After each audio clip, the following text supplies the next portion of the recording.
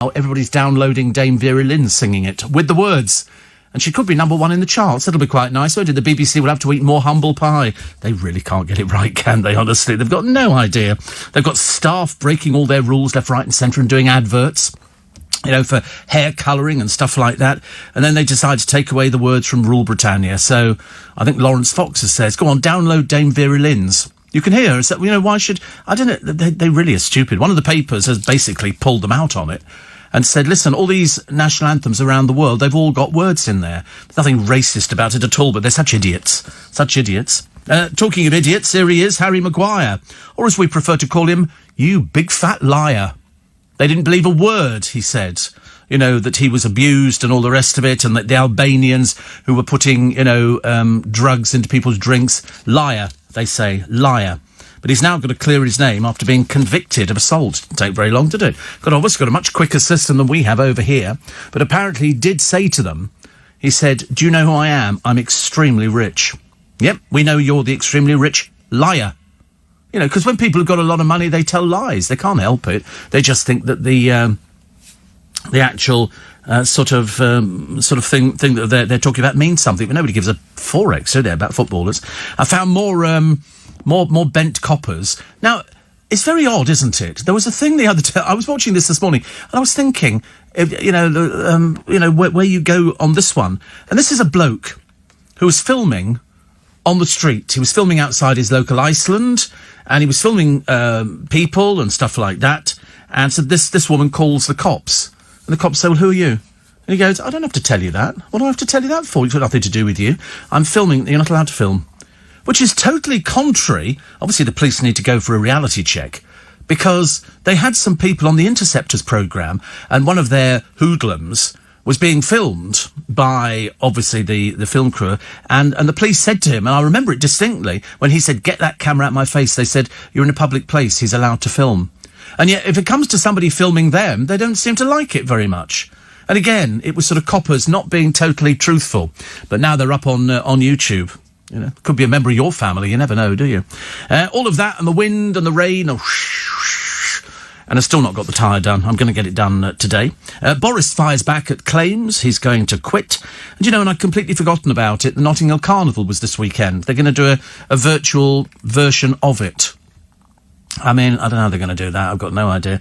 But to be honest with you, I completely forgot. Normally you get loads of lead-up to the Notting Hill Carnival. You get people talking about it, and people going down to watch the costumes being made and stuff like that, and it's lovely. But the trouble is, the people of Notting Hill are absolutely nothing to do with the Notting Hill Carnival. They just have to suffer with it, because they have people urinating in their doorways, people urinating in their gardens. A lot of people who live in Notting Hill get the heck out for the weekend. I went 1 year to the Notting Hill Carnival. No, never again. Thank you very much indeed. I mean, it's sort of... I'm sure it's... broke my tea. I'm sure it's absolutely delightful for people who want to go to it, but it's the same old nonsense every year. It's the same... Mind you, Christmas is the same every year, isn't it? We always put up a tree and we all sing, we wish you a Merry Christmas. But they're sort of not going to be having it this year. I mean, there's always trouble. Always, depending on various scales. And it was always to be to do with drugs or robbing. And so the advice was always the same to people every year. Don't take valuables. Don't take your mobile phone. Make sure you've got the kids with you if you're going to go down there. And they had just as many arrests on the Kids' Day, because they have a Kids' Day and then they have the Adults' Day, which I think is on the Monday. And I'm sure it's lovely. It gives them something to do. How they're going to do it virtual, I've got no idea. Why can't they do it out of town? If the people of Notting Hill don't want it, and in a recent survey, I think they actually decided they didn't want it there. Where couldn't they put it in a park or something, and people could sort of go and do it in, you know, Hyde Park or Blackheath or somewhere, I don't know, just anywhere, as opposed to the streets of Notting Hill. I mean, it takes God knows how many police to seem to look after this, and the sound system. They've started shutting them down early, but that takes away the fun of it. The whole idea of the Notting Hill Carnival is you go there, you get completely off your Watsits, and then you just sort of enjoy yourself and have a little dance and stuff like that. Oh, God. Notting Hill Carnival this weekend. Will you be going? No, you won't. No, it's a virtual show this weekend. It's virtual. It'd be good. Obviously cold enough out for Corey to put on his jumper today. That's he likes that jumper. You like that, don't you? Big birthday tomorrow, double figures. Woo! We're all getting excited. Very excited. Will you be having a cake, jelly and ice cream and a magician? Or something? You could have a trifle. Imagine having a trifle for your birthday. I could eat a trifle by myself. Don't need to worry about stuff like that. A trifle, what a gorgeous thing. So, all your texts and emails, 84850. Matthew said had a great chat with Luke earlier. No, you didn't. No, he isn't in today. It's somebody else. It's a new one we've got. He says you've got a great production team in Corey, Thomas, Luke and Connor. Oh, there's more. There's Joe. Who's the other one as well? The one whose name we keep forgetting. We're hopeless on one of the names. Jake. Poor old Jake, honestly. If he lives to be 27, we always have to sort of read out that. We always get his name wrong. I sit there and I go through the entire alphabet and I never come up with Jake, which is a shame. On the run, the robber found after 12 years and a vandal who punched a hole in a Picasso, jailed for 18 months. Another buffoon. And so 18 months for punching a hole in a Picasso. Stupid boy, honestly. We'll get a few thick people. Plus, happy birthday to Macaulay Culkin and Don LaFontaine. You won't know who he is. You will have no idea who Don LaFontaine is. Don't cheat. Don't cheat. Don't go anywhere near the computer. If I see your hands, you keep your hands up there for the remainder of the programme. How you're going to push the buttons, I have no idea. We can only hazard a guess. Also, Paddy Doherty says his son suffered head injuries because somebody in Anglesey, of all places, his son was sitting in a pub. You remember Paddy Doherty from My Big Fat Gypsy Wedding? He's apparently a bare-knuckle fighter. Got friendly with old John Burke, John the Burke's missus. And then they made a programme which was dull as ditch water. Anyway, his son was wearing a Rolex watch and 4 people robbed him of it. And I remember thinking, oh, that's not nice, is it? Anyway, they had to report it to the police. And gold Rolex. Seems a bit stupid in Anglesey to wear a gold Rolex, but there you go. Far be it from me. Joey Essex has a show out entitled Joey Essex, Who Am I? You're that idiot on the television who pretends to be more stupid than he is. But we're a bit bored with you now. You know, I mean, you're not bright. You were kicked out of the chase the other week because you really were stupid. So why are we putting you up there to laugh at you? It's not very nice, is it? The Kremlin's hit back at the Putin probe claim. Nothing to do with Putin. The poisoning of somebody who is again him. And also schools in Gibraltar are set to isolate. The child genius who flunked GCSEs has been jailed for drug dealing. There's another ridiculous Channel 4 programme with a so-called sort of 22-year-old, you know, oh, she parties and all the rest of it. To be honest with you, she looks a bit peculiar. And they've teamed her up with, this is a white girl who sort of looks though she's wandered off or she's been rejected from a reality show. And instead, they've teamed her up in a house with an old black lady who doesn't drink and is Christian. And they think this is a social experiment. And I was thinking, this sounds like a pile of old rubbish. It really does. And the person who's doing it... Wait a minute, here we go. Oh, no, it's not that. Must have been another paper.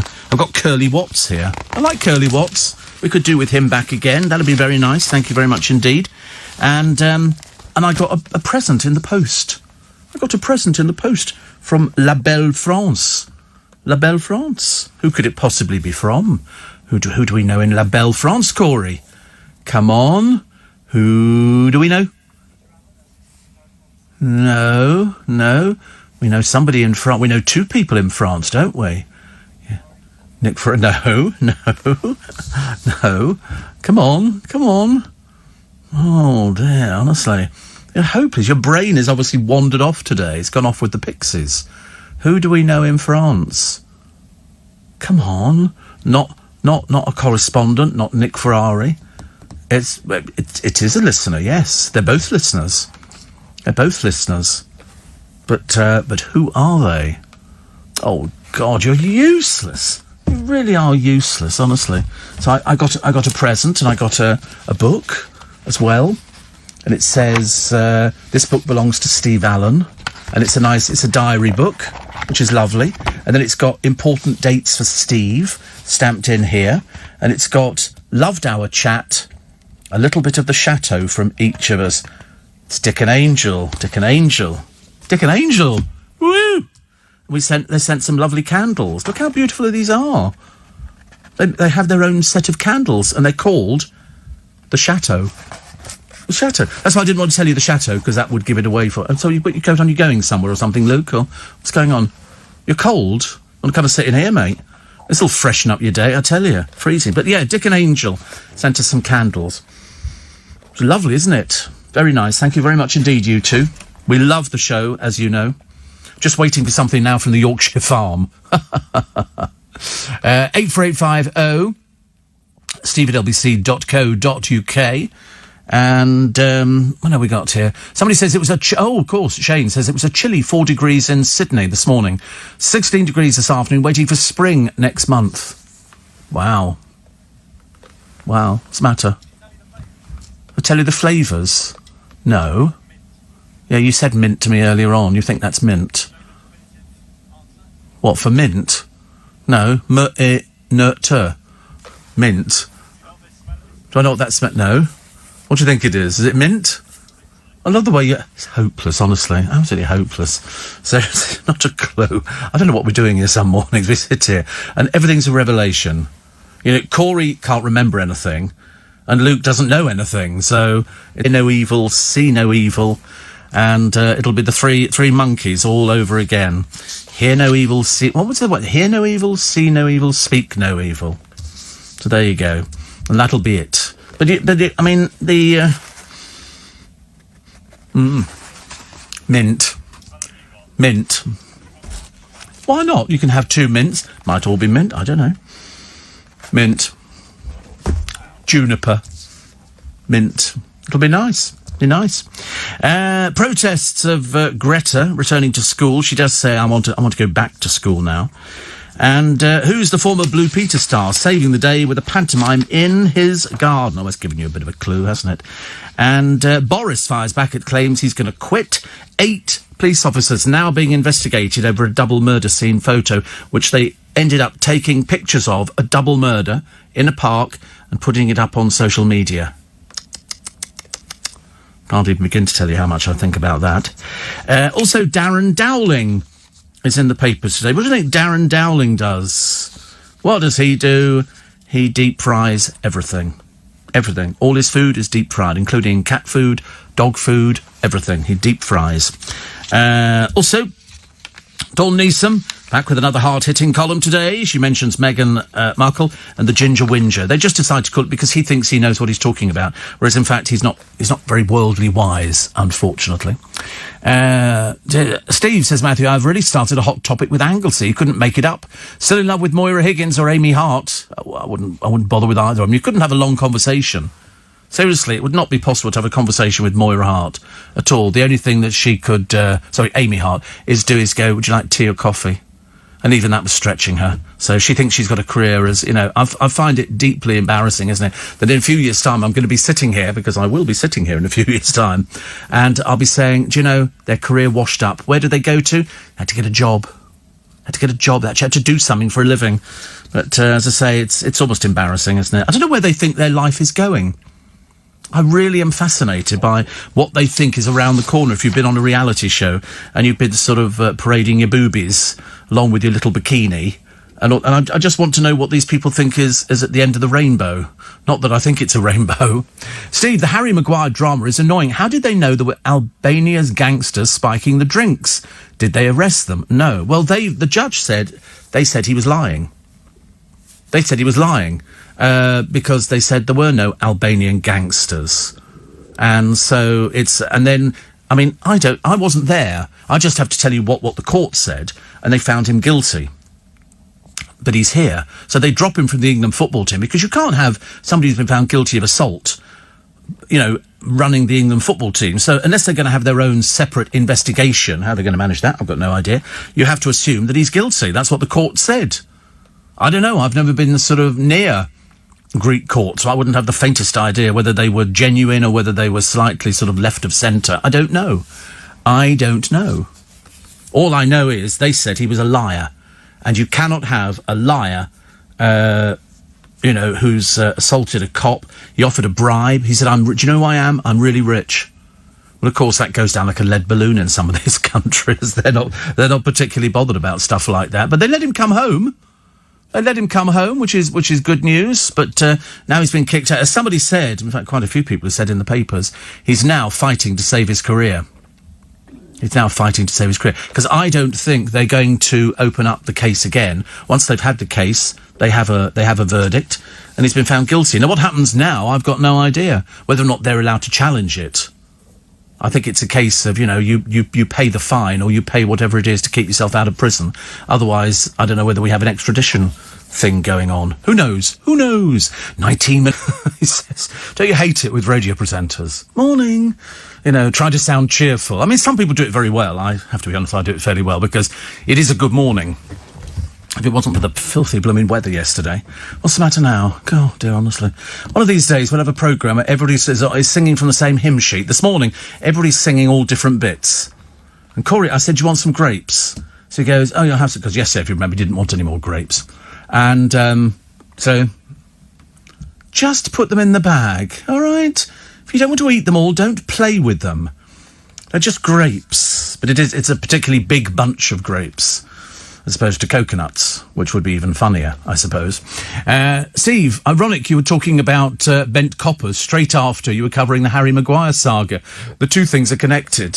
Listen, I'm well aware of obviously around... I've seen them in America. I've got them on YouTube, coppers who tell lies. In front of me, and they're being filmed, so they're obviously not particularly bothered about it. I'm quite sure that somewhere, even in Mykonos, there's got to be one or two bent coppers, haven't there? But what they've done in this particular one, they found him guilty because, you might have coppers who might not be as straight as you would like them to be, but this is the court who's found him guilty.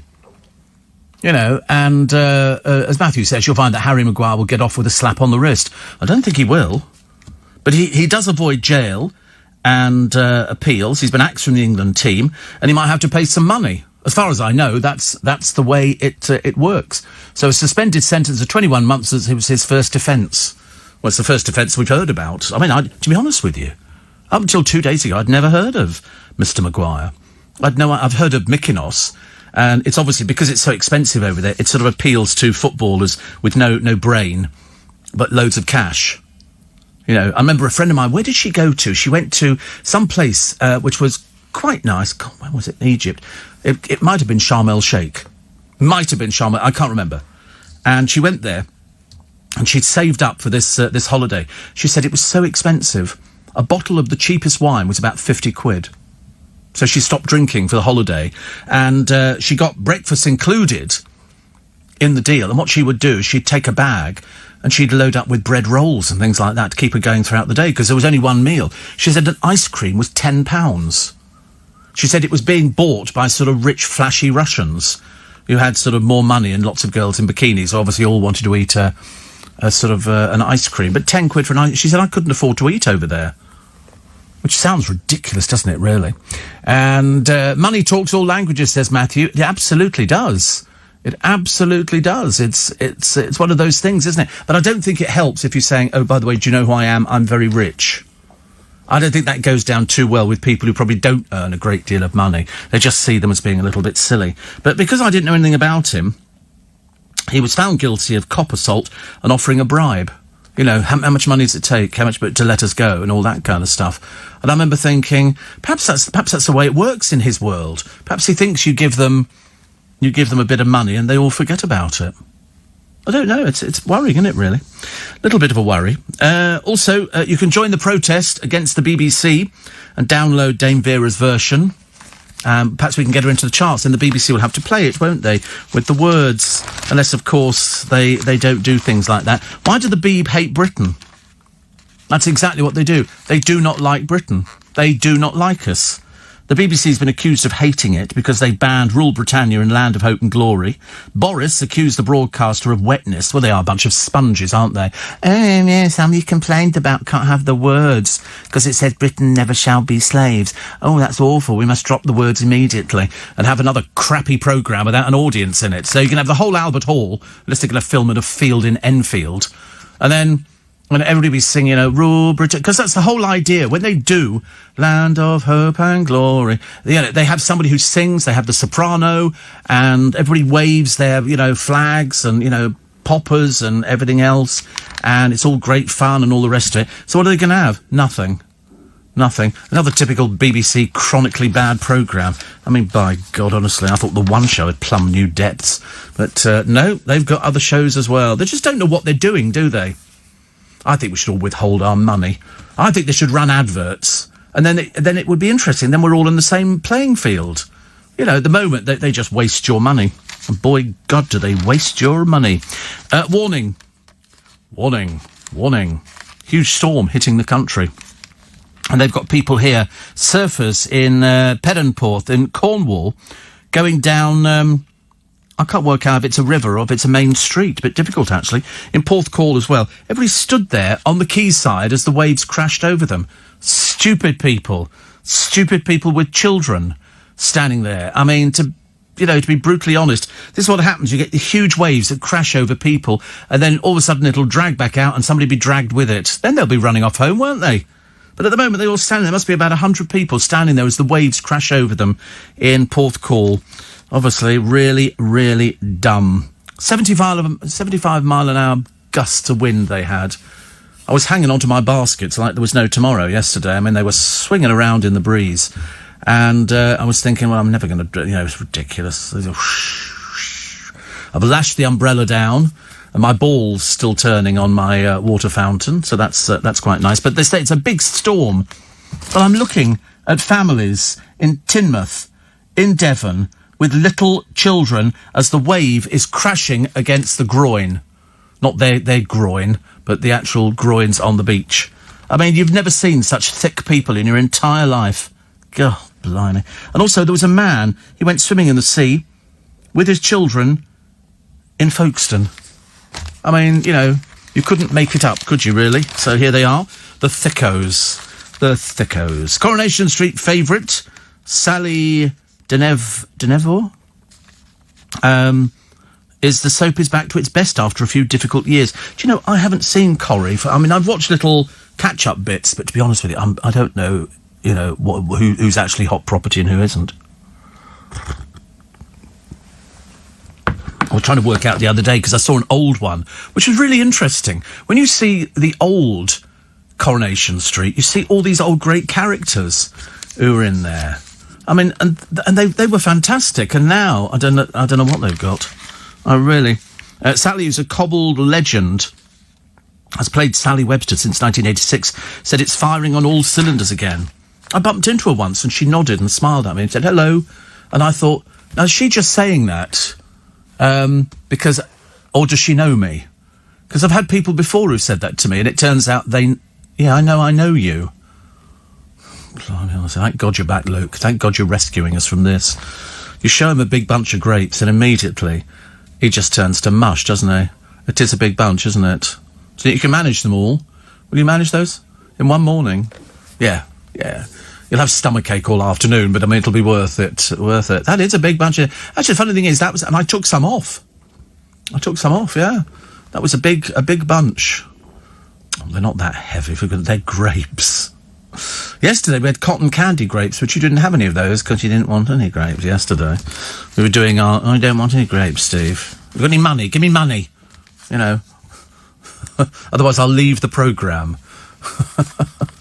Steve, footballers are not that brainy. They only know how to kick a ball, says Ali. But that's right. But they also get immensely well paid for kicking a ball. I was saying to my driver this morning, I said, I wish I'd learnt plumbing.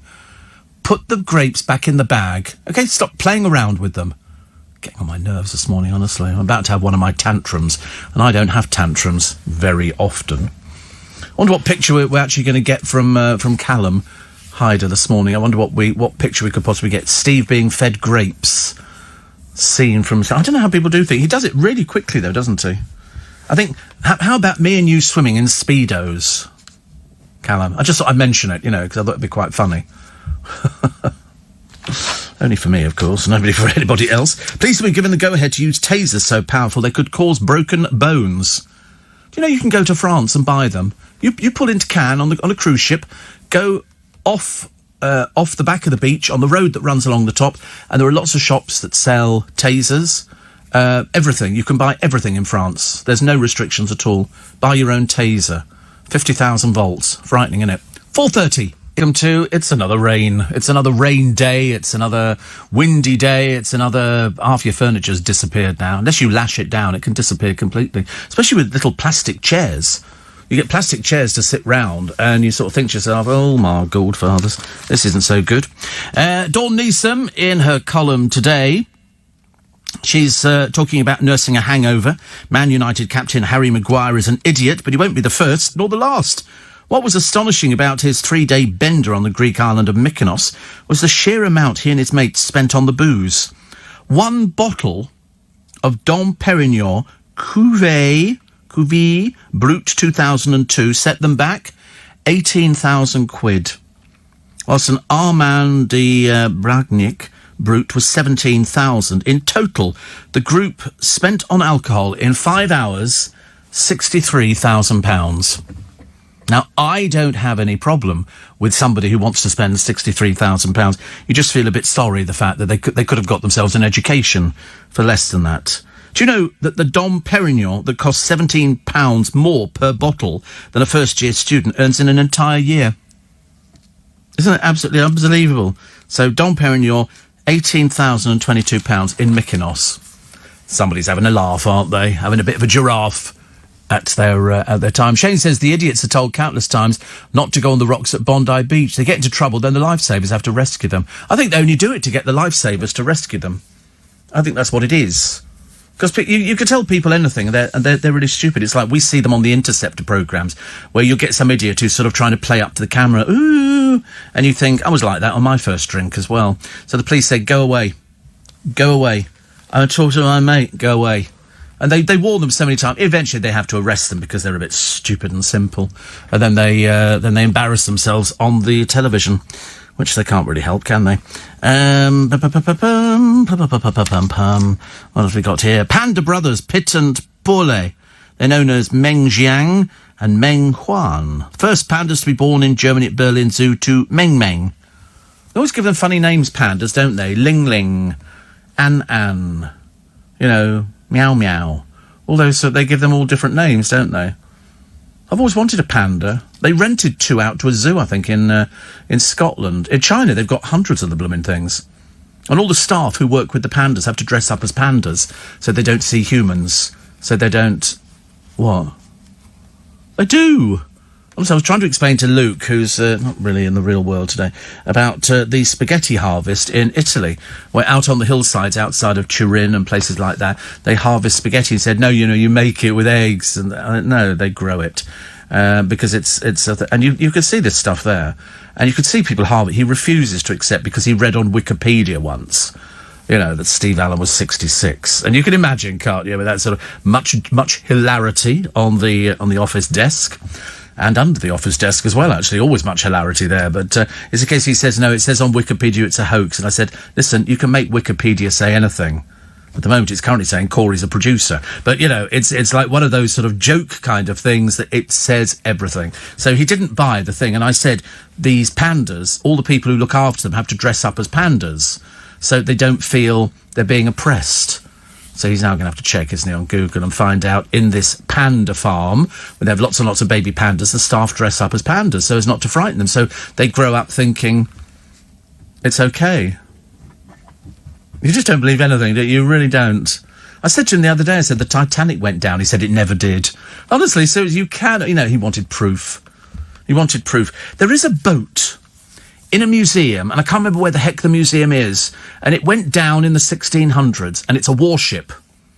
Now, I don't know if it's called Vassos, but there is a museum which houses this ship somewhere, and I don't know where, and it was mentioned in Country Life this week, and I remember thinking, well, I've seen the Mary Rose, I want to see this, and I think it's Vassos, or something like that, and it's a warship that was in the mud for 300 years, and then they brought it up.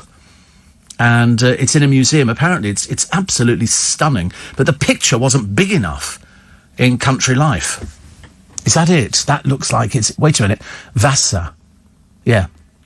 I mean, isn't that amazing? So it's been preserved, and you can go and see it. It sank in 1628. It is the world's best preserved 17th century ship and the most visited museum in Scandinavia. And they have a few museums. Isn't it lovely, though? Can we see a big picture of it, of what it looks like in its sort of final resting place? I quite like the idea, because it just looks amazing. So look at this ship, honestly. Vasa warship. Look at it. I mean, it's unbelievable. It is like something out of a film. It is like something out of a film, isn't it? I mean, you can't imagine that this thing... I mean, it was linked to all sorts of things. They've got the rigging. I mean, how much of it is genuinely original and how much was put together, I've got no idea. But it looks fantastic. It's like something that would come out of The Mist. Isn't it? Dun dun dun dun dun dun dun dun dun dun dun dun dun dun dun dun dun dun. And there it comes. This thing comes out of The Mist, and it is a full-size warship. I need to go to watch this thing, actually. It's the Vasa model exhibit at the Vasa Museum. So they've actually got the big one and then sort of the little models of it. Isn't it amazing? Wow. I mean, I love stuff like that. When they talked about it, I immediately said to myself, right, I've got to go onto the internet and find out what this thing looks like. Because sometimes I was a bit disappointed when I saw the Mary Rose coming up, but now I've seen it in its final resting place. It's stunning, but this one's even more stunning. A 17th century warship, complete. They've obviously had to, because it was the mud that actually preserved it. Beautiful, isn't it? I love stuff like that. Do you think they'll still find things in the future? I do hope so. Tom Cruise, spotted at London heliport in Battersea. He stepped out of the chopper. I like Tom Cruise. I think he's quite a good lad. He was over here, he went to watch something, didn't he? And nobody knew it was him, because I don't think you would know it was him at all. Also here, this is a camper who pitched his flimsy tent on the edge of a 200-foot drop, has been blasted for utter stupidity. Yep, I would think that would be it. I mean, I don't think people like that deserve to be looked after at all. As far as I'm concerned, they fall off. So, Curly Watts, here he is, bless his heart. And Kevin Kennedy's helping other addicts recover, but confesses, I'd love to Corrie on again. They could put him back into Corrie. There's nothing the matter with that. The Big Breakfast is set to return to screens. Remember The Big Breakfast? Groundbreaking television. Between 92 and 2002 with Chris Evans and Gabby Roslin, launched the careers of Denise Van Outen, Kelly Brook and Johnny Vaughan. And so they're going to bring it back, but with Mo Gilligan. It's going to be, that's actually 20 years since it last aired, because, various other people tried it, and sort of presenting it. And it's, if you're into zoo format, you have to know how to do zoo format. See, we've got the Mary Rose in Portsmouth. Yep, seen it. And very good it is too. Very good. If you haven't seen it, I was recommending somebody the other... Who was I recommending? Somebody in the office. I said, you need to go and see it, because the Mary Rose is fantastic. But they've only got half a ship. This Vassos appears to be the whole ship and nothing but the ship. It looks amazing. Check it out. Check it out on YouTube. Around 60% of people think the royal family should force Prince Andrew to talk to US authorities. He's so stubborn he won't do anything at all. He's not charged with anything. They just want to know what he knows. It can't be difficult. And campers are evacuated after a site turned into a lake. And so here they are. But, all they had to do was just stay in the caravan. It was quite good fun, actually. I love caravanning, but you don't get as many people doing it as you used to. We used to be a nation of caravanners. And a flock of Batmen. 75 years of caped crusaders. I used to love the cape. Batman. Love it. Bad news if you're with the Co-op Bank, the latest firm to fall victim to the pandemic. They've axed 350 roles and closed 18 branches. That's what the Co-op have done. Virgin Atlantic creditors have voted in favour of a £1.2 billion bailout deal. Without it, they'd be closing the doors in September. And the art vandal who ripped a £20 million Picasso at the Tate Modern has been jailed only for 18 months. Shaquille Ryan Massey, a rather simple little person at the magical age of 20, punched a hole in the masterpiece on December 28th. It's 18 months of restoration at a cost of up to £350,000. He did it deliberately. He's a bit simple. He doesn't know. All these stupid people, honestly, go out and do things. 84850. And what else we got? I was in Waitrose a few weeks ago in Richmond, and you were shopping. No, I wasn't. Honestly, why do people write rubbish? I've never shopped in Waitrose in Richmond. A few weeks ago. Definitely not. Okay, definitely not. Are you just going up to perfect strangers now? You know, Peter in Clapham Junction. Sadly not, Peter, but never mind, dear. Very sweet of you to think it was me. But I promise you I've never shopped in that one at all. Apparently, the Chinese word mei mei actually means younger sister. Good Lord above. There you go. Chris in Bristol says you want to go around the SS Great Britain in Bristol. Yes, I'd quite like to do that as well. But I want to go to Stockholm and see this ship. It's like the Mary Rose. You just sit there and stare at it, thinking that was a Tudor warship. Fantastic. Which is just amazing. Another one here. Apparently, dear Steve, just to let you know, says Lorraine, I'm a fan. Still listening to you in the hospital as I fight to regain my former life, my flat, and my cat. Back in queue. God, blimey, you've got the set. The set. And Matt says, one of the reasons Maguire will get off, well, he hasn't. He's got a suspended sentence, hasn't he? Because the Greek economy depends on rich footballers. They spent £63,000 on booze in a matter of hours. I mean, seriously, it's vulgar. I don't have any problem with what people want to do with their money. That doesn't make any difference. It's the fact that, don't tell people. It makes you look a bit stupid. I'm sure there are loads of people who can spend 63,000 and won't bat an eyelid.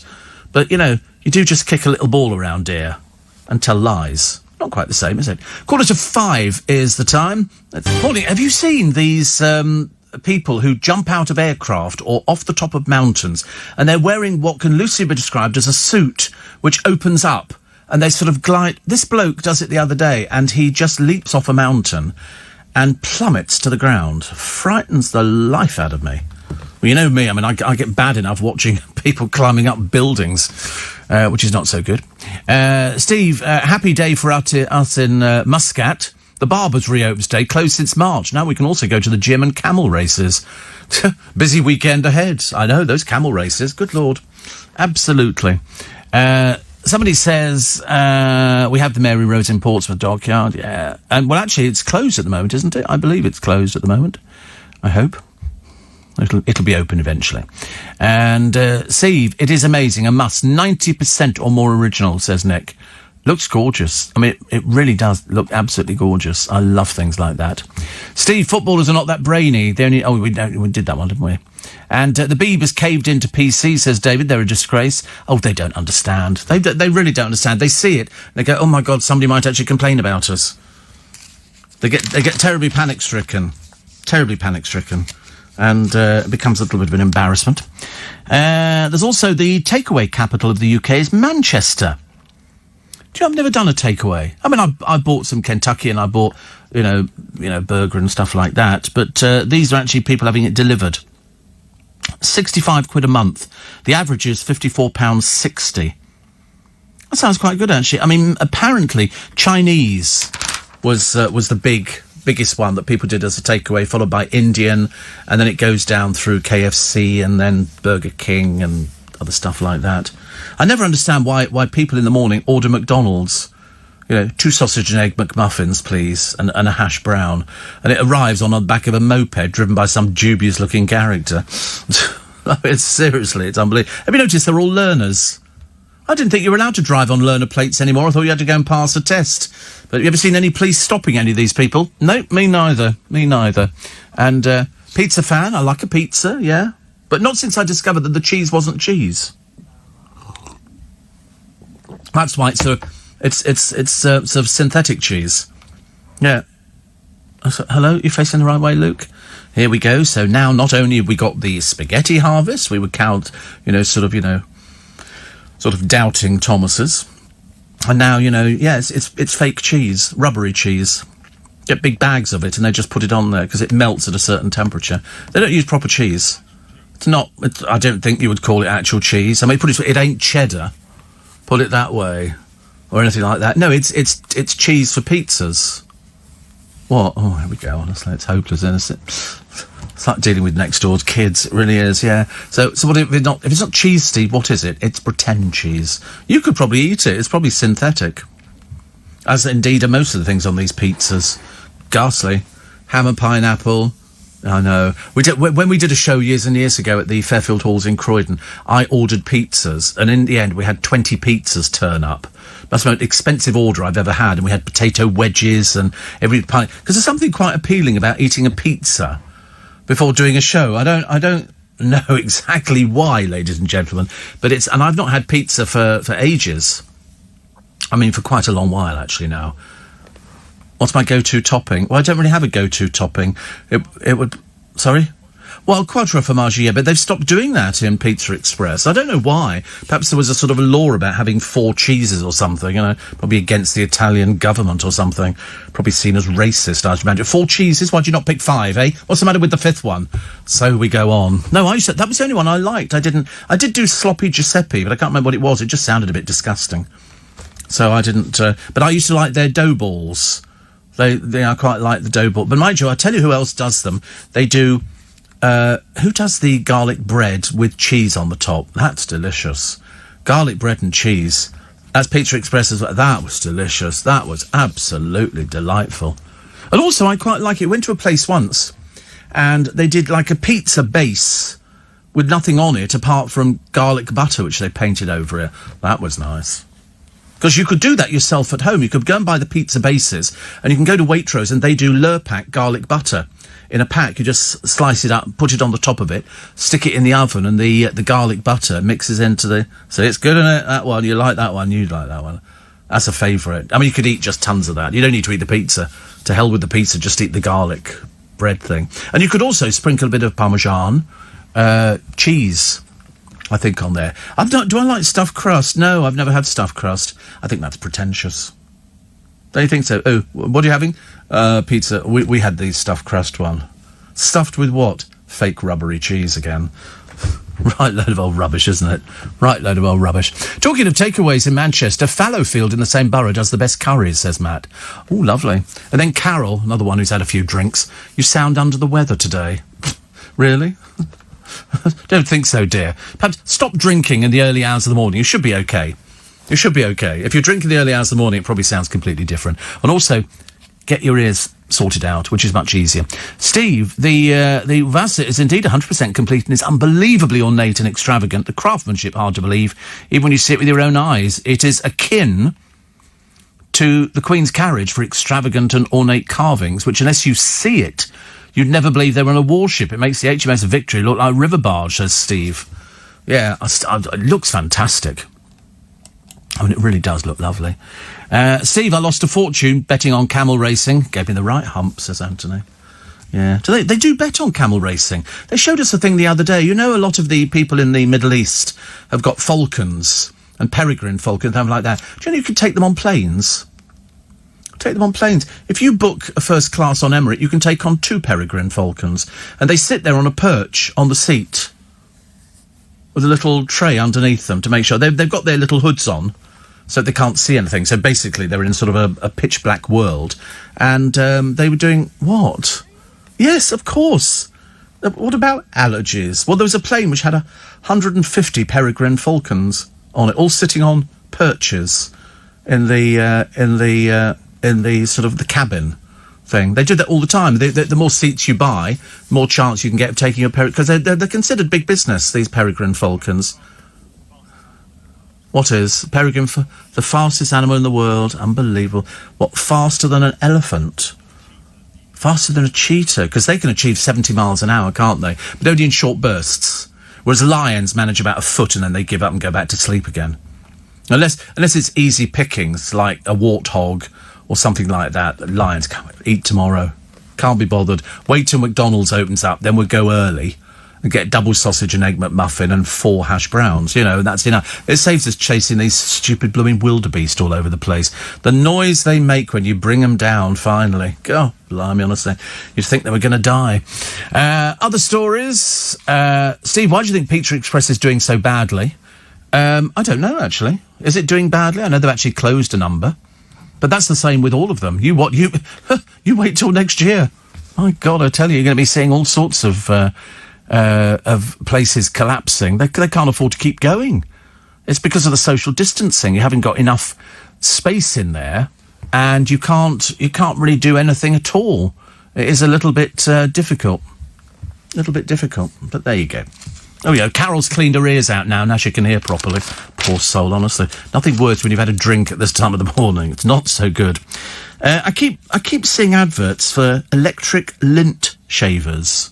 Have you seen these? You get them for your jumper if you've got, bobbles on your jumper, and you run this sort of like little machine over it, and it takes off bobble. You never seen those? No.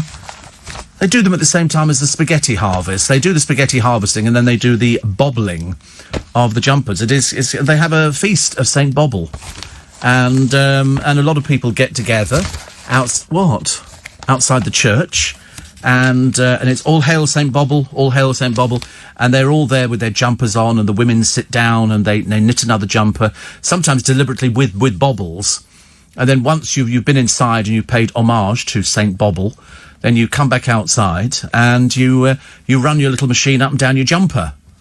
And it's very popular, very popular. I think next year they're going to be doing a double St. Bobble. They'll have it twice a year now, because it makes so much money first time round. Have you tried the Magnum of Prosecco from Costco? I'm sorry, who do you think you're listening to here? Have I tried the double... the Magnum of Prosecco. Hello. I mean, I've been shopping there for donkey's years, about 15 years, actually. If you order from the website, minimum order 2. Well, why would you want to do that? You just go into a Costco and you just pick them up, pop them in your trolley, and then stick them in the back of the car. Had them loads of times. Actually, it's cheaper to go to Marks and Spencer's or to Waitrose. Cheaper than Costco on the Magnums of Prosecco. Much cheaper. Much cheaper. Save yourself a little bit. Gary Lineker's revealed he felt guilty at being upset at the death of his dog. It says sort of Gary got some podcast or something he's flogging to people who can be bothered to listen. Because yesterday we had a thing about he can't see the television anymore. And punters at Wetherspoons have chips on their shoulders because the pubs keep running out of ketchup. Britain's biggest chain of boozers blamed high demand thanks to the Eat Out to Help Out scheme, and problems with the supply after a Heinz factory was flooded in a storm. Good Lord above. So they are trying to... There was some flooding in the Telford factory. The good news is that lines are back up and running. I bought some ketchup the other day, actually. I like ketchup. Very nice. You can only have chips and ketchup, can't you? You can't you can't have chips by themselves. You have gravy on, do you, or something like that? Mayo. Aye, mayo. Tut-pit mayo. And, tut-whippet. Mayo. Tut-mayo. We have mayo on chips. I bet it's not the posh man. I bet it's the cheap version. It's Hellmann's, is it? Hellmann's? Oh, right. Oh, fantastic.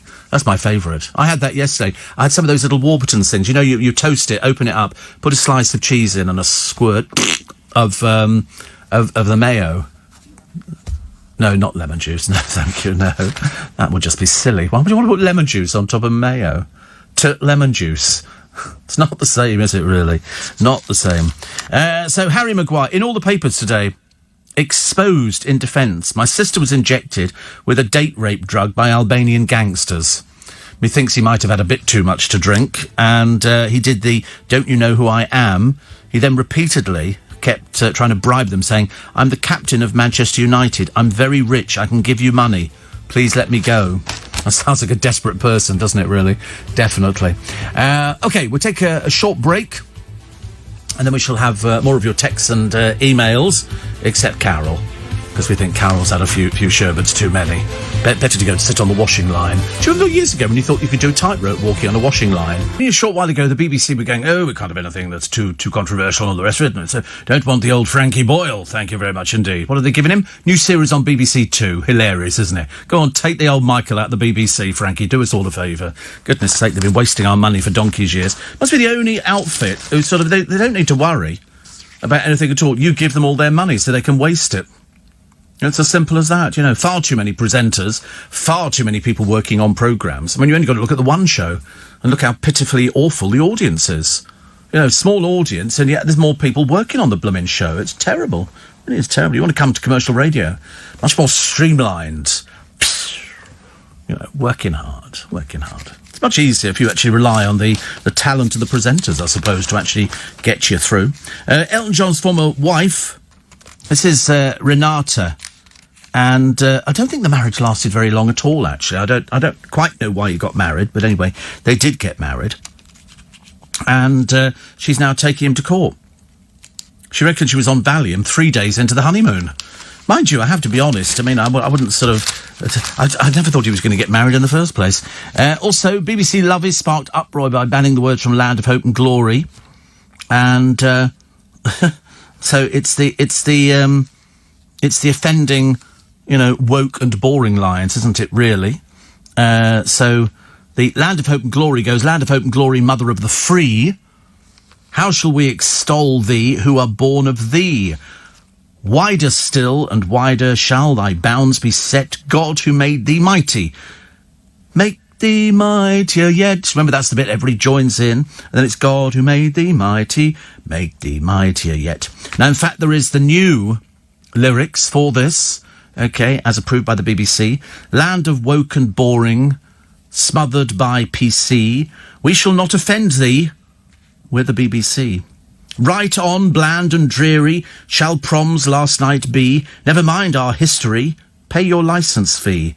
Never mind our history, pay your licence fee. And then you go to the chorus. Rule, Brit anger, bin anthems from airwaves.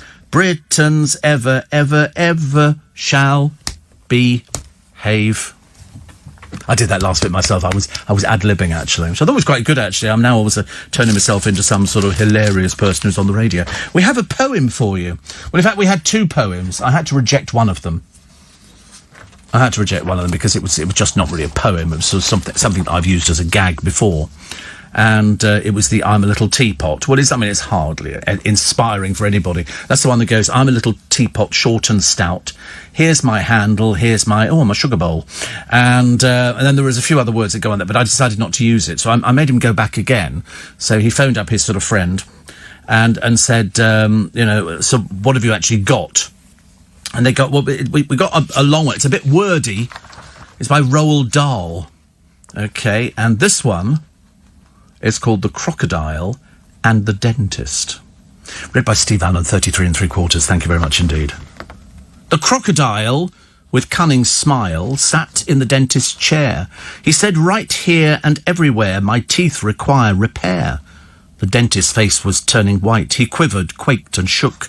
He muttered, I suppose I'm going to have to take a look.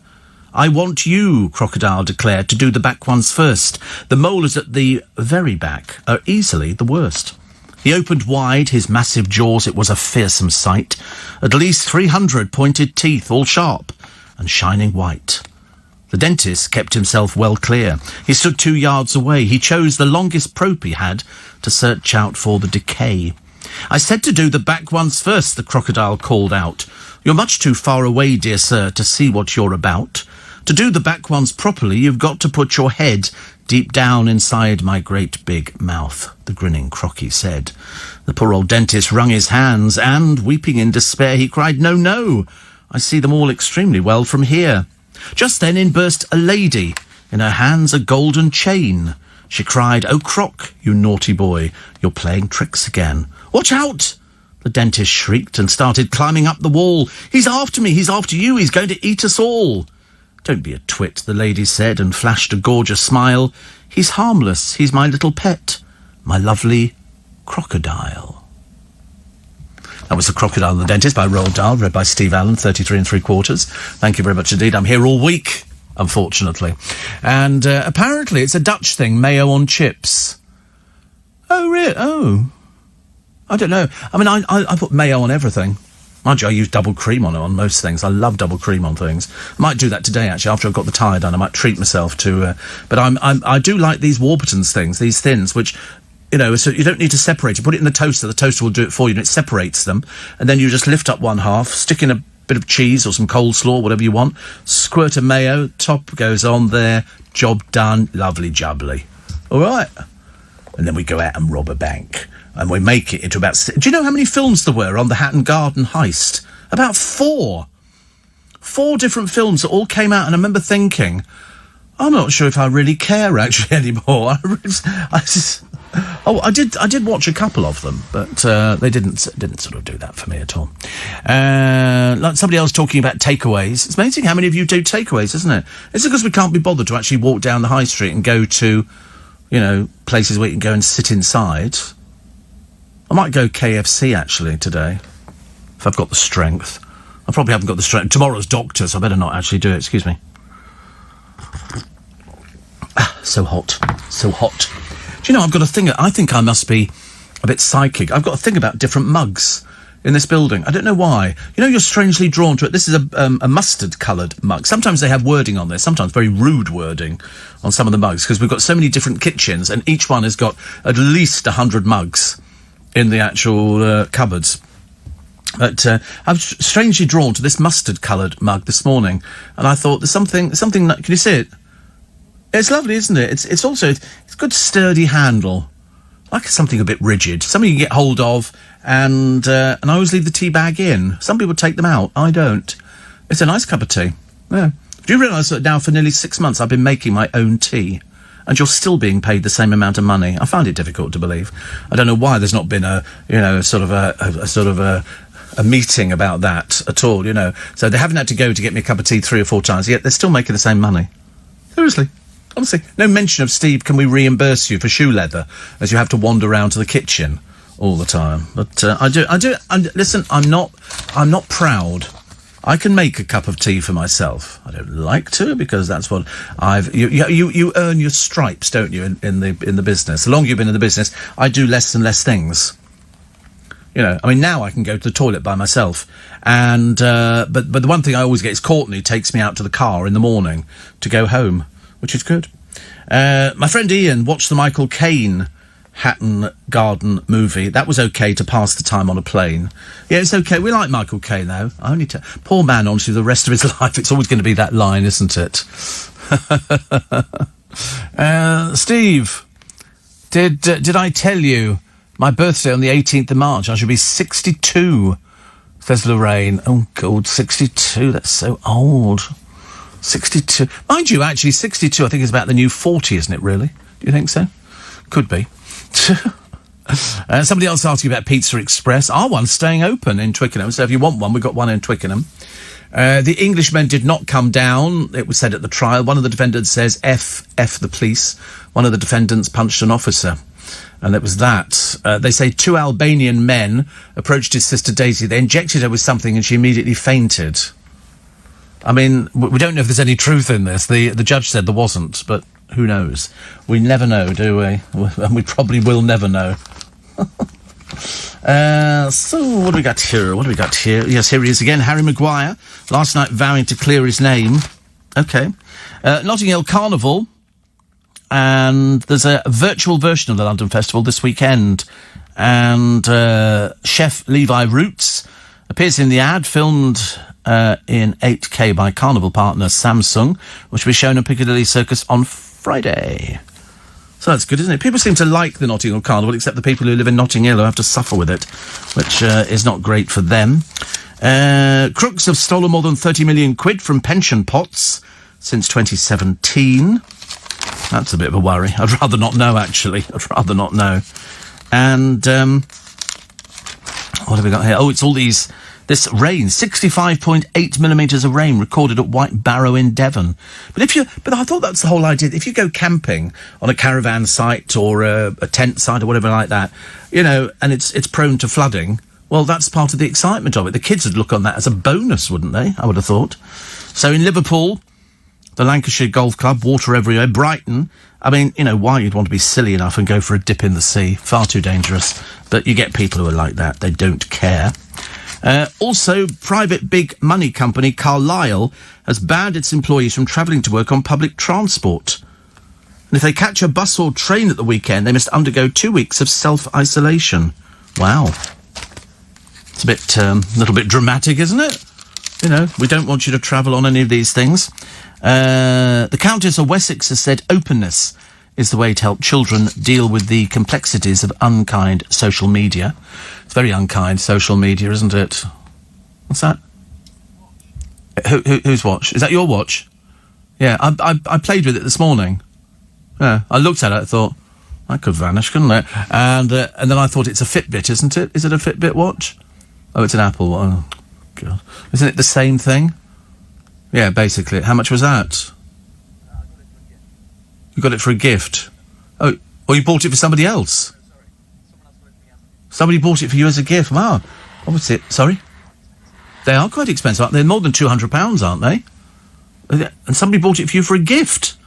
Wow. Do you want to introduce this person to me? Your mother? Not the one with the hot tub and the indoor bar. Good Lord. And now that £200? Wow. What does she buy it for you for? Does she think in a vain attempt you're going to get fit? Pfft, another lost cause. No chance of running round the playing field. No chance. I mean, do you think you'll ever get fit? I mean, I don't know. Yeah. Maybe later. What, later today or later this century? I don't think people want to do exercise. I really don't think. And Gary says, I was on the A316 yesterday when a smart Bentley came by me. Was it you? No. And Matthew says, if you go to KFC Twickenham, please say hello to that family that appear to be there every day and make ours look slim. Oh, dear me. Oscar in Sheffield says, me and my wife recovering from COVID-19. Hope you're doing well. Yeah, well, obviously better than you. Because we don't have this sort of thing. I mean, I don't... We were saying... I was talking to my driver this morning. We don't know anything about COVID-19, do we? Absolutely nothing at all. We don't know if it floats through the air. We don't know if you pick it up on your shoes. We don't know if it comes in on your socks, your pants. And where did it come from? We have no idea. It's like, it's like cancer. Where is it? Is it in my body? Does something happen? Does something upset me? And all of a sudden, I then, then it sort of activates itself. I mean, what is it? We don't know. We aren't, seriously. I feel a bit sorry for a glaciologist. His name's Conrad Stefan. Well, he was called Conrad Stefan. Unfortunately, he was the man who revealed that the world's ice was melting. He told us about that a while ago. And this accident happened in poor visibility. And he fell into a hole caused by global warming. He drowned in a deep meltwater at the foot of a crevasse. I mean, I've said, we were only talking about this the other day, weren't we? And I said to you, there's all these places, you start climbing up mountains and things like that. You get these holes which appear and water gushes into them. And I said, it could go 2 miles down. You've got no idea. And so he ended up in this crevasse. He said crevasses in the area were unheard of. But it actually claimed him as a victim. Oh, soul, honestly. Humans must stop eating so much meat, make the world wild again if we want to save it, says David Attenborough. I do eat quite a bit of meat. I had something the other day. I couldn't tell you what it was. I just saw it. It was in the posh range in M&S. And it was sort of bits of beef or something. I don't know what it was. Very nice, though. Very pleasant. Bridged a little gap, I think. Let's have a check on going to Wednesday as we race through the week. I mean, blimey, we are racing through the week, aren't we? Because very shortly, it'll be the end of this month, and then we're into September, and after that is October, and then it's Christmas. And already, radio stations are playing Christmas music. Already, Halloween, well, we don't do Halloween in this country. That's an Americanism. We don't... Yeah, it's your birthday, we know. It's your birthday tomorrow. Corey's going to be double figures. That's very exciting. We're really looking forward to that one. I don't know how he's going to be celebrating. Probably with the Thomas the Tank Engine, I shouldn't wonder. Shane in Sydney says, I'll still say finger-licking good Kentucky Fried Chicken. No, you're not allowed to say that now. In fact, that's their new slogan. You know what our slogan is, don't mention it. It'll obviously be coming back at some point, won't it? I never did that. It's finger-licking good. No, I used to get, sorry, can you give me a lemon wet wipe? Ugh. Horrible smell. Horrible smell. But I'm sure it's good. Oh, look, furry face masks. And for Father Christmases, they've got a sort of a Father Christmas thing here. And they've got to memorise. There's a Father Christmas school where they teach them to remember the reindeer. How many can you remember of the reindeer? Rudolph. Vixen, yeah. Sorry? Cupid. No. Yeah, you're boring me, actually. I lost the will to it. We didn't Cupid. Why would we Cupid? No. Venus? Or for a reindeer? Don't be silly, they're reindeer. Yes, Prancer, yes. Dancer, yes. Yeah, you're right, Cupid is there. You can have Cupid, I'll give you that. And Vixen you can have. Okay. So, come on. Dasher? Yes. 2 more. Gnasher? No. Comet. And the other one is... No. Donner und...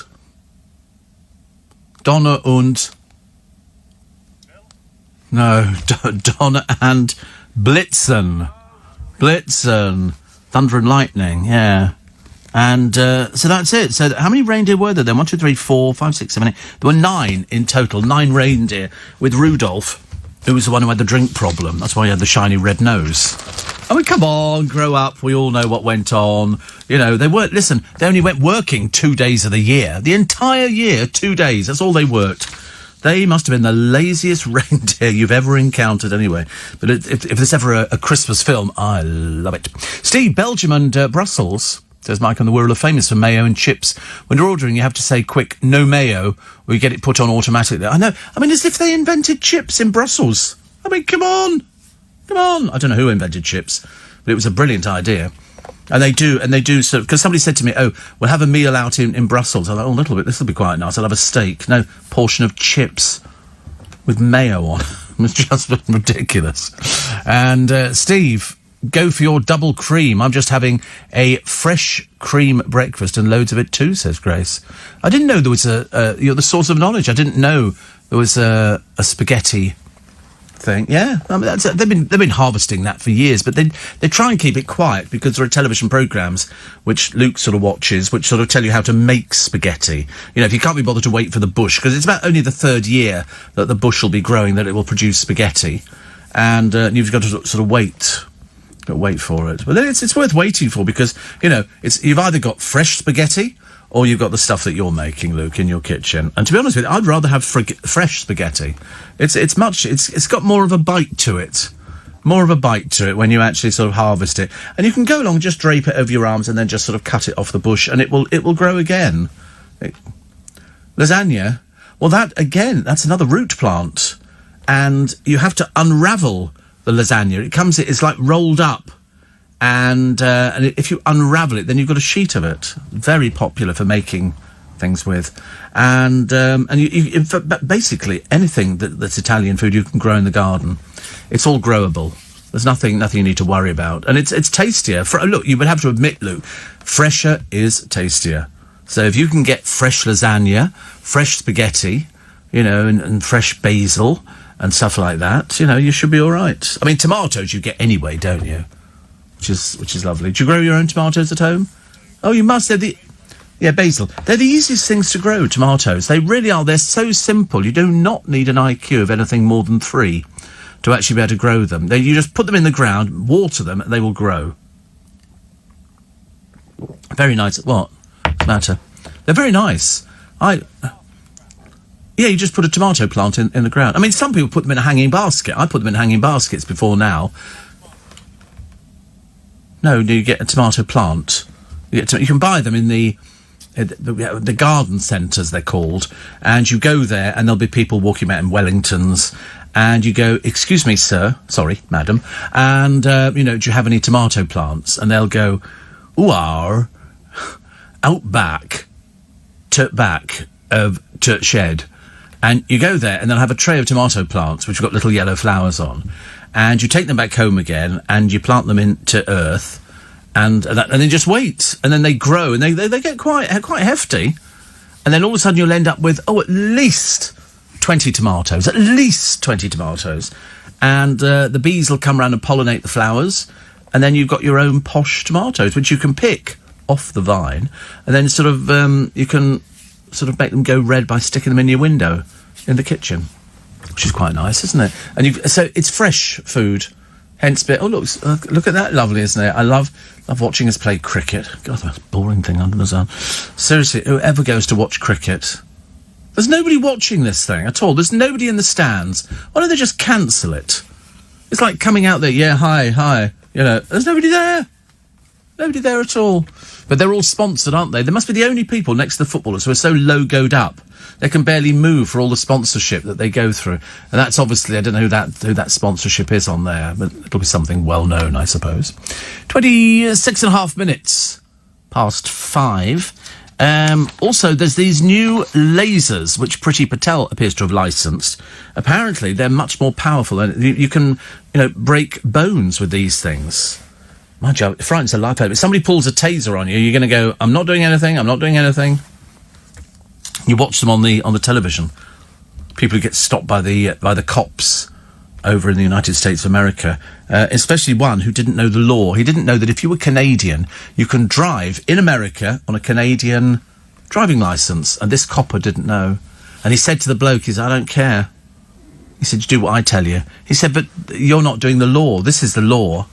And the copper wouldn't have it at all. I wanted to see the end result. I wanted for them to take him back to the police station and then get an apology. You're going to have to pay the BBC royalties for the spaghetti gag. Don't be so stupid, have to pay royalties for that. Why would you have to pay royalties for that? It was a thing that was done on whatever it was. 84850. Somebody else talking about the April Fool's joke that Richard Dimbleby played with the spaghetti. It was probably the best one the BBC ever did. Watched it again on YouTube. Oh, I loved all those things, Paul, in Manchesterford. Those lovely little sort of April Fools, which sort of get people like Luke going, oh, is that true? Is that true? And I go, yeah, it's true. And he goes, oh, I never knew that. And then he starts repeating it to other people. And it makes it even funnier. I used to love all those sort of things. They used to have to... It's like every year, April the 1st, you have to go through the newspapers to try and find out the April Fool gags. And it turns out, no, Boris really is the Prime Minister. I'm so sorry. I thought, ha, ha, ha, ha, ha. I was joking to everybody on the bus, as you do, when you want to get a seat by yourself. You start going, ha, Boris Johnson. And immediately people move.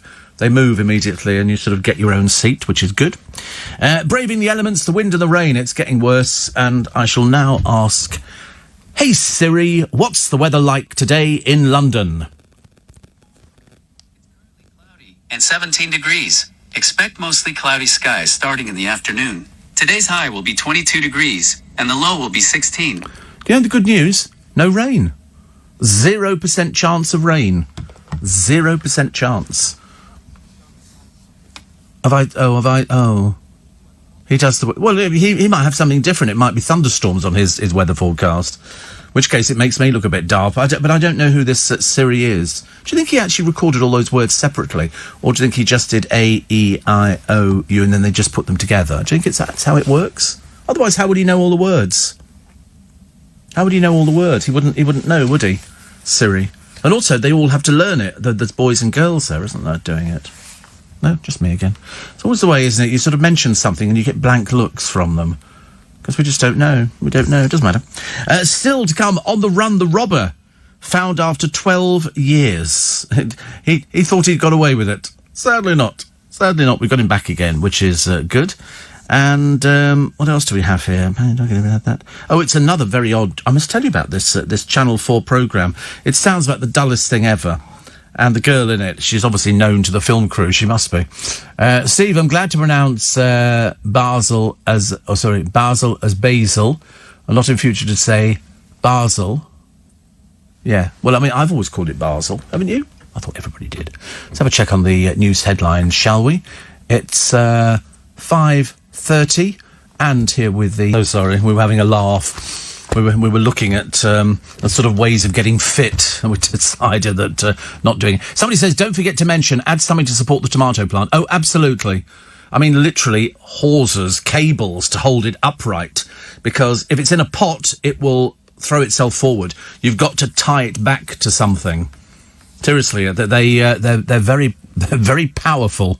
Very powerful. So there you go. So you have to do that. I mean, I've had to tie up next doors, which is quite good. Gary says, I got thrown out of our local Kentucky Fried Chicken yesterday. I only asked for a leg and a wing. Do you know, the funny thing is, I'd always just be happy with sort of legs. And yet, the more I thought about it, the more I thought that seemed even more awful than just sort of going for, whatever it is. But if it was just all legs, I'd be quite fine, actually. And I'm not sure about anything else, actually. And somebody says, I'm a police officer. I took 4 uninsured cars off the road this weekend. Doesn't take much to find them, does it? Now we got this this automatic number plate recognition. Because I've just got my my new MOT. Just need to get the tyre done. I should be much better about that. And Tam is in Glasgow. He says, when you... why do you only get a driver when going to work and not one when you finish? Where have you been? I get one both ways. What are you talking about? I get one both ways. When I finish, there'll be one sitting outside the front door for me. I just literally... We open the front door, Corey and I get straight into the back of the car, we shut the door and we speed off. Like Dick Dastardly. We do. Yeah, I used to love that. I knew you'd like that one, actually. I bet you always saw yourself as Penelope Pitstop. Yeah. Because we had this thing yesterday where we've got this this app, and it can change you into a woman or an older person. I look like the amazing Mr. Blunden, which is quite good. And then we tried it with long hair, and that just looked a bit freaky, so we decided not to bother doing that. You wanted to be what? Pat Pending? No, I don't know Professor Pat Pending.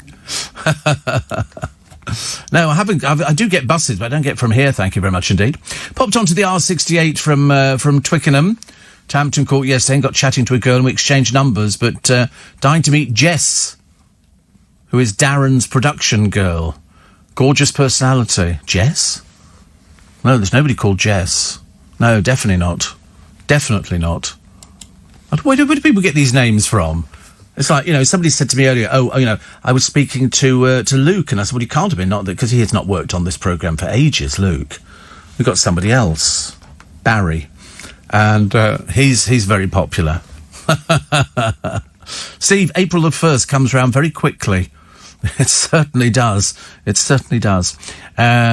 Also, somebody says, wait a minute, got a good joke about Blitzen, which we can't repeat, which doesn't matter. Steve, any more escapades of you walking in or people getting changed like you did last year? No. So far, okay, actually. Is that the man you think you are? And who's he? Professor Pat Pending. I've never even seen him in my life. I have no idea who that is. Could be anybody. Could be anybody. Is he in Wacky Racers? Oh, right. Well, there you go. You do learn something. And so... Here it is, fuming over the BBC ban, don't get mad, get even, with the Mail's cut out and keep... Everybody's against the BBC on this one. Everybody, the BBC made a big mistake. Big mistake. But there again, somebody somewhere had to make this decision. I'd love to know who it was. Like the other day, do you remember the woman who put the apples outside her gate? They've, come off her tree. She said, help yourself. Homeless people, all sorts of people. Apples, good for you. Good for kids. And the council did her for, what was it, fly tipping. Luckily, they then rescinded and they crawled back, and that was in Ealing, and we couldn't actually find out who was the person who made that decision to prosecute this woman. But I mean, she didn't have to pay the fine. They then sort of took it back and went sorry. Very rare, isn't it, for councils to actually say sorry. 2 years ago, when acquainting Daily Mail readers with a reticent young Yorkshireman who'd risen from football's backwaters to win a place in the nation's heart, I wrote these following words, says David Jones, writing in the Mail today. He is possibly one of the most unaffected, humble, grounded blokes ever to pull on a Three Lions jersey. And then the headline today is, by David Jones, squalid and shameful. How could this hero sink so low? Well, £63,000 worth of booze in his system. People behave very oddly when they've had booze, I'm afraid. And this one, the Albanian gangsters squirting stuff with a syringe into drinks. And you think, oh, for goodness sake, I mean, honestly, it's quite ridiculous, isn't it? Quite ridiculous. Also, what have we got here? This is seized by Britain's FBI. A £17 million property empire built with dirty money. Industrial premises, terraced houses, even a public gym were among the 59 addresses targeted by the National Crime Agency in an inquiry that began way back in 2011. It's a drug trafficking gang. And they go to Selly Oak, Bangor in Northern Ireland, all over the place. And so they've all the selected and seized addresses have now been sold or are being sold, with the proceeds split between the Treasury and the NCA. So they've got them all. The gang were jailed for 139 years. I mean, they do eventually get people. It just takes them a bit of time to get round to it, doesn't it, really? Delightfully daft Sinead O'Connor urges pandemic precautions, declaring, can I please ask that selfishly unmasked crowd standing shoulder to shoulder, protecting and ignoring COVID protective restrictions, not use my music. As if to suggest I support you in any way, I do not. Nothing compares to you. Here's all these people in South Wales, in Porthcawl, saying there as the waves crash over, the might of the... I mean, really. And then the question is, what happened to summer? Well, we had it. It was when we were all boiling. When we were sort of really, really suffering with that heat, and loads of people, me and loads of my friends, were saying exactly the same thing. Don't like this heat. And so the moment it went to this sort of little bit sort of middling kind of rubbishy kind of weather, the happier I become. Happier I become. But are we going to have a bad winter this year? I don't know. I wonder if they can do long term. Hey Siri, are we in for a bad winter? Okay, I found this on the web for Are We In For a Bad Winter? Check it out. That's all he comes up with. Check it out. Check it out. Yeah, it makes me do the work. You know, the whole idea is you ask Siri, you know, to play something festive for Christmas, and you expect something to be played, don't you, really? You know, I mean, you know, it'd be dreadful if you had one of those presenters on the radio went, oh, hey Siri, play something festive, you know, and then all over the country people would be getting very annoyed, won't they, about playing Christmas music. But, oh look, Siri said I couldn't find that in your music. I don't know where all my music's gone all of a sudden. Do you get to keep it forever? No, you don't, do you? I think you're sort of borrowing it if you're on iTunes. I haven't downloaded anything for ages. I don't really need to. You know, most of my music's in my head. You know, going round and round and round. I do like CDs in the car, yeah. I do like CDs in the car. I used to be able to plug my little, what's it in, where you had a little Apple thing, you plugged it in and it had all the music on it. Like an iPod, but this was a little tiny thing. So tiny. Pardon? Shuffle. Yeah, Shuffle. Shuffle off to Buffalo. Yeah. I don't know what he's on about. Shuffle, apparently. It's a little tiny thing, is it? Yeah, and you download stuff onto it. No, Corey got one. Show me a picture of it. They're very small, aren't they? I think I've got... If I've sort of seriously had a... Oh, no, mine's a little sort of oblong thing. There you are, Apple iPod Shuffle, 2 gigabytes. Look at that, how cheap is that? £22.77, used. Right. They're very pretty, aren't they, in different colours? Obviously very clever who actually thought up the idea. And they must have sold millions of the blooming things, because everybody had them, didn't they? Steve, French fries were actually invented in Belgium. I don't care. I'm not going to argue with anybody over French fries. It's just the idea of sort of putting mayonnaise over the top of them. I don't know. Steve says, Roger, why is it always the white middle-class older folk that seems to get offended on behalf of everybody else? Do you think so? Steve, Frost killed our spaghetti. Here you go. Classic example, Luke. Somebody's written in saying Frost killed our spaghetti this year. They should have splashed out in a greenhouse. Would have been easier, because if it's outside and you get a light frost in the morning, your spaghetti's gone. You can snap it, and it's just totally useless. So you must, you know, invest in a greenhouse or something to put it in. I'm not growing spaghetti, no. I'm not a big fan of spaghetti. I'm generally one of those people of whom it has been said we are heathens who cut our spaghetti with a pair of scissors when it's in the saucepan. I put it in there with the meatballs and all the other bits and pieces, and then I cut the spaghetti so it's bite size. I don't want to have to start doing a Lady in the Tramp thing like that. I mean, that just looks ridiculous. I don't do pasta shells. I told you before I don't do pasta. I'm not a fan of pasta. The only ones I like are the little bow tie ones. They're quite nice. Sorry? No, bow ties. Rigatoni. I've never had that in my life. I had something that had to be cured with cream, but I'm all right. A little bit of rigatoni. Rigor mortis, I think it was, really. But no, I mean, the little bow ties are very cute. It's not rigatoni. I mean, how embarrassing, honestly, for our Italian listeners. This is a person on the other side who's making some claim. There they are. Oh, it's farfalle. Whatever they are, they're very nice. And you can do them with sort of an Uncle Ben sauce or something like that. Gnocchi? Gnocchi what? What are you on about? Is this food or something? Stuffed pasta? Oh, I don't like that. Oh, no. Stuffed pasta with what? Not the little boat. Oh, potato. Oh, right. Okay. No, I don't do stuffed pasta. I don't do stuffed pizza crust either, so I'm not doing anything that involves the word stuffing. I've decided I can't do it. Chris says, up at 5 a.m, dying for my usual coffee. No milk in the fridge. Good start to the day. That is bad, isn't it? That is bad. Oh, that looks quite... What's that? That's gnocchi, is it? Don't like the look of that. It's horrid. What is it? We discovered what it is. Is it filled with things? I generally... How to make... gnocchi. Potato gnocchi. Oh, I know what it is now. That's just potatoes, isn't it? Gnocchi potatoes. Gnocchi. And you can do it with a gluten-free all-purpose flour. They're doughy pillow-like dumplings that are boiled and served with a sauce, not unlike a pasta. But that's sold at you well, isn't it? This morning you're all going, oh, good, Steve, we'll try some of that later. And so it's farfalle. Is it farfalle? Sounds good, though, doesn't it? And it's got bits in it. Got bits of potato or something. But what do you just have potatoes? Why do you just have potatoes? I like those. I've eaten bruschetta. That's quite nice. But as I say yesterday, it's very messy. You know, you should just better get it up to your mouth and then the whole lot falls off onto your lap. You have to start all over again. It's very, not my idea of fun. Travella. I don't know what... Travella News. Oh, right, news. Right. Oh, news coming up. It's amazing, isn't it, really?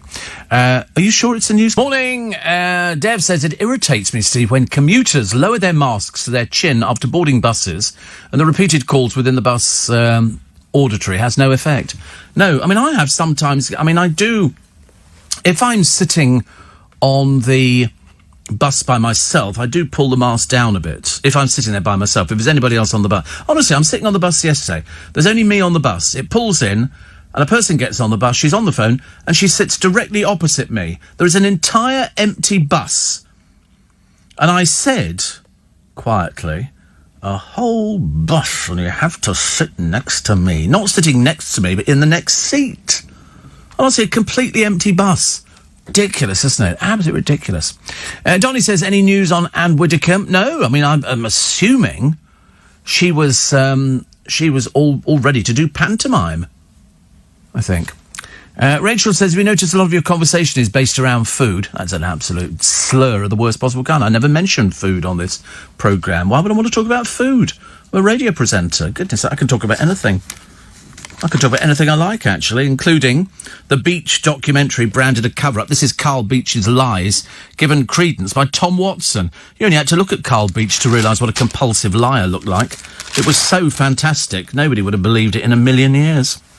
Scrap metal from the Royal Navy's flagship during the Falklands conflict is to be used to make motorcycles.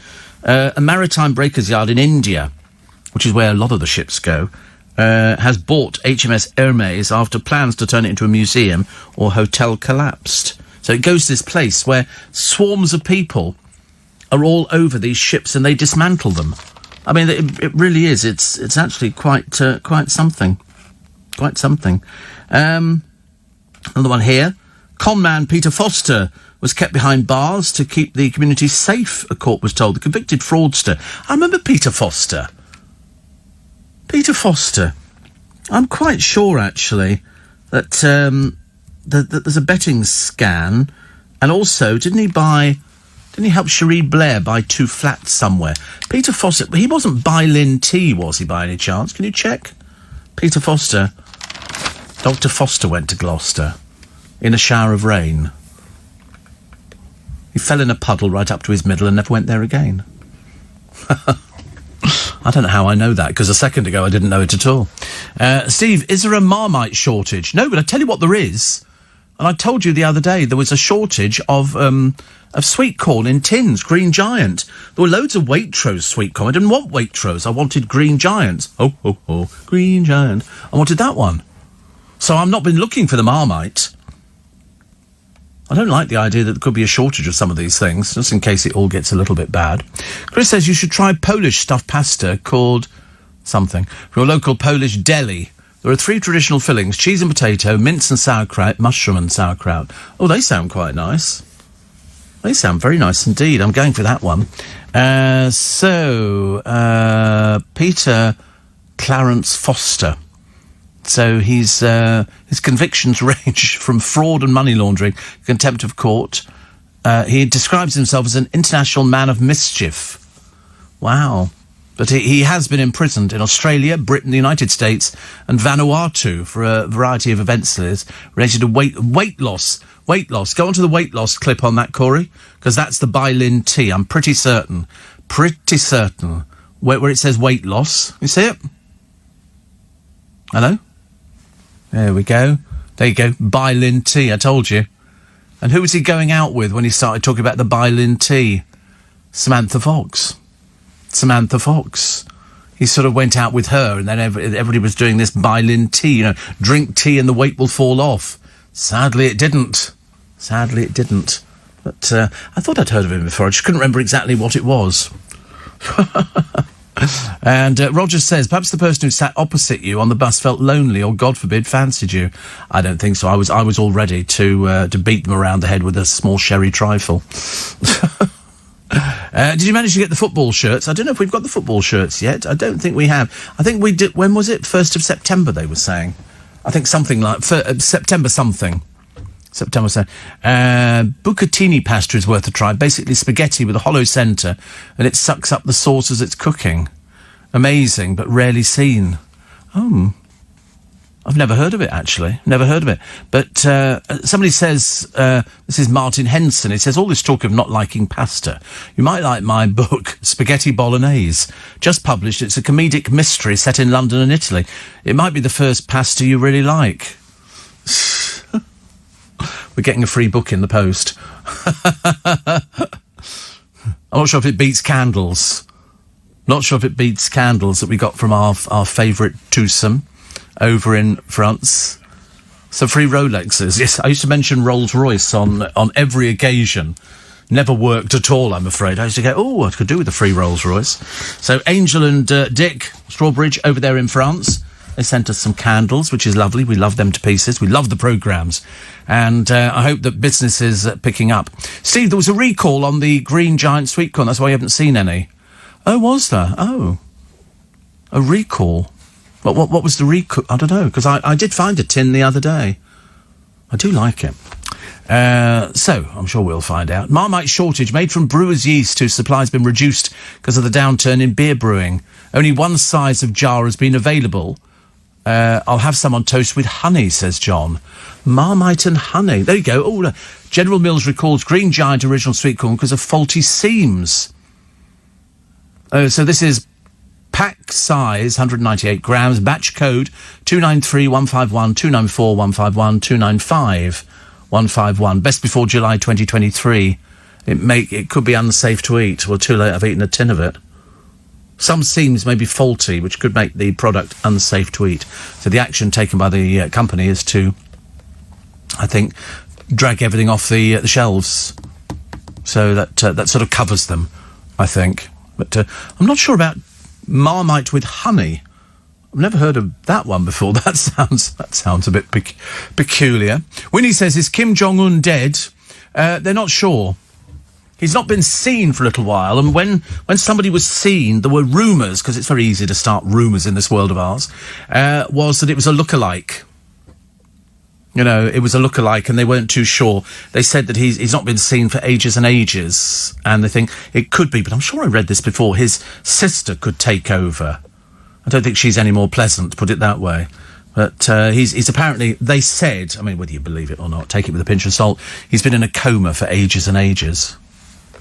So that's why you've not seen him. But in an effort to produce stability in the country, they've sort of put a lookalike out there. That's what they've said. Macaulay Culkin celebrates a birthday today. How old is Macaulay Culkin? He is 35 and he's 40. He's 40. You just cheat. Did you look at that? Because you knew, didn't you? He cheated, Corey. That's why. So he is 40. And he is the former US child star, made his name in the Home Alone films, and very good he was too as Kevin. Was it Kevin McAllister? He also appeared in Michael Jackson's Black or White video, and is godfather to the star's daughter Paris. Of the child abuse accusations levelled at Jackson. Culkin said, "He never did anything to me. I never saw him do anything." And also, born on this day in 1940, Don LaFontaine. Don LaFontaine. What do you think he does? What do you think he does? What do you think he did? Because he died in... No. He was... Sorry? You've cheated. I can always tell you cheated. He's a voice actor. And Luke cheated by going onto the internet, by pretending he didn't go onto the internet, but you did. Nobody's going to guess he's a voice actor. He produced trailers to an estimated 5,000 films, and he voiced 350,000 commercials. You know, which is very good, isn't it? But nobody's ever heard of him, poor soul. But and in 2014, who produced their first gig in 35 years at the Hammersmith Apollo? Who produced their first gig in 35 years? So it gives you an idea of the range of years you're looking at. 35 years. Who was it who came back there and people went, "Oh, tickets were gold dust," and sorry? George Martin? No, I don't think so. Kate Bush. She came back, yeah, after all that time. Out on the wild, windy moors we drew. And she had a thing made so she could dance at the same time. She's practically a recluse, I believe, but she's still... I think she goes to school when the kids were going to school, and she'd sort of stand there and nobody knew who she was. I would have known. Kate Bush, goodness sake, honestly. Doesn't get more exciting, does it, than that? Next month, 55,000 teenagers will get access to Gordon Brown's Freebie Trust Fund cash. So is your child sitting on a £50,000 windfall? Wow. Could be. Somebody's going to be very excited, aren't they? Very, very excited. Right. Music means we have to take a short break for the news at 6 o'clock this morning. It's Wednesday, the 26th of August. It's lovely to have your company. Can you believe, Steve, it's over 11 years since Michael Jackson passed away? I know. Frightening, isn't it? It is frightening where the time goes. And somebody says, "Have you seen jars of Marmite and peanut butter mix? Devil food, if you ask me." Yeah, we had some in here. Corey wasn't the happiest that day, I have to tell you. Dean says, "I went to the same school as Kate Bush. We all knew she was talented." Oh, she was. I mean, a radio station I used to work for got the very first interview with Kate Bush when they brought out Wuthering Heights, because they brought it out one year and it didn't do anything, so then they left it and they brought it out the following year, and that's when it hit. And she came round, and there was a guy called John Hayes, who I used to work with at United Biscuits Network, who sadly is not with us anymore. But he did the first interview, and I've got a photo somewhere in my sort of little archive bits of John Hayes standing in our record library with Kate Bush. She was brought round by EMI. We had a very good relation with the people from EMI. They would come round and let us pick records out of the boot of the car and everything. And I think Dale was in charge of the playlist, so he got the bigger pile. And so that was okay. But yeah, Kate Bush did the first interview. And then it took off. Heathcliff, it's me. I mean, we used to love playing the record. It was a great record. And then she had all sorts of other albums out. And she did very well. Running Up That Hill. Which wasn't one of my most exciting things. But when she came back all those years ago to the Hammersmith Apollo, they went crackers for her. I think she had her son who was playing drums or something. Anyway, whatever, it was brilliant. Now, a lot of people will be thinking, probably today, of buying another car, a second-hand car. And there's a huge piece in the Money Mail today. It's an investigation by Amelia Murray on car scams. They're very, very common now. So the hard and fast rule is do not trust sellers who claim your money is guaranteed by online auction sites like eBay. These sites explicitly say they do not cover vehicle sales. They say even websites that look very professional may not be genuine. A site with a padlock at the start of the address bar can still be fraudulent. Don't be fooled by an apparent bargain. If it sounds far too cheap, it is far too cheap. Be wary of excuses for why you can't view the vehicle, such as the sellers based overseas or they can't meet you because of COVID restrictions, and never send money via bank transfer to anyone without seeing the car first. You know, there's all sorts of horrendous stories in this two-page article on people who've lost thousands and thousands, saying, you know, one of them was saying, "Oh, listen, we hang on to the money in a separate account until you're more than happy with the vehicle. If you're not, then we give you your money back." Of course, by that time, they've already taken it. They've taken it. It's very, very sad. Very sad. So be warned, if you're going out there to buy a second-hand car today, make sure it's somewhere approved and you've seen the vehicle before you hand over anything. Seriously, please do not fall foul of that one. Boris has rubbished claims he plans to quit in 6 months. And here it is, the war on Britain's heritage reaching a grim new level of intensity. A whiff of cultural revolution hangs in the air as the woke fanatics turn their destructive attention to anything that embodies traditional patriotism. It's a comment by Leo McKinstry, the Daily Express columnist. Plus, cancer sufferer Adrian Rogers is in a number of papers today. He's become the first known patient to reveal he's now terminally ill after his surgery was cancelled at the height of the COVID-19. He's 46. He was diagnosed with stage 4 bowel cancer in 2018, and after 18 months of chemotherapy, he was told his condition was operable. The surgery was scheduled for early April, but when the pandemic hit Manchester Royal Hospital, they decided it was too risky to go ahead. He's a scaffolding supervisor from Nottinghamshire. He's now been told his diagnosis is terminal, as the number of tumours on his bowels and liver has since swelled from 6 to 20. He's a stepdad to wife Amanda's 3 grown-up children, and he says, I feel the government left us high and dry. We were hearing in the news how there were these private hospitals that were supposed to be set aside for people with other illnesses to have treatments, but they were apparently just empty. It's hard to take in that there were places where I could have gone to have treatment, but they chose to cancel it instead. I mean, it is terrible, isn't it? A spokesman for Cancer Research says COVID-19 has undoubtedly put a huge strain on people affected by cancer.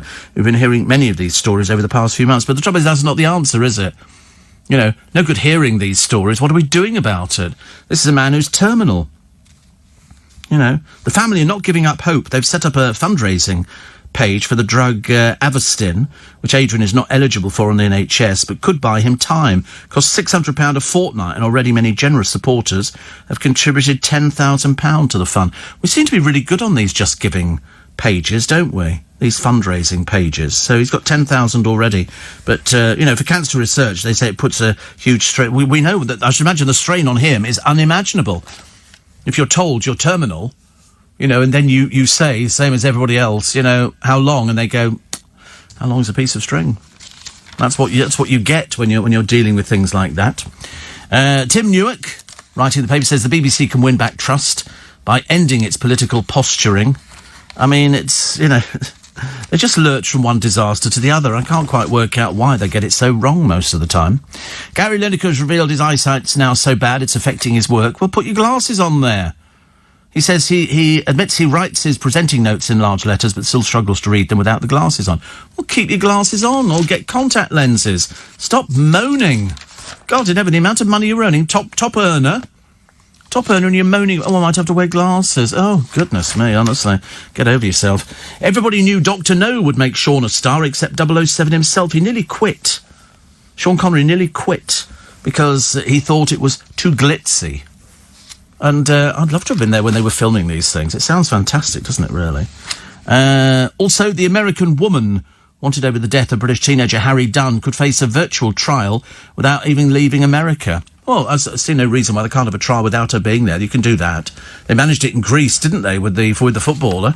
He wasn't there. He was back in this country. If you thought COVID had put your traditional festive fun behind you, former Blue Peter star is still a dame for a laugh. Yes, it's Peter Duncan. And in his next production, he's decided that he's going to be doing a pantomime. And he's going to be playing Dame Trot. Jack and the Beanstalk, viewed at any point from December the 4th to January the 10th. And it's pantoonline.co.uk with family early bird ticket prices starting at £15. So he's going to be doing it. Good for him. Good for him. Always my favourite, actually, Peter Duncan. Always my favourite. The Jurassic Bark, the bones of a dinosaur dog have been found. And the bones were unearthed at a prehistoric graveyard. Small razor... They look quite frightening, these things, don't they, that were out. I'm so glad we weren't around at the time. You'd never have gone out on a Saturday night. Imagine if all these sort of raptors were stalking the high streets and everything else, and people are saying, are you going out to the pub tonight? Go to the pub, you must be joking. There's 2 T-Rexes and 300 raptors were out there the other day, ripping somebody to pieces who was selling whatever they were selling on the... What do they sell on the streets that we never like? Hot dogs. Hot dog sellers on the streets, where if they drop them on the ground... They just pick them up and put them back on the thing again. I mean, seriously, it is disgusting.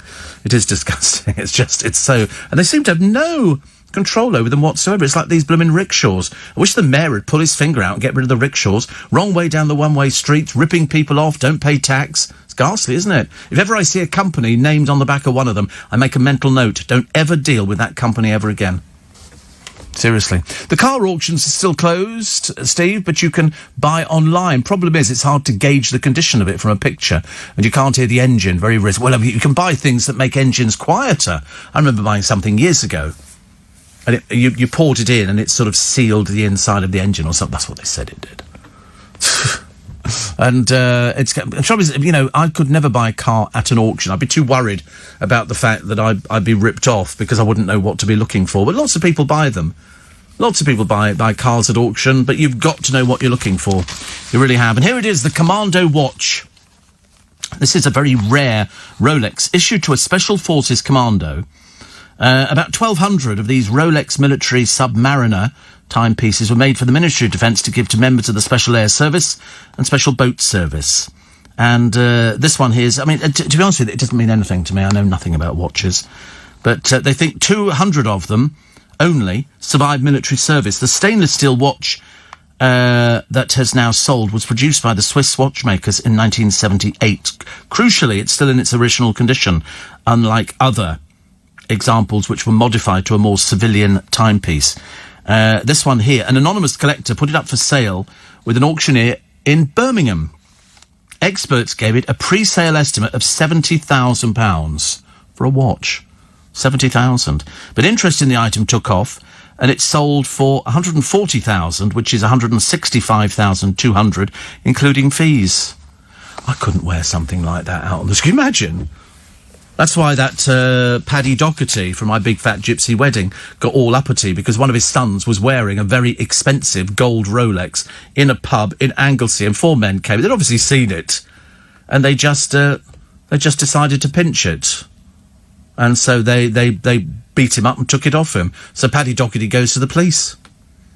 Never going to see that one again, I shouldn't imagine. That's the trouble. Start being flashed with watches, and people are sort of checking all the time. If you're there and you've got the window, the car open and your arm out, and somebody can see you've got a nice flashy watch on there, they're going to have it.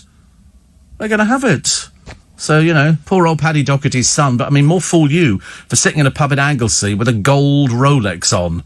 Kind of asking for trouble, isn't it, really? 6:15 is the time. Still to come, a forgotten teen hero named on a war memorial 81 years on.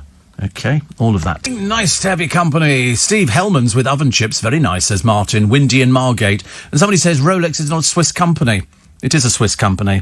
Might have been founded in London in 1905, but they registered 1915. Rolex Watch Company, 1915. It's a Swiss luxury watch manufacturer based in Geneva. All right, might have been founded as another company, not called Rolex, in London in 1905. But Rolex is the brand name of the watches, and it's Swiss. Okay, so the forgotten teen hero. Oh, a friend of mine. I've just realised, actually, a friend of mine is obviously coming back from one of those. You know when you have sort of one of those boozy nights out, and you get into the back of a cab, and you've got no idea where you are. Not a clue. All we know is that Mike is on his way back from Ollie's house in West London, and he says, "Don't you have a Rolex?" You don't seriously expect me to answer that question. And then he says, "Leave Pete Doherty alone." I don't think you're listening to the right radio station. I mean, I had to ask the boys who Pete Doherty is, and apparently he was in a little sort of beat combo group some years ago. Didn't he go out with Kate Moss, Pete Doherty? Isn't the one he looked like a wreck all the time? Was he... Which group was his? What were they called? I know that there was one which was called the Ordinary Boys, and that was by whose name I can't remember as well, who was, I think, in the thing. Pete Doherty. Wasn't he he was Baby Shambles. But they actually put him down now as an English musician, songwriter, actor, poet, writer and artist. Co-frontman of the Libertines. Wow. There you go, Mike's come back again, the Libertines. This cab is just going round and round in circles. Mike's going, I want to listen to more of this show. This is a very popular show on the radio. I love it. God knows what him and Ollie were talking about last night. Can't have been very much, actually. What's this trendy word, gaslighting? I've never heard of it. I don't know. They were doing a thing the other day on an oven. And the bloke went into this house and he was looking for a nice house. It's one of these house programmes on the telly. And they sort of say, well, what are you looking for? Well, we're looking for 4 bedrooms. This family, they had 2 children. They ended up with 6 bedrooms in a house. And the kitchen had an Aga in it. And it also had a separate gas burner, which had 6 gas burners. Which, of course, I mean, if you're cooking for a few people, it's nice to have all of these sort of things. If you're like Mike, sitting in a cab going round and round in circles, it's just basically a polystyrene box with half an eaten kebab in it, which he will then discover later on at some point today when he wakes up, and he will not remember buying the kebab. He will remember, like I went to a party some time ago, and I wandered out. I got a case of, I was starving. I don't know why, because there was loads of food at this party, and I ended up in the local kebab shop, leaning up against a wall, waiting for this kebab, which appeared to me to be the best food I'd ever eaten. It was like food from the gods. And it was absolutely divine. And then I sort of staggered back to where I came from again. And everybody's going, where have you been? I went, I got a kebab. There you go. Extra garlic sauce. See, I've never had the garlic sauce. I never liked the look of it, because the salad I saw in our local one, they were making it in a washing up bowl. And then they say, salad or chili sauce. I've never heard of garlic sauce, but I suppose they must do it. And yeah, I think I've seen garlic sauce in Iceland. That's obviously where Mike... it's garlic. They call it garlic sauce. You get a big plastic thing of it, which contains like enough to kill you, and you apparently, presumably, you put it on meat. Presumably, you put it on kebabs. But seeing as I've not had a kebab, because all the ones round our way are not open. Our kebab shop has not been open for a while. There is one round the corner, but I had one there once, and it wasn't very nice actually. So I didn't bother. I like the idea. They found a obviously not working today, Mike. They've found an armed robber who walked out of an open prison 12 years ago. Has been caught living under near his old home under a fake name. Gary Crafts, now 66, was convicted in 1999. He was at Stanford Hill Category D prison on the Isle of Sheppey when he disappeared. He was not found until earlier this month when investigators finally found him in London, where he's originally from. He was jailed for life in 2000 under the 2 strikes and you're out law, which had been introduced 3 years earlier.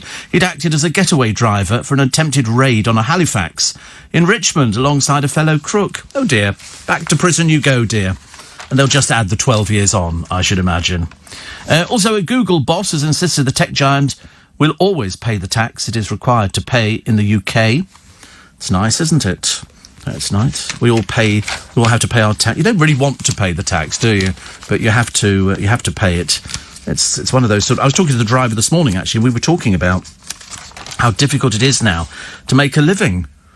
Some people, I've heard of people before who've had 3 or 4 jobs. They go from one job to another job and they start early in the morning just to make ends meet. Great Continental Railway journeys. Have you ever seen it with Michael Portillo, who wears the brightest of jackets? I mean, he's the only one who gets off a train in the middle of Basel and he's got sort of pink trousers on and a bright yellow jacket. I mean, he looks like a canary that's fallen out of the cage. Seriously, I mean, the colours are just unbelievable. He obviously goes away and sort of goes, I'm going to wear bright colours. So he takes his little book with him, and then you see him, the next time round, he'll have bright red trousers on with a blue jacket. I mean, he looks like a paint palette that's gone off the rails. And everywhere he goes, and you see him walking down the platform, you can see people looking at him going, is the circus in town? Because you don't know, do you? Because he's got all these brightly coloured jackets. I've just got sequin jackets, because I'm in show business. And that's why I like things. That's why I like things like that. I think people expect it. If people see you out, they're expecting you to wear something a little bit flash. Which is okay, isn't it? What else have we got here? What's the Guardian? Maguire. And his fiancée, she's called Fern. Fern appears to be relatively normal, except he, of course, is not. Because having told you... Did I tell you how much they spent on booze? £68,000 on booze in a few hours. There was one bottle a bottle of whatever it was, very posh champagne, £18,000. Dom Perignon, £18,000. The other bottle was £17,000. Then they had all these other... and you think, £68,000. Now, we know footballers are rich, but, I mean, to be flash, is a little bit peculiar. Try and have a little bit of dignity. But now he's out. What's going to happen to him now? I've got no idea. They think that they're going to appeal, but I don't know how that works under their system. No doubt somebody will tell us a bit later on today on LBC. Also in Spain, local lockdowns possible as cases surge. Not so good. And restaurants. How many meals were served up under Sunak's price deal? How many meals? I haven't done it. I don't know whether the boys have done it or not. Have you done it? Have you done the half-price meals? Oh yeah, they have. You've done McDonald's, Burger King. How much did you pay? £3. What were you buying? Veggie burger. Well, how much is a veggie burger normally then? £6 as a meal, and you get it for £3 as a meal. Oh, right. Can you then eat that and go back inside and do it again? You can do it as many times as you want? Oh, you're supposed to eat in? Oh, right, OK. And which ones have you done, Corey? You had fillet steak. Well, you see, that's ruined you completely, hasn't it? There's no point. Beer income, champagne lifestyle. It's, fillet steak. Come on, you should have had a rump or something like that. More in keeping with you. Or Scrag End is fairly popular. Scrag End. I don't even know what Scrag End is. But you've had a fillet steak. How much did you pay for it? You can't remember. You remember everything. You could tell me the price of a coach trip from here to Inverness. You spent what you saved on wine. Oh, OK. OK, so the wine's not included in it. Right. And it's only up to a tenner, is it? Right. You've got a fillet steak for a tenner? Tenner off. Why? Oh, blimey. Must be quite expensive then, as fillet steak goes. It's easy to go and buy. I've got some fillet steak in the fridge at the moment. Might have that today, I don't know. See, I feel like pushing the boat out. But it's midweek. Sorry? No, never. I've never done one of these meals. Never. Do you know how many people have had these meals served up? How many people? Come on, quick guess. Millions. Yeah, millions. Like, how many millions? How many? 5 million people you think have taken advantage. How many do you think, Luke? Hundreds of that. No, it's in the millions, dear. It's in the millions. So, but it's actually 64 million. 64 million people have taken advantage. Which actually is, I mean, obviously in terms of promotion, it's very good. But can we do it as well for other places? Oh, jaw wide open, 64 million people.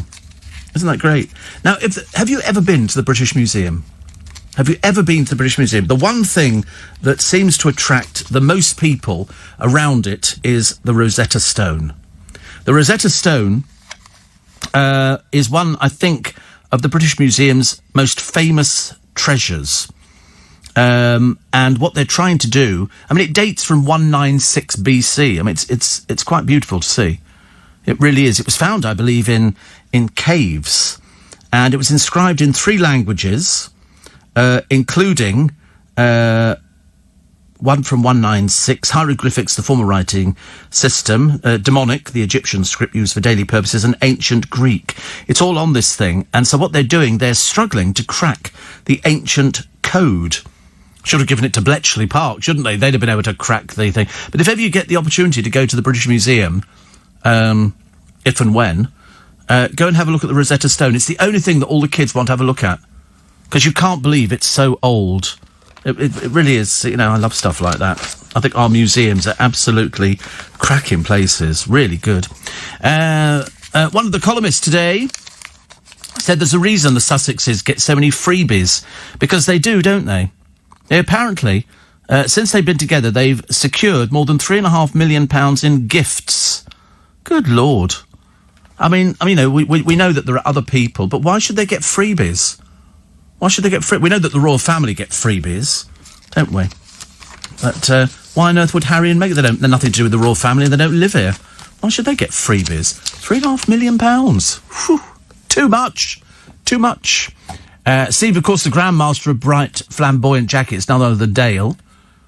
I think not. I don't think he wore bright, flamboyant jackets at all, ever. I know. I've got the wardrobe.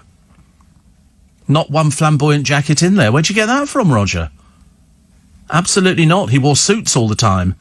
He wore suits. And then when he was allowed not to wear the suits, he wore jeans and leather jackets. He never had bright flamboyant jackets, ever. Not on anyone that wasn't his sort of thing at all. Me, loads. Loads. But, no, he never had anything like that at all. Goodness sake, honestly, fancy not knowing that. Terrible. Do you remember the Moomins? Well, I never spoke to them and nothing like that. I mean, I've heard of them. Well, they sort of, is it a cartoon type thing, Moomins? Probably. Steve, do you know if the Notting Hill Carnival's cancelled, says Sharon? I think it's being done virtually. How they're going to manage that, I've got no idea. But that's it. There's probably a website. NottingHillCarnival.co.uk, I should imagine it might be. News, very late, LBC. Morning, nice to have your company. So Roger says that, the Grandmaster of bright flamboyant jackets was Dale, and then highlights a lime green one, and it wasn't bright pink, it was a very subtle pink jacket. Two jackets. Hardly the Grandmaster of flamboyant jackets, Roger, for goodness sake, honestly. Nothing worse than gross exaggeration. Jill says, I went to Coat in Chiswick. That's a chain, isn't it, Coat? I seem to remember his Coat. I think it is, actually. And said it was delicious. I had a lobster, £17, as opposed to £27. Quite entertaining. Trying to eat, cracking all the claws open.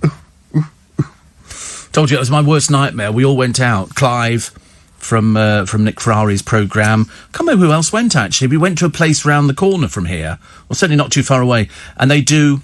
Might have been in Soho, actually. And they do lobster and burgers. So, of course, I didn't like the lobster at all. I really didn't like it. It came with chips. I just ate the chips. I felt a bit bad, really. You couldn't tempt me with sort of telling me about lobster. Tables were socially distancing apart and very clean, says Jill in Ashford. Look at you going all posh from Ashford and going all the way there. Goodness sake, honestly. Also, as well as our Yorkshire Farm, have you watched Manktopia on the Manchester building boom? No. There's a flat for sale. Who is the bloke who's selling it? Who's the... You can't remember. It's in the one of the papers today. £3.5 million. This flat comes with all the furniture. Designed by Kelly Hoppen. Gary Neville. I think it's a footballer. And whether he's ever lived in it, I don't know. And I think it's got 3 bedrooms. You get 5 parking spaces, which got to be, because if you're a footballer, you've got loads of cars. And I thought, well, top of this building, it looks quite nice. God knows what the service charges are. God knows, because you never find out. They never tell you these things straight away. You find them out later. There was one place, it was above the Ivy, and I think the service charge was about £65,000 a year. Because if it's got somebody who sits there in the reception, the concierge, and if it's got a pool and things like that, there you go. Phil Neville, 4-bedroom, a Manchester triplex, originally owned by him. So, and it comes with all. It's on the 40. Look at it inside. To be honest with you, I don't like a bath in the window where people could see you climbing in and out of your bath. And I'm always frightened about places like this because it's got the windows. Say they fall out. Say a window falls out and all of a sudden, whoosh, and the chair you're in slides ever nearer the edge. No, thank you. I'd have to be sitting there with a bungee jump around my waist before I'd go anywhere near it. Paul Savory used to have a flat down in Victoria, and the balcony was all glass floor. I wouldn't walk on it. I was terrified. That looks like a hoovering nightmare, doesn't it, really? Very piddly little sort of balcony thing here. They say it offers panoramic views of Manchester. Riveting. So sold it to me immediately, hasn't it? But inside, there's lots of sort of benches, and there's only him and the wife. So it's the spacious apartment named the Orchid Suite. It's up for sale. You can rent it, though, if you can't afford to buy it. £22,000 a month. Okay? 22,000. Somebody will rent it because it comes fully furnished. So somebody will do that. Oh, and you also get, as I say, 5 secure parking spaces and a separate garage lockup. So you can sort of, if you can't fill up the place. I quite like the look of it, but it's not my sort of furniture. I'm a bit more exotic than that, having all the jackets. And, I'd have them all hanging up in the wardrobe. All of these jackets, about 10 of them, I think. Certainly a lot of them. So on the Notting Hill Carnival, please go to their website. You will find more on there about what's going to be happening. Because, to be honest with you, if I hadn't heard it on the news the other day on LBC, I'd completely forgotten about the Notting Hill Carnival. Completely forgotten about it. I sort of just assumed that it would be another thing where you don't want to go there because you're not socially distancing. If you're socially distancing, well, then you can go, but most people won't. Most people won't socially distance. They just want to go out there. People walk down the road, having their drinks and, smoking or doing whatever people do. But it's the same thing all the time. The only thing that sort of varies, I think, are the sound systems. But the rest of it, it's a lot of people in costumes. People wait for ages to get them all done. And I just don't understand why they do it around Chiswick. I mean, it's about, Notting Hill. Because they're quite pokey little streets around there, and it's a bit of a pain. But you ask any of the locals who live in Notting Hill, they go, do you like the carnival? I bet you'll find that the majority would be no. It's a time where most of them move out and go somewhere else for the duration. Other stories which are running in the papers today. The Prime Minister's backtracking again. A lot of backtracking, isn't there? A lot of backtracking with Boris. This is on the face masks in school, so he's made an 11th hour U-turn. U-turn if you want to. This lady's not for turning. Margaret Thatcher. Also, what else we got? Sedentary Britain is getting worse with a huge rise in the number of people who spend more than 4.5 hours a day sitting down. See, the trouble is I'm in the business where I can't help sit down. That's how I have to do my job. Although I do remember, you won't remember this, but when the radio station around the corner was in another building, they used to do all their programmes standing up. There was no sitting down at all. And the reason was you don't feel the music. If you're standing up, it makes you, go like that. Whereas if you're doing a speech-based programme, it's not physically possible to stand up and do it, even though they did it on Nightcaller on the television. And that's what it was. So all the DJs were told you've got to stand up and get into it. So if you walk past the studio, which I did on only a couple of occasions, you'd see people standing up sort of attempting to dance, because most DJs can't dance for toffee. Absolute rubbish. Seriously. But have I ever done my show stood up? No, it's always been sitting down. The reason being, you've got loads of bits of paper around you, so you've got to have them in your hand. I mean, the worst thing I ever did was had to do a commentary for the Newsday Parade on the top of a cherry picker, in a gale force wind, clutching a packet of fags, a cup of coffee, and my script. It was the most frightening thing I've ever done. And I could control the cherry picker. I could swing it round over the crowds. Frightened the life out of me. Seriously, how I made it through without wanting to go to the toilet, I've got no idea. Steve, I'm going back slightly on your thoughts, but with pantomime attracting family bubbles, surely it's the one show of the year that could be put on. Distancing would be such a problem. If the principals lowered their high fees, then some of the others, the dancers, musicians, could be employed to... See, it doesn't work like that. You know why it doesn't work like that? Because the principals, if they lowered it's their high fees that get the public in. It's that big name star on it, which is actually going to sort of get people into the theatre. You're not going to get people to go into the theatre unless it's sort of a really local little pantomime, which has got sort of the local radio DJ, which you do find in certain parts of the country. Local radio DJs will do pantomime because they can then plug it on their programmes. So that's how that works. But it's very interesting when you look at how much money pantomime is generating. They need big audiences in there. I mean, the Palladium pantomime alone is an absolute fortune. I think you can pay I'm pretty certain it's over £100 a ticket for some of them. It really is. It's quite expensive, and they need that because they've got lots of big name celebrities. Lots of big name celebrities, and those big name celebrities cost money, and they cost loads of money. It would be nothing to find somebody on £100,000 a week. This is for pantomime. Even sort of somebody a little bit further down, provided they're a name, you could pick up £6,000 to £10,000 a week. But the big names, 150,000 per week. Oh yeah, it's very lucrative. It's the one thing in particular you've given up in COVID, Steve, says Donny. For me, the use of handkerchiefs. No, I've got loads of handkerchiefs. I still tend to sniff, though, which isn't particularly good, actually. Steve, the footballer's conviction should be a warning that when English people visit overseas holiday resorts, their drunken, disrespectful behaviour will no longer be tolerated. You see, the trouble is he was trying to get out. He spent 2 nights in a cell, I believe. And he said to them, listen, I've got money. I can pay. I'm very rich. And they thought, doesn't really impress us. Doesn't really impress us, and so they weren't impressed by it. So they're not particularly bothered. How it pans out from here, I've got no idea. They might put it into a disputes procedure if indeed they do things like that. Steve, I went to see Sleepless in Seattle at the Troubadour Theatre in Wembley Park. Never even heard of it, but it sounds lovely. And have you tried M&S's Best Ever Trifle? I have, yes. They always put it. It's all right. It's okay. I mean, yeah. Mind you, I'm happy with a bowl of custard and some fruit. Tinned pineapple, fairly popular. Just been asked, Steve, to be the new guest celebrity writer for a travel magazine and its online hub. Turns out the editor follows me on Instagram, saw my European adventure, which prompted her to contact me. Not sure if I like the term guest celebrity, but it should be a fun gig. I don't know who this is. Who's this from? Can I, is there another bit of it I can... Is it Perdita? Woo! Look at you going all posh on us. Guest celebrity. I think guest celebrity's good. I'd go that. I'd go guest celebrity. Take it. Make sure they actually pay. Perdita, honestly. And Steve, on top of a cherry picker, the most frightening thing I've ever done.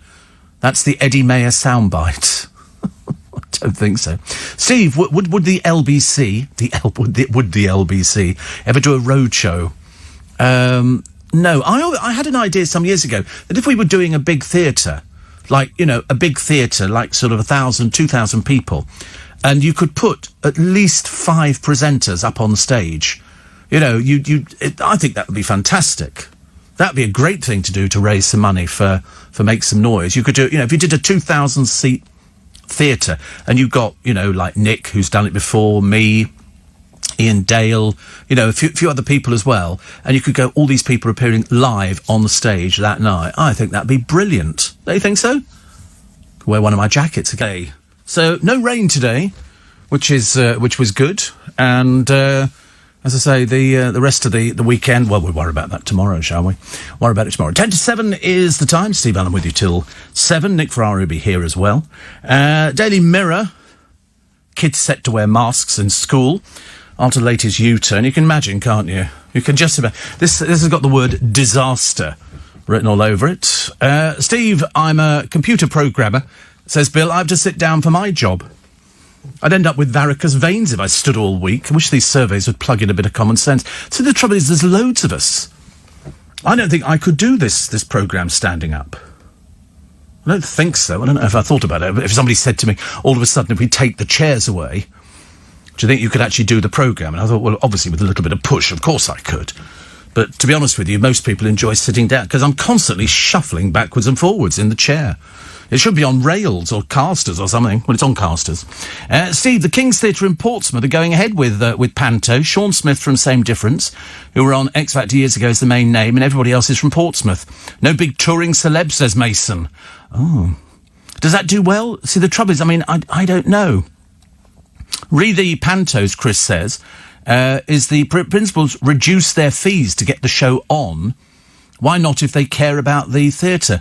Yeah, but it's their fees which mean that you get certain people. So you might have a theatre and they go, right, we have a budget of £150,000 and we need a big name star. Because you've got to put bums on seats. They're not cheap to put on now. In fact, you know, they're getting sort of bigger and bigger and bigger. If you look at the Palladium pantomime, look at the big names in that. I wouldn't like to imagine what the wages bill is on that one. It's got to be in excess of £750,000 a week. In excess. It would have to be. They're all top name people. Top name people. Steve says, Simon in Cardiff, how's the campaign going to get Nick Ferrari on Strictly? Well, we got the sequins, we got all the bits and bits. We're just pressing ahead with it. And you never know. it might be working. Steve, the footballer was provoked by 2 Albanian thugs. The media don't mention that. David, it's been proved to be a lie. There were no thugs. He wasn't threatened by anybody at all. He lied about it. It's in all the papers. And somebody says, Iceland do chicken tikka kebabs, which are delish. But are they... Because, you know, my one gripe at the moment is going in, and it's everywhere. Waitrose. I spent ages, you know, normally I would go in and pick up a packet of chicken or turkey or something like that and use it in a sandwich, which is all very nice. until you turn over the back of it and you realise that this is made by reformed turkey. You know, if you can buy chicken slices from chicken as opposed to if it says the word reformed, I don't touch it with a barge pole because I feel like I'm being cheated. You really have to hunt around to try and find these things. It's very difficult, very difficult. Another one says it's raining in Nottingham. Oh, it deserves to be raining in Nottingham. It always rains in Nottingham, doesn't it? It's full of students. How about doing a show in Blackpool? How about you listening to something else? A show in Blackpool. Goodness me, honestly. The Sun this morning, so here he is, Liar Harry, guilty of hitting Greek cops. So when you go, you know, the stories about the Albanian crooks, it was lies. It was just made up, I'm afraid. And but he has said that he's a victim. Well, they decided differently in the court. So we see, you know, but he's done this, do you know who I am? One cop is said to have required first aid when handcuffed Maguire attempted to break free. But when it pulled up, he ran screaming, F the police, was detained and taken into custody. Do you think that's the way drink affects people? I mean, £68,000 on drink is slightly excessive by anybody's standards. The UK's coronavirus death toll now stands at 41,449 after a further 16 were added yesterday. Figures also reveal the number of positive tests rose by 1,184 to a total of 327,798, which is a lot. So who are the bosses who failed to intervene? The outrage at Woke last night of the proms. The 5 bungling B bosses, say The Sun. One is Tony Hall. He's paid £450,000 for his role as Director General. Charlotte Moore is the BBC's Director of Content, oversees all the corporation's channels with an estimated budget of £1 billion. James Purnell, ex-Labour Culture Secretary, now earns £315,000 as Director of Radio and Education. Alan Davey, £175,000 a year boss of Radio 3, the station on which the proms are broadcast, and David Pickard, proms director, responsible for this year's musical programme at the Royal Albert Hall. So they're still going to be doing it, presumably. They're just not going to have anybody there. Bit embarrassing, isn't it, really? But, let's say, cock-ups all the way through, including the new words to Bland of Hope and Glory. You can find those inside The Sun and various other papers today. Jane Moore talking about mullets, and because on men they used to look ridiculous, and it was mainly footballers. Also, Vinnie Jones, the hard man of football, is seeing a psychologist 3 times a week after losing his wife Tanya to cancer. And also Jane with a dress. And she says in the days before Lycra, the trend for tight jeans required us to temporarily remove all our internal organs, lie on the floor and use a coat hanger to yank up the zip. The worst thing was, actually, I don't know whether Jane remembers, but when you bought a pair of jeans, you'd sit in the bath with them on to shrink them. You'd buy your pair of Levi's or Wranglers or whatever it was, and you would sit in the bath. You'd end up with blue water all over the place. It was ghastly. Martin says, Steve, how about a show in Margate? How about a show in Margate? I've never been to Margate, but it sounds lovely. Storm Francis wreaked havoc, 80-mile-an-hour winds and up to 3.5 inches of rain, unleashing flash floods and travel chaos. And yet still they want to stand there and get wet. And the celebs who split after being together 24/7, it was too much for them. So they've got Jessie Nelson and Chris Hughes, you know. Anybody who's on a reality show, fakes. 16 months, but Wes Nelson and Arabella Chi, whoever she is, 9 months. That's all they lasted. It just fizzled out. Of course it did. Of course it did. They've got Harry and Lucy Enfield, 23 years. Megan Fox and Brian Austin Green, 15 years. Candice Brown and Leanne Macaulay, 8 years. Samantha and Mark Womack, 22 years. Jennifer Metcalfe and Greg Lake, 8 years. And Jenna Coleman and Tom Hughes, 4 years. Because apparently they can't stand each other. Sort of because they were all doing these sort of little bits, and it never works out the way you want it to, do you? Never works out. Scores of Brits returning from Gibraltar must isolate for 14 days as EasyJet took them to Spain after a flight delay. And that's it for this morning, apparently. And did you hear the young lad announce your soundbite yesterday evening? I think it was the most frightening thing he'd had to do, says Simon. Right. The Snowflake Steve says Peter will try to ban onward Christian soldiers. Today on my free Little Bit Extra podcast. Katie Price is set to join an X-rated site. More like Z-rated, dear. Gemma Collins has gone makeup-free on holiday. Another trip away. What does she do? And Kelly Brook, photograph coming into Global Radio. Hopefully I'll be the next one. I walk in and out. Nobody notices. Collins wants to conquer Hollywood. She said, I think I'll miss pie and mash. Yeah, dear. Of course she will. She thinks that she can get an entry into the movies. She can barely string two words together. Nobody will understand a word she's saying. There is no chance. No talent at all. Also, Sarah Harding, ex of Girls Aloud, getting the front pages for all the wrong reasons. This time, apparently, I find it quite amazing, actually, because all the girls from Girls Aloud have sort of rallied round and all the rest of it. Whereas, in fact, it was only a short while ago, they didn't like her. They didn't like her. She has a problem with alcohol. She had a problem, if you remember, on Big Brother, because they very unwisely, and I said so at the time, gave her alcohol when she's a recovering alcoholic. And she became like some behemoth. I mean, it was absolutely unbelievable to see the change when somebody questioned her, a torrent of four-letter words. She had a recording contract that didn't go anywhere. She appeared in Coronation Street, and she was dropped after a short while. People were writing going, I'm sorry, are you serious? She couldn't do accents. Then she went on to do a stage play and had to be replaced in that as well. In fact, it all went a bit pear-shaped. And then for about the last 3 years, I don't think she's done anything at all until this comes along. And this isn't just cancer, breast cancer. This is stage 4. Because it goes through stages, and if nothing else, it will encourage people to go out and get checked, because you might not know. I mean, I know it sounds a bit ridiculous at this time of the morning, when you sort of say to somebody, start checking your body. But, if it can help your life, then it can help your life. Because what you're looking for here is you're looking for lumps, thickening, and it goes through different stages. And there's one here, Chris Halenga, Copperfield founder. Copperfield. Oh, I know what that is. Come around to that in a moment. And she says, I was 23 and I was told that the cancer had spread to parts of my body, but that was 11 years ago. So, she's okay, fine. 55,000 women a year are diagnosed with breast cancer. A lot of people, some patients are too young for screening. But she says, I'm fighting as hard as I possibly can. But it's so interesting the way that all of a sudden she gets all the newspapers. She's only 38. Very, very young.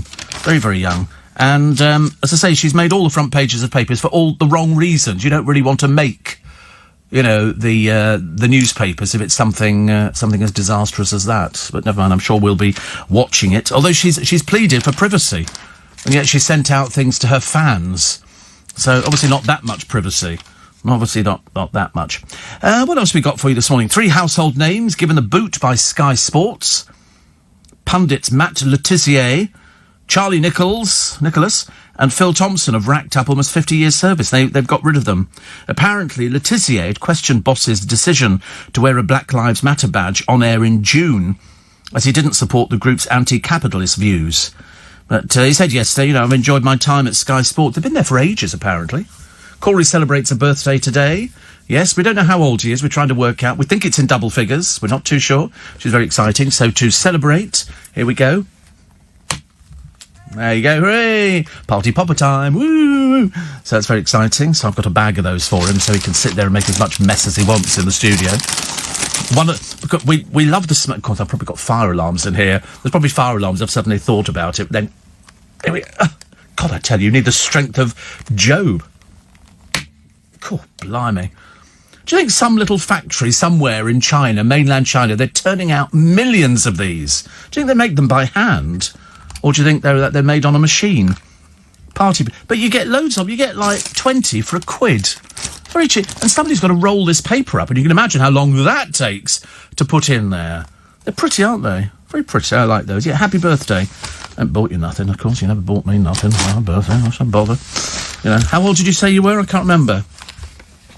23? Well, you can get right out this studio, pal. We don't want people of your age in here. That's like working with children. 23. God, so close to my age. He does dress like 45, I know. Yeah, but nobody ever said about Corey, they never went, he's a fashionista.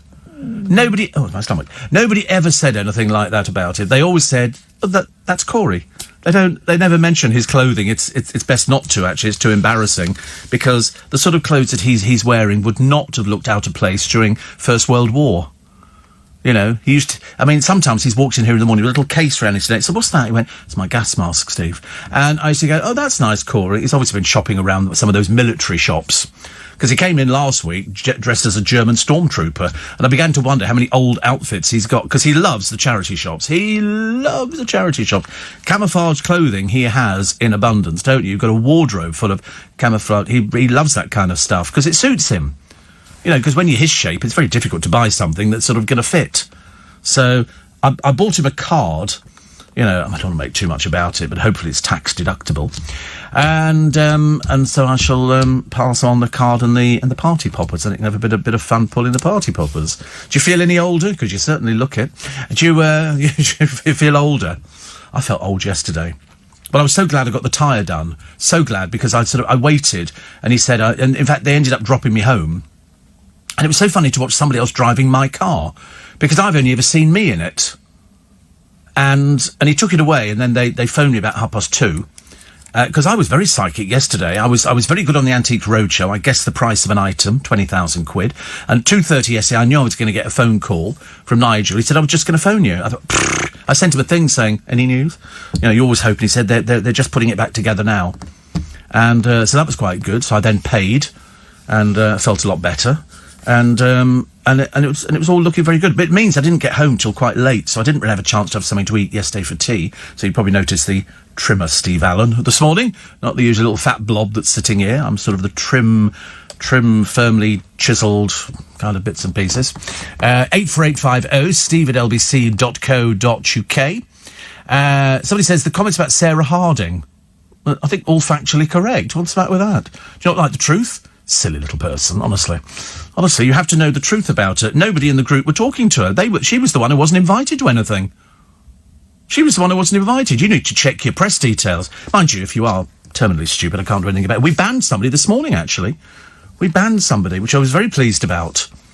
I'm not going to tell you who it is. We leave them to try and work it out in their own tiny little mind. But there's about to be another one, actually. And, Steve, hope you all and the crew are well. Best wishes to the birthday boy, says James. Yes, best wishes to the birthday boy. I've got him a card somewhere. I can't remember what I've done with it. I'd sort of pick up all sorts of bits and pieces. Anyway, so this morning, car turns up. He's early. Now, my route from Twickenham, I promise you, is the easiest route under the sun. You literally come in, you go up onto the 316, and it's straight the way through. Straight. You don't need to deviate. You don't need to go anywhere else. You go over the Hammersmith flyover. You go through the other end, down the tunnel into Piccadilly. You go right down St James, left into Pall Mall, up into Whitfield Street, right into Orange. And it drops me at the bottom here. It's so simple, a child could do it. So he turns up early this morning. I thought we were going wrong. When as opposed to heading up to the 316, we go through Richmond Town Centre. So that's a detour of the best part of half a mile. And as opposed to going through Richmond, coming out by Richmond Station, no, we turn right and head up to Roehampton. And I'm thinking, well, he's going to do a left at Roehampton and we're going to go down to the 316. No, we kept going. We go through everywhere. We go through Putney. We end up in the Chelsea Main Street. What do they call it? What do they call the Chelsea? I can't remember what they call it. Chelsea High. So I can't remember what they call it. Anyway, so we then go down Chelsea Road. What do they call it? It's not Chelsea. What am I talking about? It goes all the way through Chelsea, from World's End to the bottom at Sloane Square.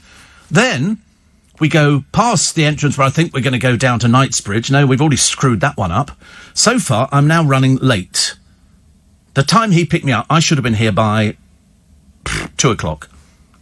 2:10 we're up to. 2:10. And so then we go down. I think, oh, good, we're going to go straight down. We're coming by Buckingham Palace. At least we're sort of roughly in the right area. No, he turns left and we go round Grosvenor Square, of all places. We're completely off. I mean, he obviously had some death wish. So then when we come into Piccadilly, I said, do a right. He's in the left-hand lane. Right? Yes, do a right. We'll go down St James, left Pall Mall. So we do this. He's not very happy about it, but we do it. You know, because I'm thinking, excuse me, I'm paying for this. I do this journey 10 times a week.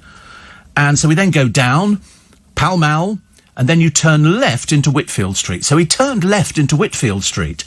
And as opposed to, because they're building a hotel, they have been for 3 years, and the road is blocked off at the end, he goes, I said, no, you need to turn right. He said, no, you go up to the end. I said, it's been blocked off for 2 years. He said, no, it's not. I thought, you're obviously not the brightest penny in the box. I felt like saying to him, next time can I have a professional driver? So anyway, so we reverse back. Then we go right, and I go, I'll show you, the road is blocked off. He said, no, it's not. And so we get to where the road is blocked off. I said, and how are you proposing getting the car through that? Lifting it on your shoulders? I said, there's a road, it's blocked. They're building the hotel for 2 years. And he said, well, you should have said if you didn't like the way we came. I said, well, I expected a professional. I said, I expect you to get there in the quickest possible time. Why would you waste time? I said, we're now, at least 12 minutes later than I would normally be. I said, that's 12 minutes I'm never going to get back. King's Road. Thank you, Kevin the Milkman. King's Road. For some reason I got Chelsea drugstore, but King's Road. So we're going down the King's Road. Absolutely unbelievable. Unbelievable. So anyway, that was how'd your day go? Okay. Yeah. I'm good. Oh, right. Okay. I'm assuming, actually, because today is Corey's birthday, he'll go home to no cards because he gets home too early. Of course, I've got another disaster. I got the doctor phoning me, the diabetic doctor. That's today. Oh, God, dreading it. Then I think I might go and get the car wash, but I think there's going to be rain. I have a feeling it's rainy day. Do I have a salad? No. Well, but luckily, yes, I don't have anything to eat. But because they're not doing face-to-face meetings, they just do a phone call. So, that's okay. I still haven't brought a coat in to work. I felt I should have brought a coat in. Because everybody else is walking around in coats. I mean, Corey in coats that have been worn many, many times before by so many different people. But that's the joy of the charity shop nowadays, isn't it? I said one of these days you're going to be walking down the street, somebody's going to go, "Oi, you, that's my coat. That's my jumper. That's my corduroy shirt." In fact, the entire Corey wardrobe. Fantastic. Thank you, Tony, as well, for the King's Road. Yeah, and everybody else, King's Road. Do you know it's funny when you get a blindness and you cannot remember? All I saw is Chelsea, and I couldn't think how that fitted in with the name of the road. I don't know any of these people, apart from Matt Letitia. He's been given the boot by Sky Sports. I've never heard of the other ones. Perhaps I should. Phil Thompson and Charlie Nicholas. Are they well known? You've heard? Oh, right, they're well known. But Thompson is 66. Oh, well, there you go. But they've enjoyed every minute, and why not?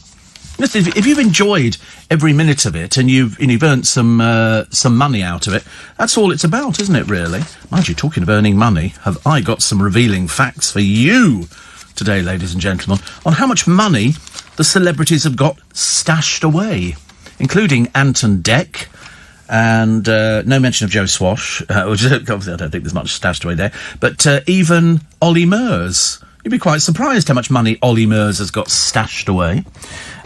Also, where on earth is this? This is in a Greek Orthodox church in Torquay. Prostitutes have been having sex and sunbathing naked in a graveyard. Women were romping next to a 16th century church, 6th century, that said to have inspired Agatha Christie. And children in nearby homes have been woken up at night. Good Lord, I mean, mind you, hookers. What can you say? What can you say? Also, British crabs are at risk from aggressive Japanese rivals. I've had crab before, and I'm not wild about it. I can marginally go along with crab a little bit better than I can with lobster. Lobster, I mean, if I enjoyed lobster, I'd be quite happy to eat lobster all the time.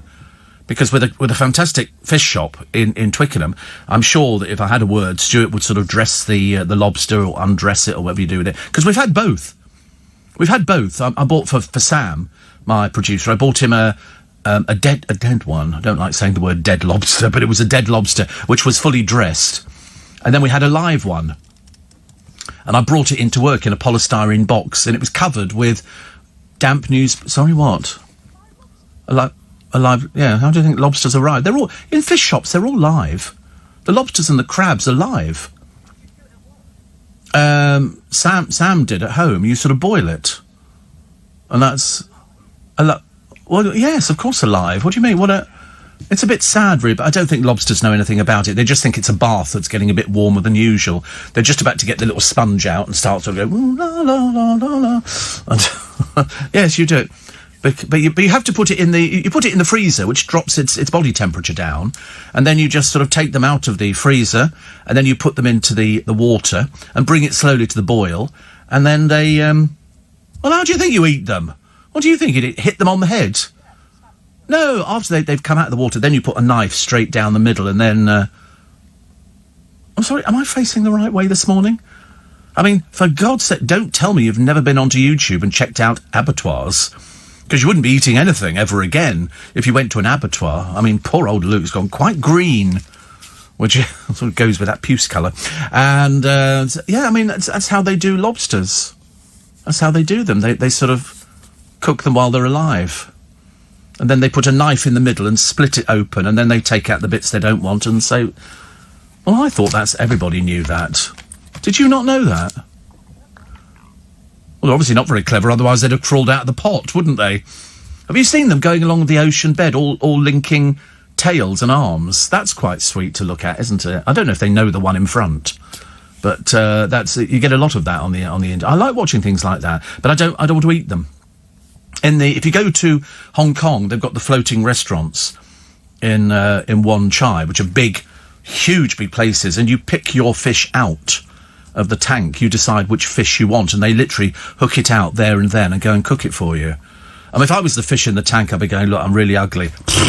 Look at me, look at incontinent, wouldn't be good to eat. And then somebody picks you out there, oh, God, not my day, is it really? But they're big tanks, and you just pick out the crabs or the lobsters you want. Have you ever eaten lobster, Luke? No. Yeah, unfortunately, that's called the way of the world. You know, if lobsters could talk, the roles would probably be reversed. You'd be sitting in the tank, and they'd be in here trying to do a podcast, going, where do I begin? I don't know idea. I'm a lobster. I can't hold I can't push the buttons. Hello, can anybody help me? Oh, it's a crab. Hello, can you help me? Is it possible? Meanwhile, Luke is swimming around with an aqualung on in this sort of huge tank, hoping not to be picked by anybody. Hiding behind a rock. Well, a fairly big rock, obviously, nevertheless. But it would be a rock in the aquarium. I love an aquarium, actually. I think aquariums are quite nice things to have. But you don't eat the little fish, do you? Have you ever eaten whitebait? Oh, you've never eaten meat or fish? Certainly shoved down those creme brulees, though, haven't you? I mean, you must be the largest vegan I've ever met. When they have a meeting of, oh, look, that's whitebait. When it was on the menu, I told you years ago, deep-fried whitebait. I didn't realise it comes with the heads, the eyes and everything. Seriously, breaded, yeah. Fried whitebait. And you think, oh, that'll be nice.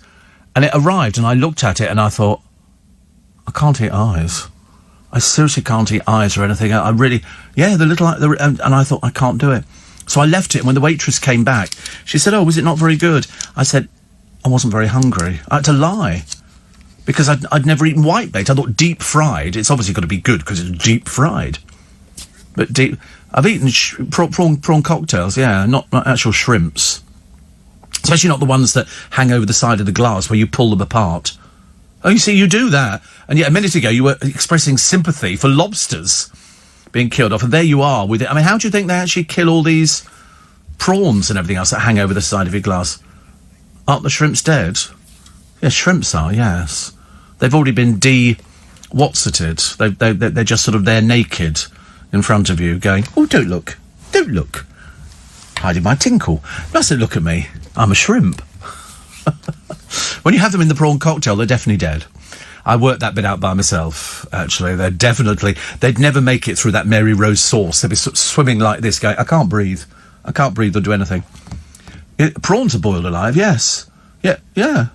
Yes, yeah, of course. How else? What do you think? You sort of hit each one over the head with a hammer or something? Electrocute. Yeah. We put electrodes into the tank of water, and all of a sudden they go rigid. Honestly, I'll tell you, it's an education, this programme. It's wonderful. And somebody says, I made a very interesting discovery. Before I went out, I cleaned my glasses with Bright Lens Cleaner. The glasses were not steaming up when I was wearing the mask. So from now on, says Connie, I will always do it. Oh, I've always got a glasses cloth on me. I spend my life walking around with a glasses cloth. And that seems to work. But I suppose Lens Cleaner would do exactly the same. Exactly the same. And another one here says, can you request the driver who drove you in the morning never drives you again? It was just worse. Because we went miles out of the way. I mean, for his benefit. Prawns are often killed by first plunging them into the freezer for around 20 minutes before cooking, and then plunging them into boiling salted water for a few minutes, and then you peel them, taking their clothes off, and they go, no, don't. Yeah. Bless them. They gave of their life so we could eat. Have you never seen cattle being done? Yeah. Yeah, they zap them and then, never sheep, pigs? No. How do you think the stuff ends up in the supermarket?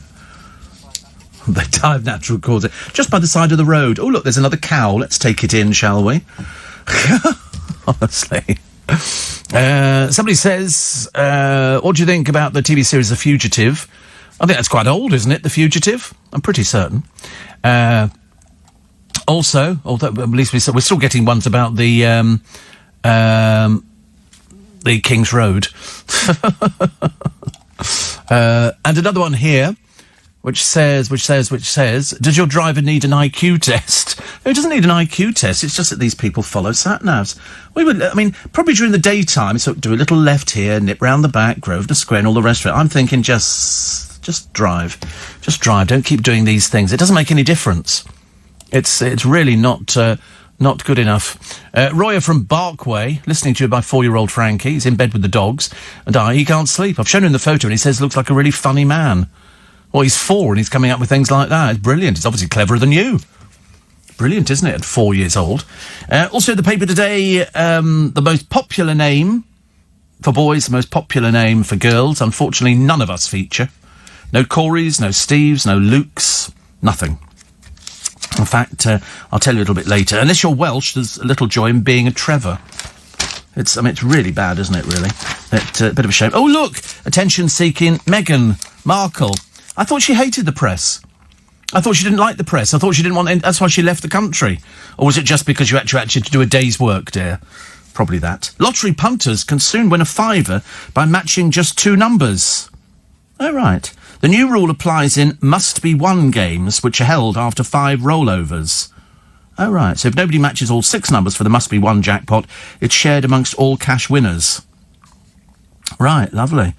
Goodness. So there's one on Saturday, 20 million. So it's... you put your coat on. You're not stopping? Not stopping? Leaving us? Or are you cold in there again? You're going to go, yeah. I think Bess, he's got a stiff neck today. He apparently slept badly last night. So he said to me, have you got any remedies for stiff necks? I thought, absolutely not. No, not a thing at all. Not for necks. And he said, but you must have had it. I said, well, not recently. And, 1963, I'm here all week. I'd need to be. Nowhere else to go. It's either that or the garage, and I don't think they want to see me for another year. Although they're going to see me in October. But apart from that, actually, I don't know. Should we find out what the weather's going to be like today? Here we go. This determines whether or not I go and get the car washed. Oh, don't do it up, for God's sake. That just looks ridiculous.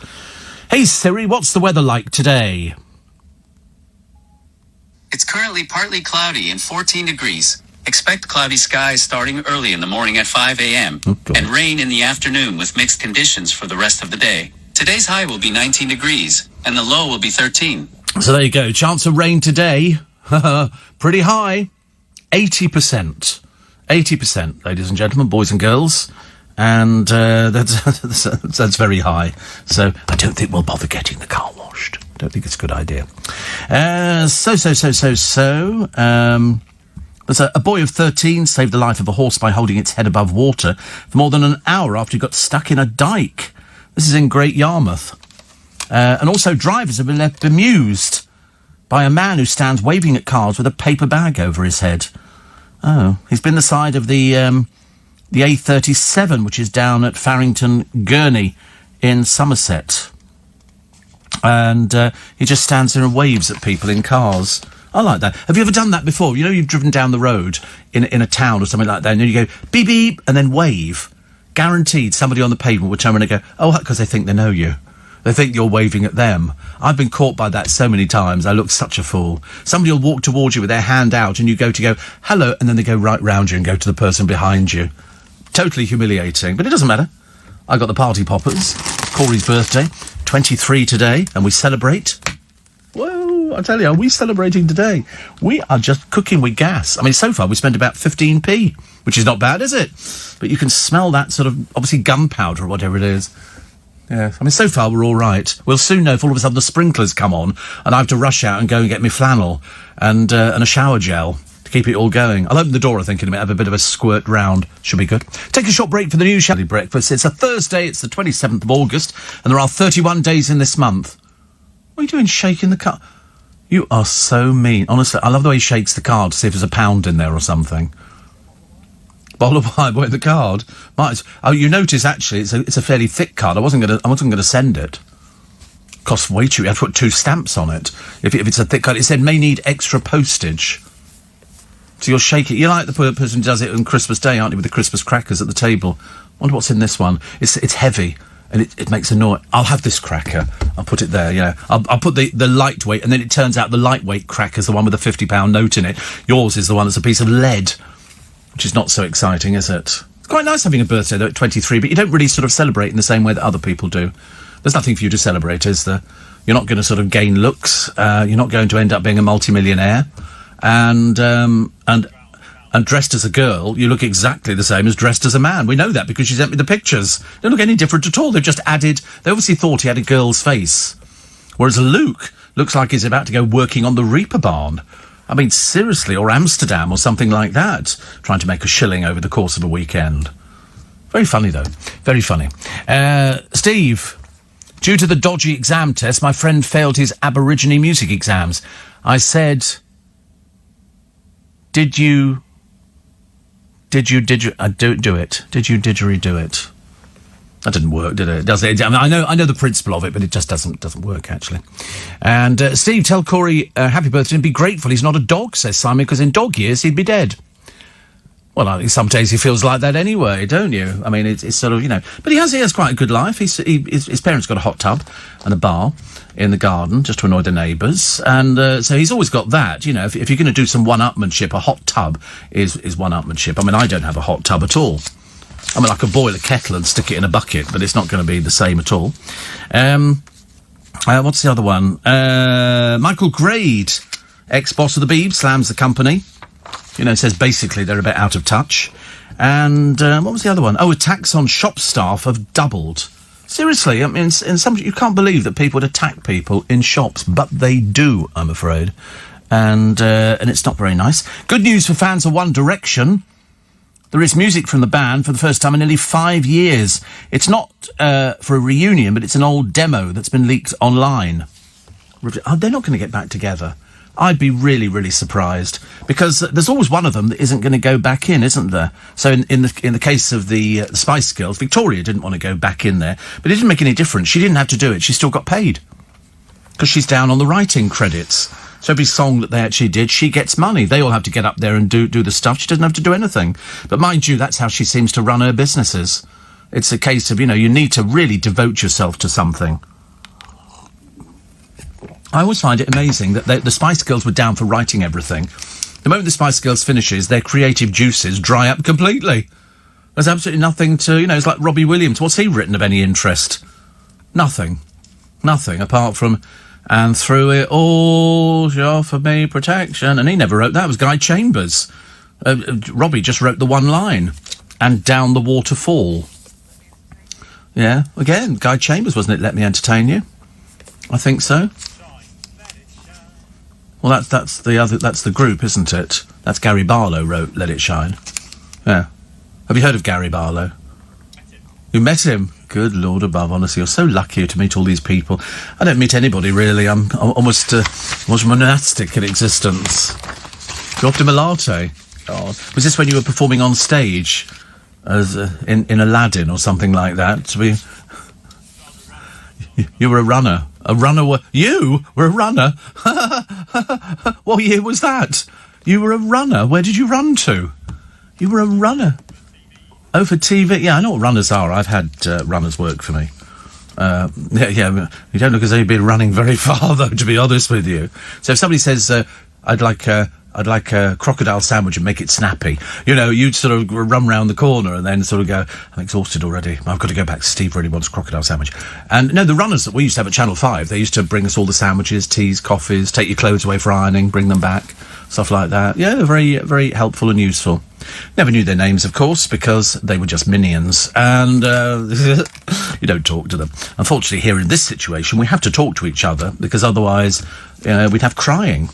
And, we don't want crying on Corey's birthday, do we? When's your birthday, Luke? 24th of April. Thank God he might be off the programme by that time. Won't have spent any money. It could be quite cheap. How old would you be then? 24th of April. You'll be 23. You're 22 at the moment. You can both bugger off and go home then. I'm not working with young people your age. I thought you were about 26, 27. No. 23. How depressing, honestly. Well, you're young. I don't know about the other bit, but, better than nothing, isn't it, really? Oh, look, lovely picture of Jacqueline Josser. A spring in her step. Yeah, because she's had her face professionally made up. So that's good news. Lucy Fallon split from her insurance manager, Tom Leach, after 4 years blaming lockdown. She now apparently has grown close to reality show co-star Joe Weller. Oh, dear, honestly, what is it with people putting it about all over the place? Not happy about this at all. Not happy. But we found a nice Airbnb. 350 quid a night. And where are you? You're, there's only 2 of you can stay at this place. The Airbnb is suspended on a vertical cliff. You are halfway down the cliff. They lower you down, and you spend the night in a flimsy hanging platform, which is lowered down the rock face above the crashing waves. I've seen the picture of it. It's horrible. It's horrible. It would, I mean, what happens if you roll over in the middle of the night? And then you suddenly remember where, I'm assuming you must have a rope tied around you, because, I move around all the time in bed. People tell me. Marks and Spencer stores are running out of sandwiches after a factory that makes them was shut by COVID-19. It's left refrigerated aisles empty of lunchtime favourites like prawn mayonnaise, BLT and chicken salads. It's the same boring stuff Marks and Spencer have been selling for years. But they've all been hit by it. So mind you, the other thing which you're going to have a problem with this weekend is doner kebabs. Apparently there's a shortage. Thank God for that. It's not bad, is it? At this time of the morning, nobody's interested in doner. Well, actually, no, probably I'm wrong. It'd probably be a doner kebab place open somewhere at 20 to 5. I would think so. Could we eat a doner kebab now? Probably. We could probably force a bit down of it. Birthday kebab. I was going to get him a cake, but then I thought, look at the size of him. What's the point? There is no point. I was literally going to buy a cake and light all the candles on it, and I thought, sod it. I'm not going to spend that sort of money. It really is not worth it. The thought was absolutely there, and it lasted about a minute, and then it kind of came back to me again, which was great. But the card, there was a lot of thought in the card. A lot of thought. Open it here or at home? I don't know. Put it this way, are you planning on having other cards at home? Then you can open them. Oh, probably not. Oh, it's a bit tragic, isn't it, really?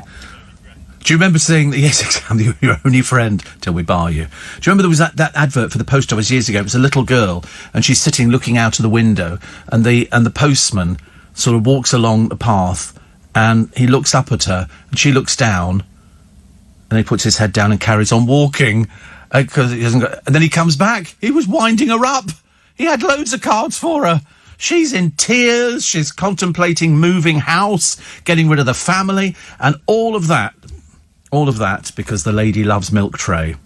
And Callum's made another work of art on Twitter, has he? Seriously, honestly. He's one of my favourite people in the building. I have to say that because when he gets up early in the morning, he listens to the programme. So I always try and be nice to him.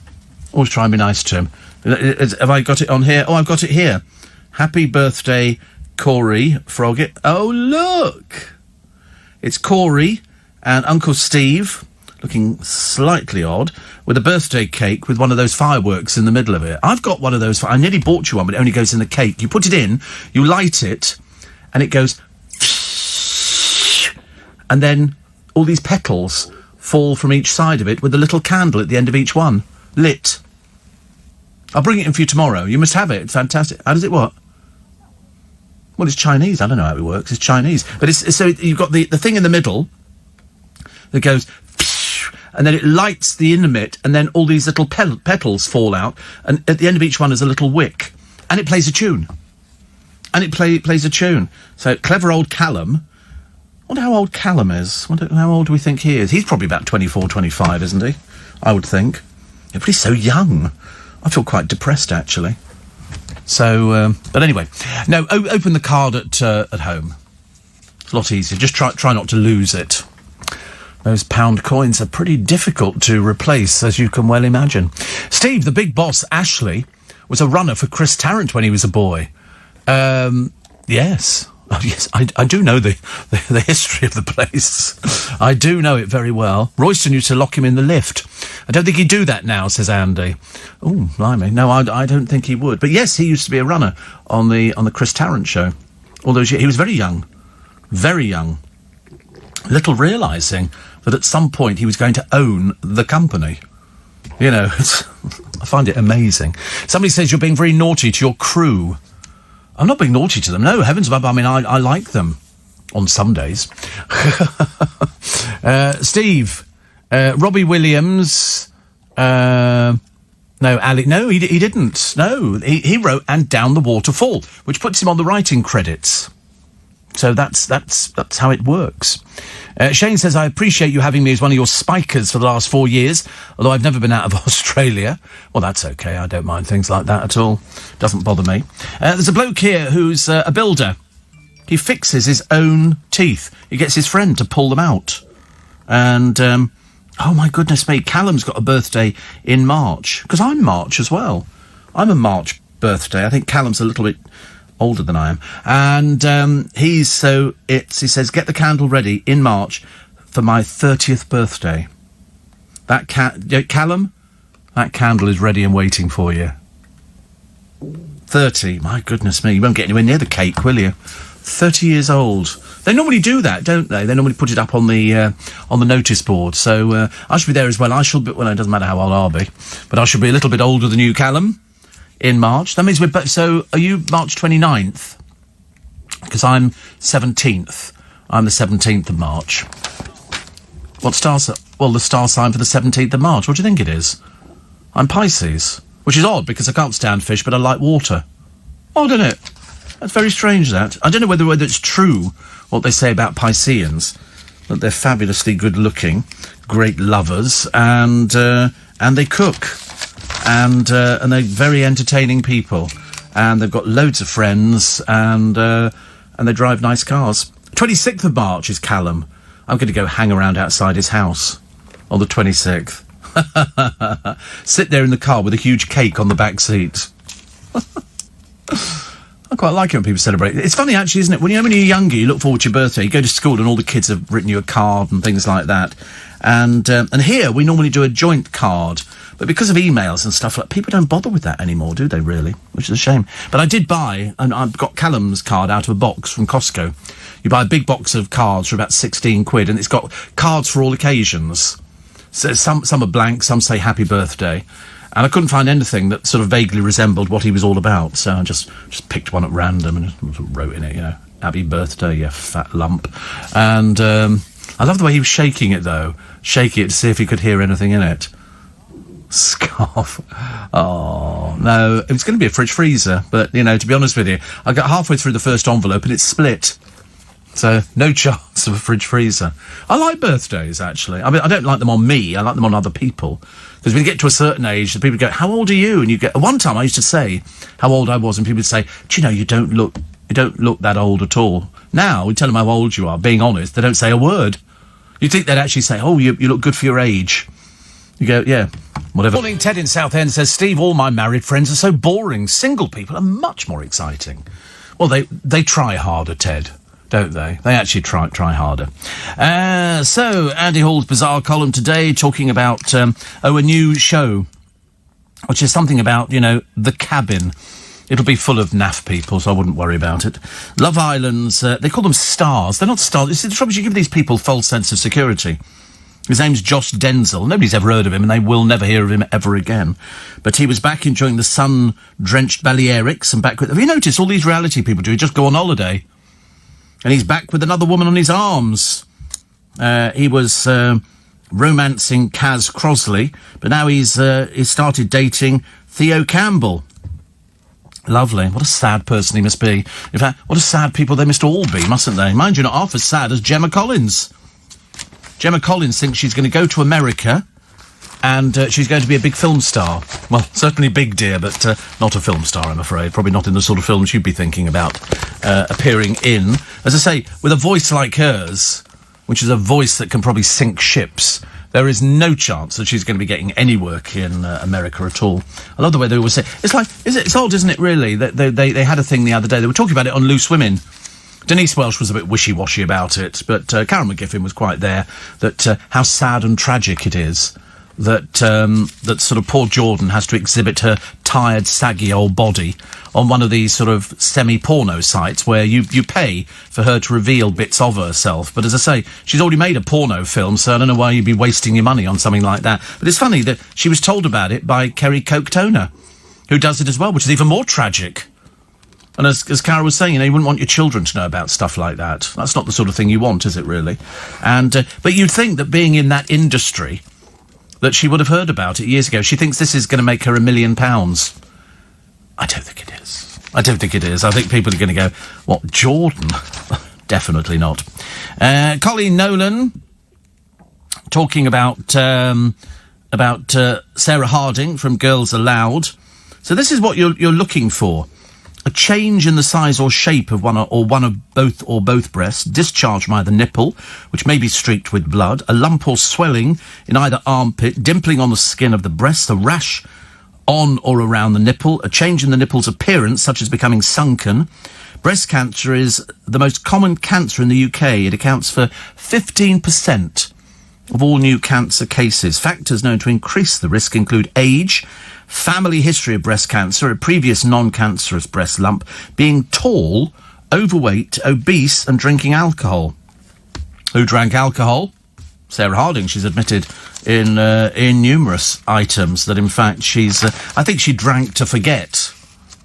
I mean, she was certainly drinking on Big Brother, which was not the best thing for her at all. Harry Maguire makes all the papers. Luke was very excited. It showed a picture of Harry Maguire's house that he was renting in Mykonos. He was going, it's really good, isn't it? Just like a very average place in Mykonos, to be honest with you. But obviously for Luke, who spent most of his time living in a tent, this is the luxury. It's apparently £3,000 a night, so it's at the cheaper end of the market. And it's an 8-bed retreat. It's overlooking the Aegean Sea. Well, it'd have to be. It's an island, isn't it? So it's got to be overlooking the sea or something like that. It's either that or a pot plant.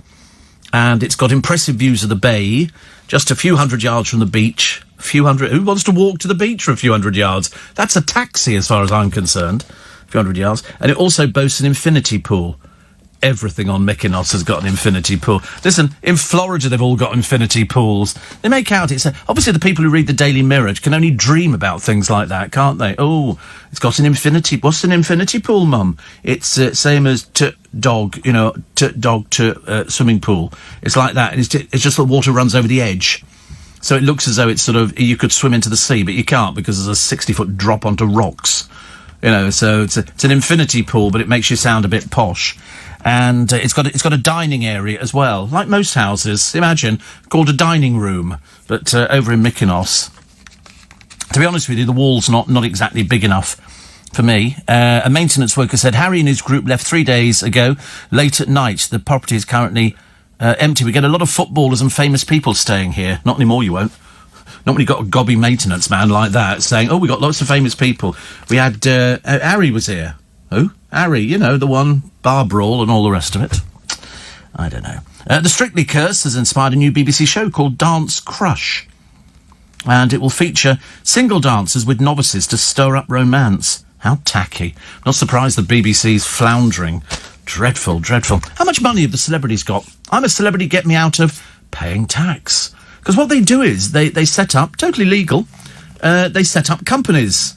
And they pay their money into their companies. So, for example, Anton Deck, who you're very well aware of, Declan Donnelly is the sole shareholder and director of D-Court Limited. Because if they've got a limited company, the books are open to everybody. You can go on there and see how much they've earned, how much they've saved, everything.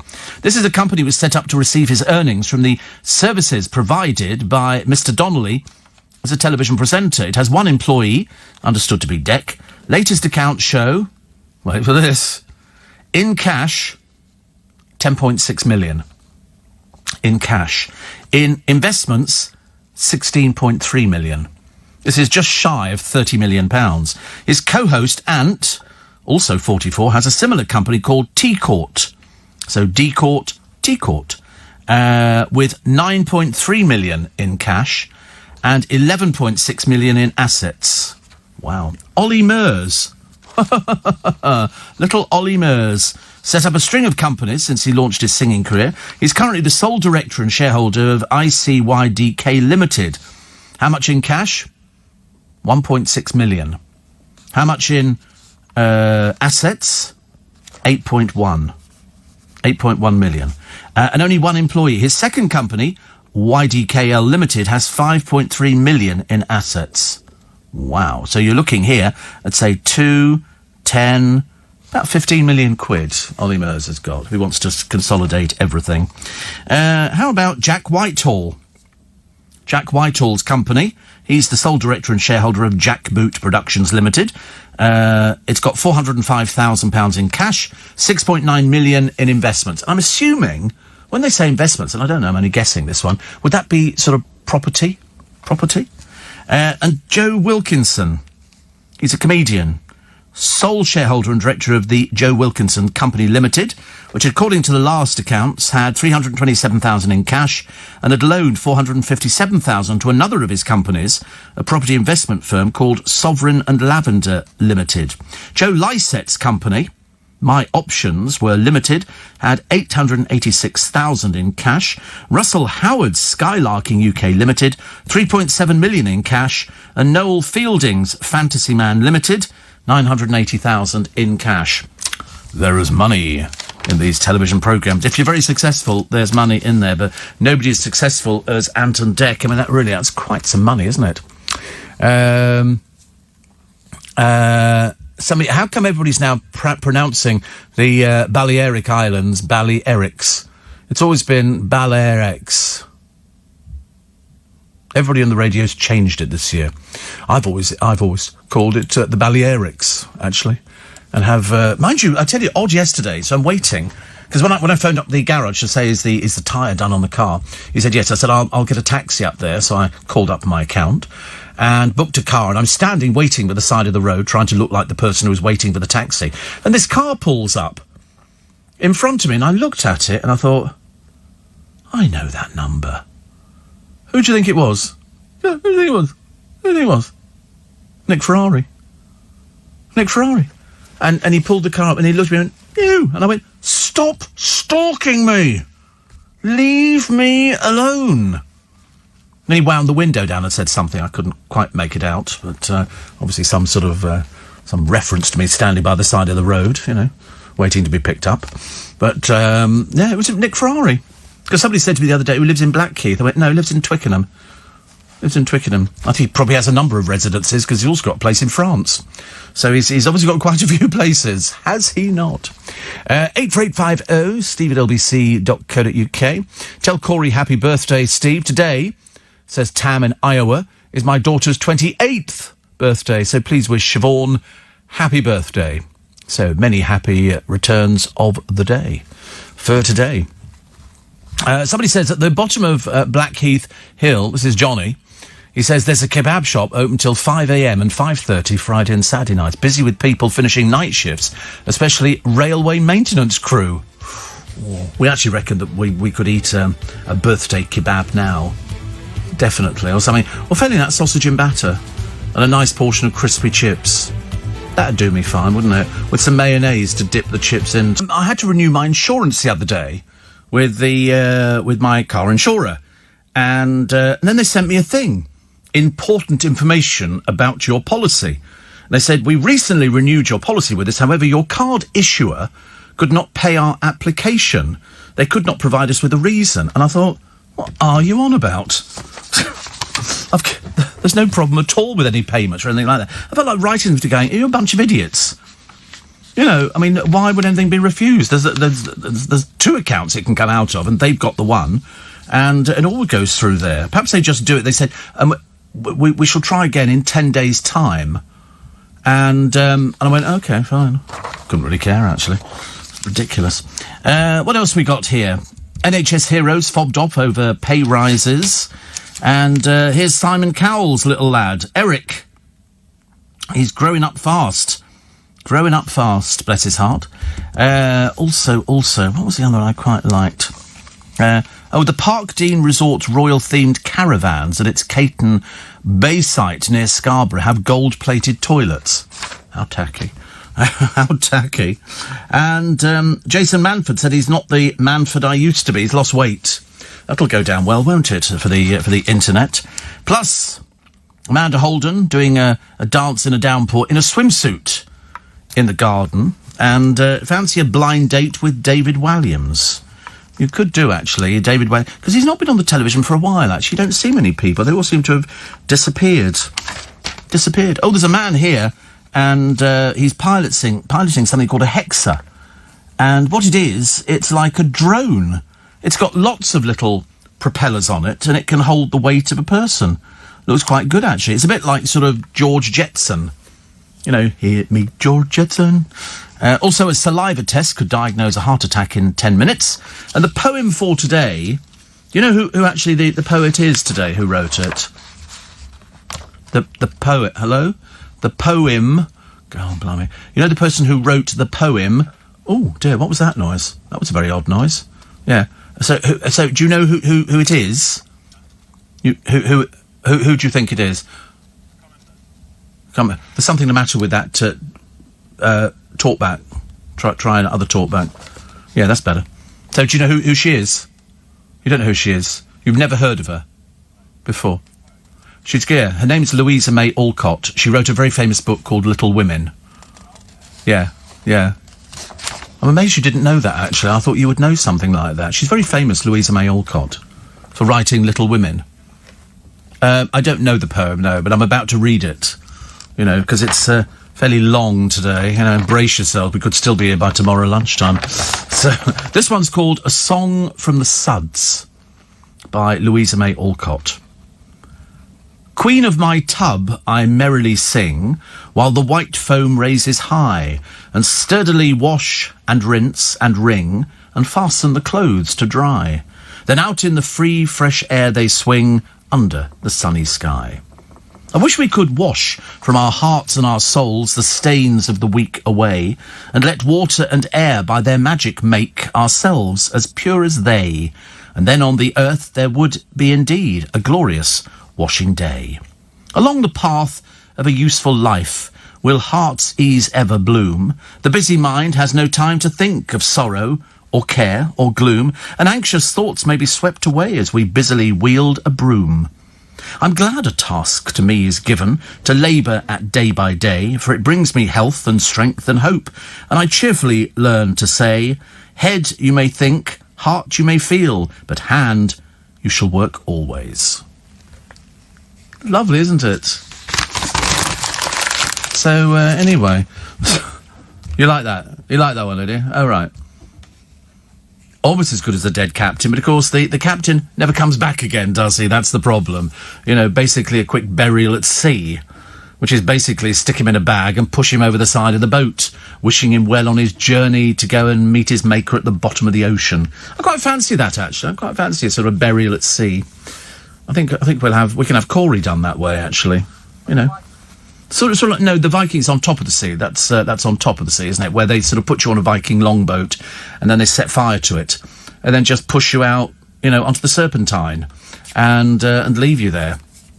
And then we sort of go, yeah, woo, it's great. I'm not sure if I'd like to be around in the time of the Vikings. It was all sort of animal skins and helmets with horns on and everything else like that. But they did have nice ships. We were very impressed by their ships, I think. 84850 steve at lbc.co.uk. And somebody says, crazy evening in Minneapolis again, rioting again. This is our special pastor, Jake. And he says, so crazy evening in Minneapolis again, rioting again. The governor, Tim Walz, is now addressing the state here at 11 p.m. Ugh. When will this end? Makes me so sad. A curfew's being issued for tonight. You stay safe. You stay safe. We're always here if you're a bit of a long way away, Jake, but I'm sure with the Almighty guiding you, we'll eventually get through it. But you do ask yourself the question, don't you? How much longer can this go on for? Not so good. Not so good. But nice to hear from you. I was only thinking about you the other day. I was thinking we've not heard from Jake, our favourite Methodist minister. It's gone a bit quiet. Don't like it when people sort of don't. Oh, you're now warm, are you? You're now warmed up. Puts his coat on, takes his coat off, puts it on, takes it off, It's almost like a fashion parade. I think every time he puts it on, we're supposed to say, oh, that's a great coat, isn't it? That fits you like a glove. Looks really smart. Then he puts the hood up. Sorry? Waiting for the compliments. Well, I know. I mean, to be honest with you, I thought you were a member of South Park, so I didn't like to say anything when you sort of put the hood up. I thought you looked a little... Or one of those little characters out of Despicable Me. Who are those little things? Minions. Like that. A bit like that. When he puts his hood up. If it was yellow, he'd be a minion. Very modern references. What, from me? Oh, yeah, well, I'm in touch with things because I've talked to people who were in Despicable Me. Talked to a minion. And I spoke to the man who starred in it, so, to you. The star of the... I can't remember who his name is now. He's very well known. I can't remember his name. I've talked to everybody. There's nobody I've not talked... Steve Carell, that's it, yes. Close personal friend. And the name was George Jensen, not Joe. My favourite cartoon. Meet George Jensen. Meet Joe Jensen. Perhaps Joe was the next door neighbour. Who knows? Steve, why do the celebs, the wags, always slag off the country's legal system when they're found guilty? Well, because they're celebrities. They're celebrities. That's how it works. I mean, they aren't supposed to be intelligent. They really aren't. They're just supposed to be sort of cannon fodder so we can have a good old laugh at them. Because that's all it is. Because it's... Oh, dear. As a warning to men in the Mirror today. This is Richard Stamp. And I'll read you the headline, because then you'll understand just how devastating it is for him. Okay, he is a stark reminder to men over the country of what can happen. He's 54, and he's got no willy. They had to amputate it. He said, I'm an ordinary bloke trying to work out how to live my life without a penis. They had to, because he actually ended up with, presumably, cancer. His relationship suffered and he lost his girlfriend, so they had to amputate most of it.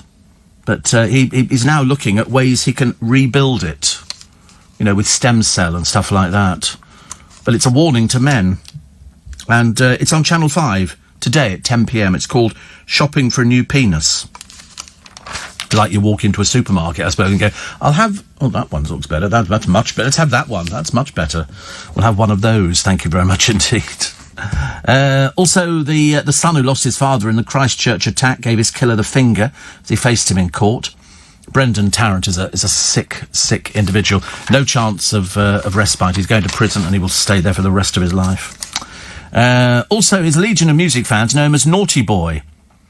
But to his mum, he's simply Good Boy.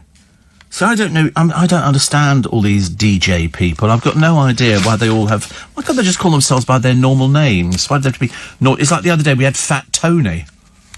And I remember thinking, nobody knows who he is, but he's DJ for the Beckhams, so kind of made your bed, you'll have to lie in it as well. Bring your own cutlery, wear a mask and don't hug the bride. This is the new way couples are tying the knot with coronavirus restrictions in place. And how to live life well, groovy, baby. Yep, very groovy. There's lots of fashion hints in the papers today because that's the one thing we like as we sort of head into September, is we're sort of looking for... Oh, that's nice, isn't it? Fancy an old roller that's even more silent than when it left the factory. This is a company that specialises in converting classic cars to run solely on electric power. They've started work on converting Rolls-Royce Phantoms and Silver Clouds. Use a giant 120-kilowatt battery pack that gives the car a range of over 300 miles. That's the Phantom. The Silver Cloud has a similar one. Wow. Only 30 Phantom VSs will be built. Each will cost £350,000. Fewer Silver Clouds will be made, and they cost about £500,000 each. Wow. Oh, and Bentley have come back, actually, with a new colour by the look of it. This is the 15 Pikes Peak will be made. It's a Continental GT, two-door, and it's got green exterior paint. Could be quite flash, actually, with gloss black detailing, plus acid green brake calipers. 15 already spoken for, and that's their lot. So you've missed out on that one. We always miss out on these things, don't we? And Steve, I went out for lunch yesterday. They've upped the price and smaller portions. Well, I actually only saved £1 and was still hungry, says Craig. I mentioned the price rise and was told it's because of COVID. Well, you know, some places don't even do it. Some places don't do it at all, which is a bit naughty, isn't it, really? They don't have to. I mean, nobody says you have to do it, but also some of them say they're losing a fortune. Jake's back again in Minnesota. He said, we had a church potluck and movie night tonight. Watched the movie called New in Town with Renee Zellweger.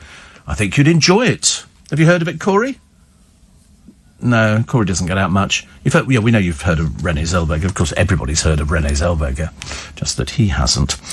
Britain is under attack from German wasps. They have to be German, don't they? They have to be German wasps. And the most voted for dog, a Labrador. Which is nice, isn't it? We like Labrador, chocolate Labradors. Labrador puppies are gorgeous, and then they get fat and bloated, and they sort of waddle along the high street, which is not so good. It's National Burger Day today, so happy National Burger Day, everybody. Also a bit of a row at Royal Ascot. And cocaine worth more than £4 million has been found in vegetables coming in from Jamaica. It's amazing. They must get tip-offs, mustn't they? Somebody somewhere is going, this consignment of vegetables is not as innocent as you think it is. 5:15, let's get you to work nice and quickly, shall we? Oh, the ghastly idea. Another reality show on the television, this time Amir Khan. Amir Khan's doing a reality show. Meet the Khans. A bit late in life, isn't it, really? He's been boxing for God knows how long. Big in Bolton. Will feature his wife, Farial, and their 3 kids. It could rival Keeping Up with the Kardashians. Don't be so silly. Of course it won't. This is Amir Khan. You know, him and the wife, you know, at loggerheads most of the time, and with his parents. You'll remember as well. It's due to air on BBC 3 next spring. And the channel's controller, Fiona Campbell, says it's about family and struggles and relationships. Really? Interesting. Will you be showing us everything, Fiona, about Amir Khan? I just wonder. Only check, you know. It epitomises what BBC 3 wants to be. It's going to be really cool. Certainly will be if the internet's to be believed. The couple have lived in Amir's hometown since their New York wedding. And he temporarily split from her in 2017 amid cheat claims. He's no stranger to television. No, he's been on all sorts of things. But as I say, will you be featuring all of the appearances he's had on the internet? That's what I'd like to know about. It's, you know. Also, here's Boris. And Beatrice George has raised nearly 30 grand. She's 20 months old. And she's raised it for the NHS, inspired by a hero, Sir Tom Moore. She's 20 months old. She doesn't know who Tom Moore is. Let's not be silly about it. Also, what was the other one I quite like? Oh, yes, Mark Chapman denied parole for the 11th time. You remember him? He was the man who killed John Lennon. I hope you stay and rot in prison, you piece of filth. That's why 11 times. They're not going to let you out anytime soon. There's no indication of why he was denied parole, but he last was denied release in 2018 because they thought that his release would be incompatible with the welfare and safety of society. Absolutely. Oh, look, here's Harry Maguire's sister Daisy. This is the one who apparently was injected by an Albanian mobster over in Mykonos, if, of course, you believe the stories that have come out of Harry Maguire, and his picture of his mum as well, called Zoe. God knows what she's wearing, but don't ever wear it ever again. And Greek prosecutors have claimed that Harry Maguire and his family are lying about events that led up to his brawl with the police. Ioannis Paradisis, who represented the officers allegedly assaulted by the Man United captain, and said Maguire's sister Daisy never mentioned anything about being drugged or stabbed. Yes, I mean, it does sound a little bit fancy, but then she's getting out of the car, and obviously some photographers followed them. So you're going to read more about that one in your newspapers. And unfortunately, food delivery bosses say the kebab is the most ordered meal on August Bank holiday. Is it? What for? Why would the kebab be the most ordered meal on a bank holiday? What, people actually have takeaway kebabs delivered? How sad and tragic they must be. Well, you just have to get off your fat bums and get out there, because you bet your bottom dollar you ain't going to be thin, are you? The combination of lower footfall in general and people holidaying will lead to shortages at takeaways across the country, as more kebabs are sold than ever before. Oh, don't be so stupid, honestly. Kebabs. Listen, our kebab shop's not open for the last 6 months. But they say here, it's the mighty kebab. During bank holidays, we see a surge in kebab orders. Of course you do, because it's cheap, isn't it? It's cheap stuff. As I tell you, leave it in the box till the morning, then have a look at it. You won't want to touch it. You really won't. 22 minutes past 5 is the time. And here's a hungry jackal. It's it's photographed at the Transfrontier Park. It's one of these wildlife parks. And it's lovely. The birds go down to the water to drink, and the jackals learn to hunt them. So they'll sort of take a live bird out of the air. Well, this one didn't. It missed out completely, which is quite good. I don't like that idea, actually. I think it's horrible that people sit by these water holes photographing animals, and they did it at night, didn't they? Where they actually photographed animals at night going to the water hole, and the lions go past and the elephants and sort of, drinking the water. And they all seem to be able to see perfectly well in the dark. I can't see a thing in the dark. I'm blind as a bat. Absolutely blind as a bat. Right, let's have a quick look here. See what else is going on this morning. So now we know Callum's birthday, 30th. But why do people think 30 is a big birthday? I don't think it's that big a birthday at all, is it? Really, 30. 40, of course, would be the one that you could get yourself into trouble with, which I quite like that. I thought 40 was good, and it races through to 50. And then between 50 and 60, I mean, that's just madness. And then the next one after 60 is, a lot older after that one. And then 70, I suppose, would be it. Although you get more 70-year-olds who are livelier now than they ever used to be. You get people who are a lot fitter. I mean, to be honest, where I'm sitting, it doesn't look like we're going to see any fitness anytime soon. My best birthday party? I don't know, actually. We don't really do birthday parties. What birthday? You mean for my own birthday or somebody else's? I don't really do them. I haven't done one since I was little. No, we don't dance. Not at our birthday parties. We just sit down politely and have some pâté on toast. No, probably some pâté on, probably some crushed avocado or something. But no, we don't want to mix. My parents didn't want me mixing with the other children on our road. And because they weren't as well heeled as we were. We had a drive and a caravan, and they didn't. Although the next door neighbour had birds in an aviary, till our cat Candy discovered them, and then he didn't have as many birds in the aviary. We used to find them in our garage, which was quite sweet, actually. Well, I say we used to find them. We used to find their feathers in the garage. A bit like going to a restaurant, isn't it, really, and asking for the lobster and go, I'll have that one. And the lobster's sitting there looking, thinking, oh, God, that's it. No point in planning the Christmas tree and wrapping of the presents. Actually, I was going to wrap a box for Corey today to go, this is your present, open it when you get home, just to watch him staggering home with some box with a brick in it. And I thought that would be fairly good, fairly funny, get in and he'd say to his girlfriend, Steve got me this present, open it up and there's a brick. And I go, I can't afford to buy you the whole house, but at least we've got a starting point. I think that'd be quite a good idea, actually. In fact, I wish I'd thought of that before, because it's quite a good wheeze. You can do things like that, can't you? Here is, a Del Boy lookalike. Police are hunting him. You'll see his picture in the paper today. You'll find him. He nicked a bike. This is in Sheffield around 10:30 in the morning. And the man who stole from a Blackpool restaurant last year was the double of David Schwimmer from Friend. This particular bloke, you'll know who he is. He obviously nicks bikes, because some people's bikes cost a lot of money. Could be hundreds and hundreds of pounds. Hundreds and hundreds of pounds. That's why I'm always frightened to get one. Just in case. Oh, look, Caprice is still dragging herself around. It's finished, Caprice. Get over yourself. Okay? I mean, she's classed herself as a model. Not really, actually. She was Caprice. She was always sort of the lower end of the scale.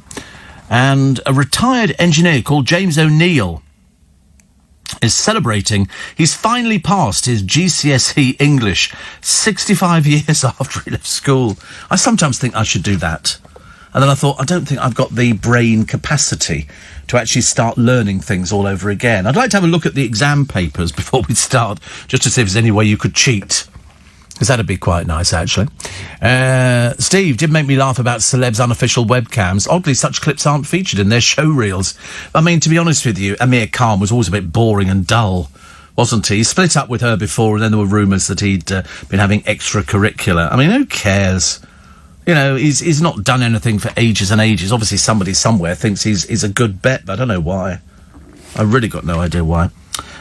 Also, we have to look after lovely little lags who are in prison because they get very lonely, and so a jail that houses 750 sex offenders has introduced fish tanks on the wings to help keep inmates calm, because apparently that's the way forward. Jail bosses last year introduced a scheme for inmates to spend extra cash on items such as toiletries, e-cigarettes, food and treats including cakes and crisps. Lags spend hours in the workshop making outdoor play apparatus for the goats. So they're obviously keeping themselves well busy, I suppose. But, I don't know, a fish very therapeutic? I suppose they actually could be seen as that. But I love Sarah Warrener. Sarah Warrener is a Disney fan. Boy, is she a Disney fan. She's 33. She's blown £25,000 whilst collecting her amazing hoard of Disney memorabilia. She said, my whole house is dedicated to Disney, as you'll see in the papers this morning. There's some lovely pictures of her here, although she's got a wee bit too many tattoos. She goes to Disneyland every year, and she has £7,000 worth of tattoos. I just don't like tattoos. I don't know why. Perhaps it's something that just doesn't appeal. Ooh. How do you fancy a crispy chicken burger? That sounds quite nice, doesn't it? That's just basically a piece of chicken deep fried and then stuck, with some lettuce and things like that. There's even a vegan burger in the paper today. A vegan burger which has got walnuts, chickpeas, soy sauce, vegan mayonnaise, Dijon mustard, hoisin sauce, couscous, vital wheat gluten, and some vegan barbecue sauce. This is inside the Daily Star today. Your Daily Star recipes: turkey burgers, filet of fish style burger, crispy chicken burgers, and cheeseburgers. Which always look lovely. And, of course, the vegan burger, which is in there. It's got the recipe and everything. Do you want me to cut it out for you? You can have it, and then you can sort of...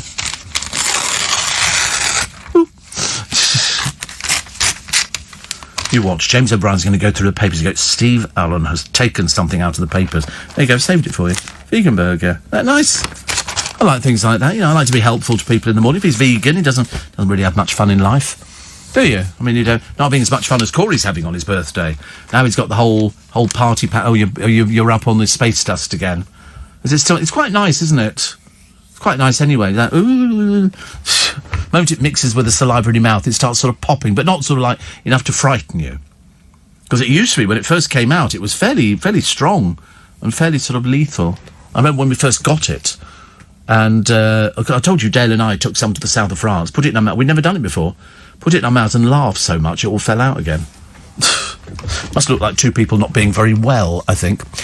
Kevin, the Kent milkman, says Disney stores, Steve, have their Christmas tree decorations online. Get one each year. Mary Poppins this year and musical. Came yesterday. Oh, that's nice. Oh, that's very nice. I approve of that. John Lewis have also got their Christmas department open. I think we need to start planning the decoration of this studio. I might sort of give the boys like a budget, a couple of quid, and see what they can come back with. Perhaps some balls or something to hang up or anything like that would be amusing. Let's take a short break, shall we? 5:30, here with the latest. So, I just realised the other day, when the kids go back to school, what's going to happen to the buses? Oh, my goodness. Well, like other Londoners, all children and young people aged 11 or over must wear face coverings. Also, more than 220 high-frequency routes that serve schools will have designated school services before and after school. More than 230 extra buses will be added to ensure that the pupils can get to and from school and that other Londoners get around while socially distancing. On some routes, around half the buses will be school services at peak school times. Parents, students and school staff are encouraged to walk, cycle or scoot wherever they can, while those not travelling to school are advised to travel at quiet times where possible. So once again, we're going to be disrupted. So the buses are clearly marked school service, only used by school children, and they operate between 7:30 and 9:30 and 2:30 and 4:30. And they're marked. On the front, it will say school service. Buses for school children operating on some routes, and there's a whole... I can't even read... There's about 150 bus numbers I'd have to read out here for you. But if you go to Transport for London, TfL, they've got all the details on there. So they're going to try and make sure that 250,000 school children who use the buses daily can actually get to school. So there will be certain... You can just imagine, can't you? There's going to be people at the bus stops going, what do you mean, pal? And they're going to go, no, this is a school service. It's written on the front, school service. It's for school children. And so they'll be the ones. There'll be the extra buses on there. You just might have to wait a little bit before you get your bus, which is good. Which is good.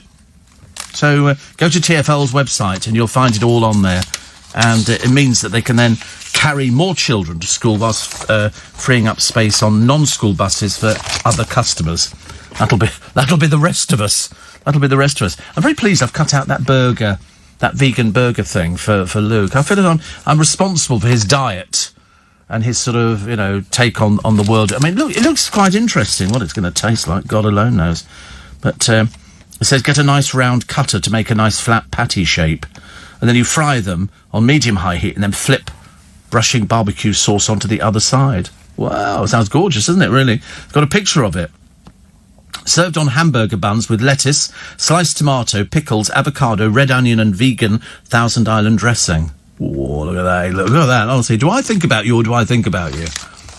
Yeah, you've got to make it from scratch. Well, it's walnuts and chickpeas and stuff like that. Dijon mustard, garlic powder, onion powder. Sounds quite nice. I mean, look at the picture of it. It just looks like two dead burgers. But you won't be able to see it. It's just looks like a burger, right? Could be made with meat, this thing. I don't know. But they've said it's vegan. So it's couscous and stuff like that. He'll listen, it's for him. He'll eat it. It's not for us. Rabbit food, isn't it? It's not, we have all the sort of the proper stuff. You can have, vegetables go alongside food. It's not the food, is it? That would be ridiculous. As far as I'm concerned, the only good vegetable is a dead vegetable, okay? And that's on the side of the plate. So you've got your burger dripping with oil and fat and everything else and made out of a variety of ingredients in a bun with a bit of cheese on the top and a bit of Thousand Island dressing. And that's when it dribbles down your chin, you've arrived. And then somebody goes, oh, is that a veggie burger? Anyway, when they fully recovered in the hospital, it's a case of, no, it's not. But I'm sure if somebody made it for me, I'd probably eat it and would probably thoroughly enjoy it. But it's just sort of watching the little look on Luke's face. It's like, oh, dreaming of food, but he's going home to bed. So you can't eat before you do that, can you? I once went through a whole packet of Bird's Eye beef burgers. Because I remember the taste of with onion. I remember the taste of them. They were quite delicious, actually. And fish fingers. I've eaten a whole packet of fish fingers. 16 fish fingers in one go. They were delicious. They really were delicious. They were just... although the vegan burger, as I say, looks quite nice. The Doner kebab on the front page of the Daily Star this morning, so we could run out of doner meat. I don't think so. There's no shortage of doner meat at all. And somebody called Anthony Thrower has written this thing. No, I don't. They normally keep. They don't just have one in stock. They've normally got loads. Most kebab houses have got quite a few of these things sitting in the fridge, and so you can then have the nice sort of burger, which millions. And also you have it delivered, which I still can't get my head around at all. Shane in Sydney says, "What a nice bloke Corey is." Obviously speaking to the wrong one, aren't you? And it says, "I spoke to him not long ago." Do you remember that? Do you remember the conversation? Oh, right. Yeah, he's all right. It's his birthday. You have to be nice. Listen, tomorrow we can go back to not being nice, but today you have to be nice to him because it's his birthday. And he's in double figures and everything. So thank you for that. Somebody else talking about Christmas decorations. This is quite normal. Costco will be putting its decorations out very shortly. Steve, we revere your says on takeaway kebabs as the most unhealthy quick-fix meal. NHS England surveys research 7% of souls are shortchanging their precious lives. Yeah, I wonder when we sort of first got round to kebabs. I can remember having one years and years ago, and then it was better with a portion of chips and you could wrap the meat around the chip. I don't know whether it's chicken or lamb. I think you find chicken is in the Edgware Road, lamb is in all the other ones. I'm pretty certain, because I've seen it. They put it this way, all I know is that round our way, every time I've been to get a kebab, they don't look like the ones on the Edgware Road, where they seem to have them, where they do it like, it's like a wrap. It doesn't look like anything else I've ever seen. Look at that one in the middle, Slimming World chicken kebab. I mean, you eat that, you'd never walk again, would you? That's done in an air fryer. What, an air fryer? An air fryer is something you put it, it's like a tabletop thing. You put it on there and you put it in, so there's no oil or anything else. It looks quite nice, but I mean, you'd never get that in your mouth. Never get in your mouth. So chicken kebab, see, look, chicken kebabs look different. You look at it on the spike, and you've got the doner kebab, then you've got the chicken kebab. Because you can get mixture of meats, can't you? You go to some place and they go, a mixture of chicken and doner meat. Which I quite fancy at the moment, actually. And the chips as well, they look lovely. Don't they look nice? Lamb, doner, meat and chips. It's the only time I can eat lamb. The rest of the time I can't eat it. But I just fancy it. The other day when I came back from picking up the car, I had this craving for KFC. And then I thought, no, you can't have KFC. It's too near bedtime. And also, it's just going to hang heavy on your tummy. So I decided against it. Which was every day I do that. Every day I think, I'll have some chips today. And then I never get around to having the chips. But there you go. Steve, listening to you from Hong Kong. At least it's not 5 a.m. here. I knew you grew up living here too, says Sarah. Very different place now. I've been in Hong Kong almost 50 years. The main reason for this is to let you know that yesterday I got in the post one of your limited edition tote bags. Well, you've only just got it? Unbelievable. She said, it's brilliant. I'm currently walking into town with it on full display. My mother, Anna, sent it to me. She listens to you every day religiously, as I try to. I think doing it religiously makes a lot of difference. Lot of difference. But, yeah, Hong Kong, different place. Although we did find Tun Shan Terrace. And it looks exactly the same, the block of flats where we had a flat. And I can picture bits of it, not all of it. But I remember one thing, Sarah, and this might identify with you. We had a sink, stone sink, and underneath there was this smell of stone, because I think our flat was hewn out of the hillside. And every time we used to open the under sink cupboard, this smell was just... If I smelt it again, I would go, I know where that comes from. We used to love everything. I loved all the fireworks. I loved the smell of fireworks. I loved the waxed paper umbrellas. I loved, the little packets of bangers and stuff, all sorts of things. Mooncake. But the funny thing is, I do not remember ever eating Chinese food in Hong Kong. But I can't remember any food we ate in Hong Kong, apart from mooncake. That was the only thing that I ever remembered. And somebody sent some over a while ago. We did a feature. And somebody sent me some mooncake, and it smelt exactly the same as it used to. And I know that if I go into Soho, I'll be able to find it again, obviously for New Year. And it was delicious. But I don't remember having Chinese food. We might have had rice with sort of bits of meat or something like that. But I can't remember whether we did or not. Because, when you're sort of younger, you think you've remembered something, and then it turns out you haven't remembered anything at all. Connor used to be my favourite, says Ian, but now it's Luke. All right, don't make a big deal about it. God, that's made him dreadful, hasn't it, really? on your birthday as well. Yeah. Yeah, but it doesn't matter. Do not go into a deep depression about it, please. Steve, no vegan food for me, says Andy. I'm having fillet steak with homemade thick-cut chips in my new air fryer with peas and peppercorn sauce. Oh, that's nice. Why do you have it now? Why bother waiting till tonight? Because if you like it now, you can have it twice. I was going to have steak yesterday, but I didn't get back till late with the car, so there was no point. I might have it today, actually, after I've spoken to the doctor. I'm going to get such a battering from the doctor. I really am. Girls Aloud, Sarah Harding. She's fighting cancer as hard as she possibly can. She's in, as I said, this 4th stage, which is where it seems to be spreading throughout the body. She's having chemo, and it does work. Not for everybody. Everybody's different. They say, and also because she's sort of got this sort of cancer, she was diagnosed, I think, earlier on in the year with breast cancer. Then it went to the next stage, then the next stage, and of course, some of the things that can affect it would be alcohol. And as we know, she's had a problem with alcohol. The group floored by the news. You see, it's interesting, isn't it? I don't think they speak to each other very often. Because if they were floored by the news, and she's known this since quite a long time ago, actually, for months. She kept it secret for months, so nobody ever thought about it. I mean, I begin to wonder how many times they saw her, because I don't think that they all got on. It was one of those sort of strange things. I mean, she had so many disasters that went on that, you don't know where it's going to end up. Footballer Harry Maguire, presumed innocent again, as he awaits a retrial. They still don't believe him, do they? They're still the people over there. And what else? We've got to wake up to the hate brigade set on shaming Britain.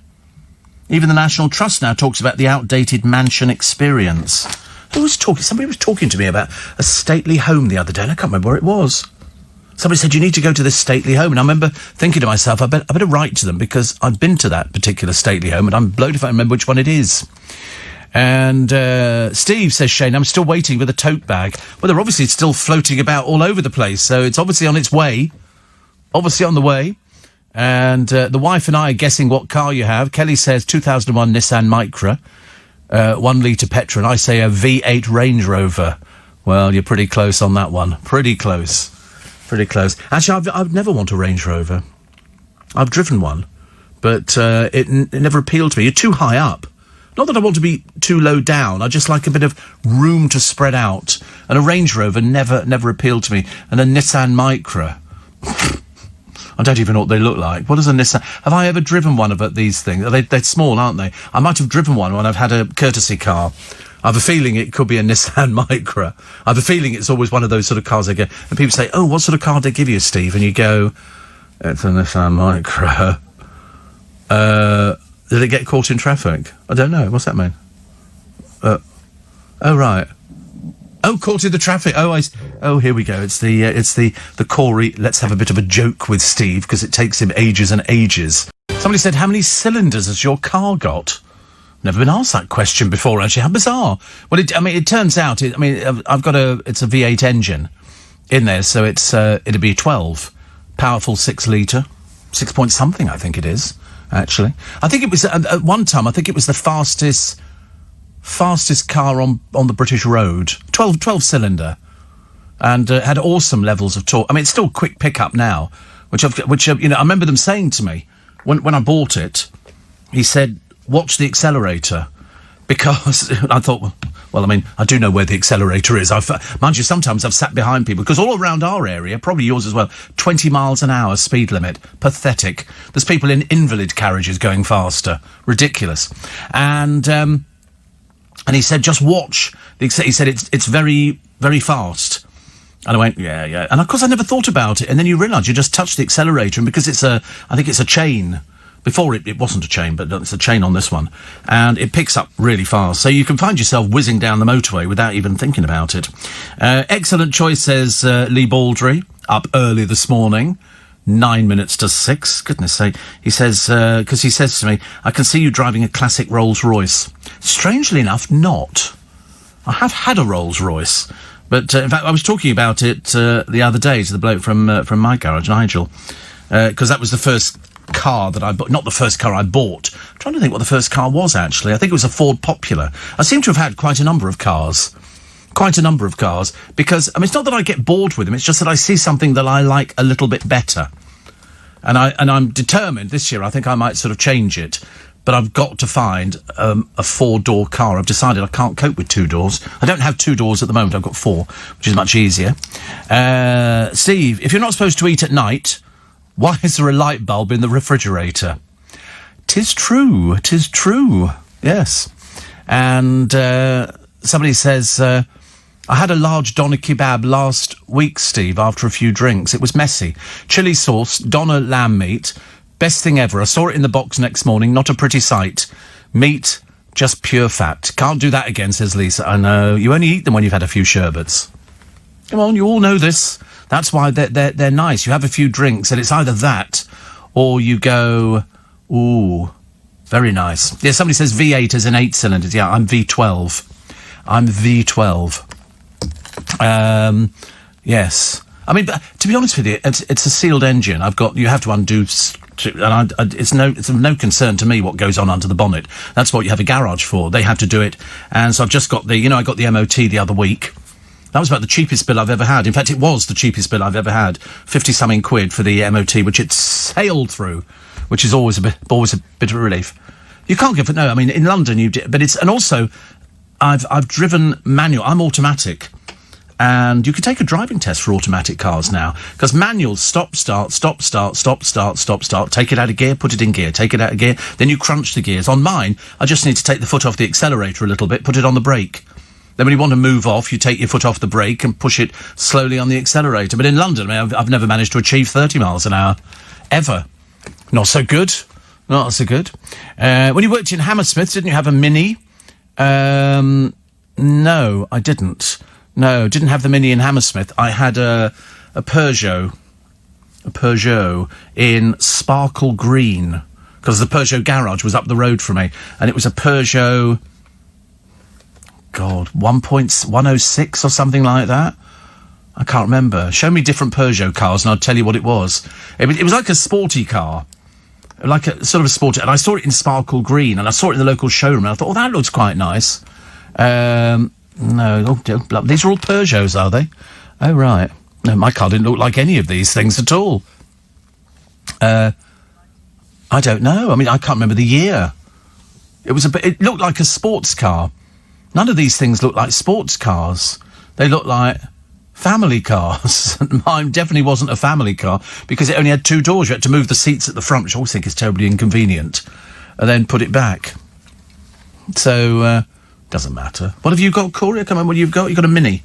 Mini. That's probably right for your size, isn't it, really? That's cool. Is it top-loaded? Do you know what that top-loaded means? That means has it got everything in it? Is it all bells and whistles? Nothing, just got... bottom loaded. You just got the basic. Oh, but that doesn't matter. I mean, does it go, like, fast? 30? 40? You could push 40. That's when you're leaning forward and the hamsters on the wheels are whizzing round. I love stuff like that. So I definitely didn't. So 12 cylinders in a W formation, says Jonathan. Yes, I mean, it's definitely 12 cylinder. Definitely. Very fast. So I quite like it. But I don't understand it. I'm constantly sort of finding things on it that do things. And to be honest, at the moment, I'm just rubbish. I just get in there, I start it, and that's it. Nothing else happens. There's a lot of advice in the paper today for people buying puppies. And you're buying them from puppy farms. And these dogs... There's one here, a couple bought a dog. She was only 4 weeks old. Too young to be taken from the mother, because they're basically not. And they sell them for, £1,200, anything up to £4,000 for some of these little puppies. They have here, the RSPCA said between March 23rd and July 19, the Find a Pet website section had 3,843,000 hits, which is an increase from the year before of 117%. Most people said that they could have inadvertently bought for a puppy farm. 27% paid money before seeing the dog. And they've got people's dogs here, and they last. This is after some bloke the other day was caught. He had 40 puppies in the back of his transit van, which they reckon were nicked. The other thing that's so important is to get your dog chipped. But many of them become so ill, they're just not prepared for life outside. I see people, and I really get quite angry, little tiny puppies, they're taking them, for a walk round a market or something like that. And they've either got them tucked inside their shirts or they're in a little basket. I mean, it's just truly shocking. Truly shocking, the animal abuse that you get from people who claim to be animal lovers, but they're not ridiculous, but they can't do it. Also, Steve, your car has 0 to 60 in 3.7 seconds. Oh, yeah, it's very fast. That's what they said to me, just be careful, because I found myself on the motorway when I first got it. I could hit 120 without even trying. It was seriously dangerous. Seriously dangerous. Steve, you're right, 20 miles an hour is ridiculous. I've got to do a speed awareness course next month for doing 24 in a 20. Oh. I've done a speed awareness course. It's no shame. They say, would you like to either pay a fine and have this, or would you like to do a speed awareness course? So I did a speed awareness course. And to be honest with you, I wasn't much cop at it. I didn't see a lot of things that I should have seen on the screen that they show you. But there were loads of us there. So it's obviously occupational hazard in this country that we all exceed the speed limit. I mean, seriously, because they do these things like 3 or 4 times a day. And it seems to run most days of the year. Speed awareness. I went to Ealing, and it was in a tower block, and we had some bloke explaining to us why we were there. And, of course, I knew all about that, because I was speeding. But you're right, sometimes it's only within a couple of miles an hour faster, isn't it? A couple of miles an hour faster. And, 24 in a 20, it's 4 miles an hour. What does that look like? Don't know. They will obviously argue the toss that, you can do just as much damage to somebody in 24 miles an hour as you can in 20 miles an hour, I suppose. 84850 steve at lbc.co.uk. Somebody says, if it's a Spitfire, it's 27-litre V12. Can you imagine having a Merlin engine shoehorned into your engine bay, says Phil. No, I'm 6-litre. I'm 6-litre. I didn't even know they did them in 4 litres. You learn, don't you, every day. I don't believe it. The one-foot star who nearly said no to the role of Victor Meldrew. 20 years after Britain's favourite Grump's Last Grumble, the cast of the much-loved sitcom reveal its secrets. I thought they were brilliant. Richard and Annette, it just worked. I don't know how old he is now. I think he's about 80-something. 84. Richard Wilson is 84. But he was the original... I've modelled myself on him. The original grumpy person. I don't want to... everything that happened to him was just a total disaster. I could always remember him coming back, and he'd come back from holiday and he was being picked up by their neighbour, and he was late coming through customs. And when he got through, they said, what on earth were you so late for? He said, well, it was ever since I said the crack in my bottom. He said the next thing, the police were round. He said there were paramedics and everything else. And it was just every disaster he fell into. There was the one year where the tortoise had hibernated. Unfortunately, they set fire to the rubbish. Coming up 4 minutes past 6. It's another day. It's a day of rain. 80% guaranteed rain today. Guaranteed rain, which is not so good. But we don't need to worry about it. If you don't have to go anywhere today, don't bother going anywhere. Faye Barker says she's had 3 speed awareness things. So we're obviously not learning, are we? So the trouble is, it's sometimes when I look down at the speedo, I think to myself, oh Lord, especially when you go down the motorway. I'm convinced the police are hiding on those gantries that go across the road, because it's so easy to pootle along at 3. Goodness me. Honestly, you're terrible. You're worse than I am. At least I'd try and... I haven't had a speeding ticket for ages. And haven't had a parking ticket either. I don't like parking tickets. Bane of my life. Bane of my life. And Lance says, almost 2 hours and you haven't mentioned Prosecco. Oh, but we have. It's just that we're doing it subliminally. Liminally. That, And Steve. Wait a minute. Steve. Oh, I've lost it, actually. The dog thieves thrive. They cut out any microchips before they sell them on. It's evil. So, no, I'm talking about the people who buy them needs to put microchips in them. Most of these sort of little puppies, they're too young to have microchips anyway in them, which is not so good, is it? Not so good. 84850 steve at lbc.co.uk. And talking of shoehorning a Merlin engine into a car, if you search on YouTube for Jay Leno's Garage, and the video titled 1934 Rolls-Royce Merlin, the Guts just done that. It's brilliant. Yes, he's a big fan of cars, is he not, Jay Leno? I've seen a few of the programmes, which is good. Steve, thank you for keeping us early birds company, says John.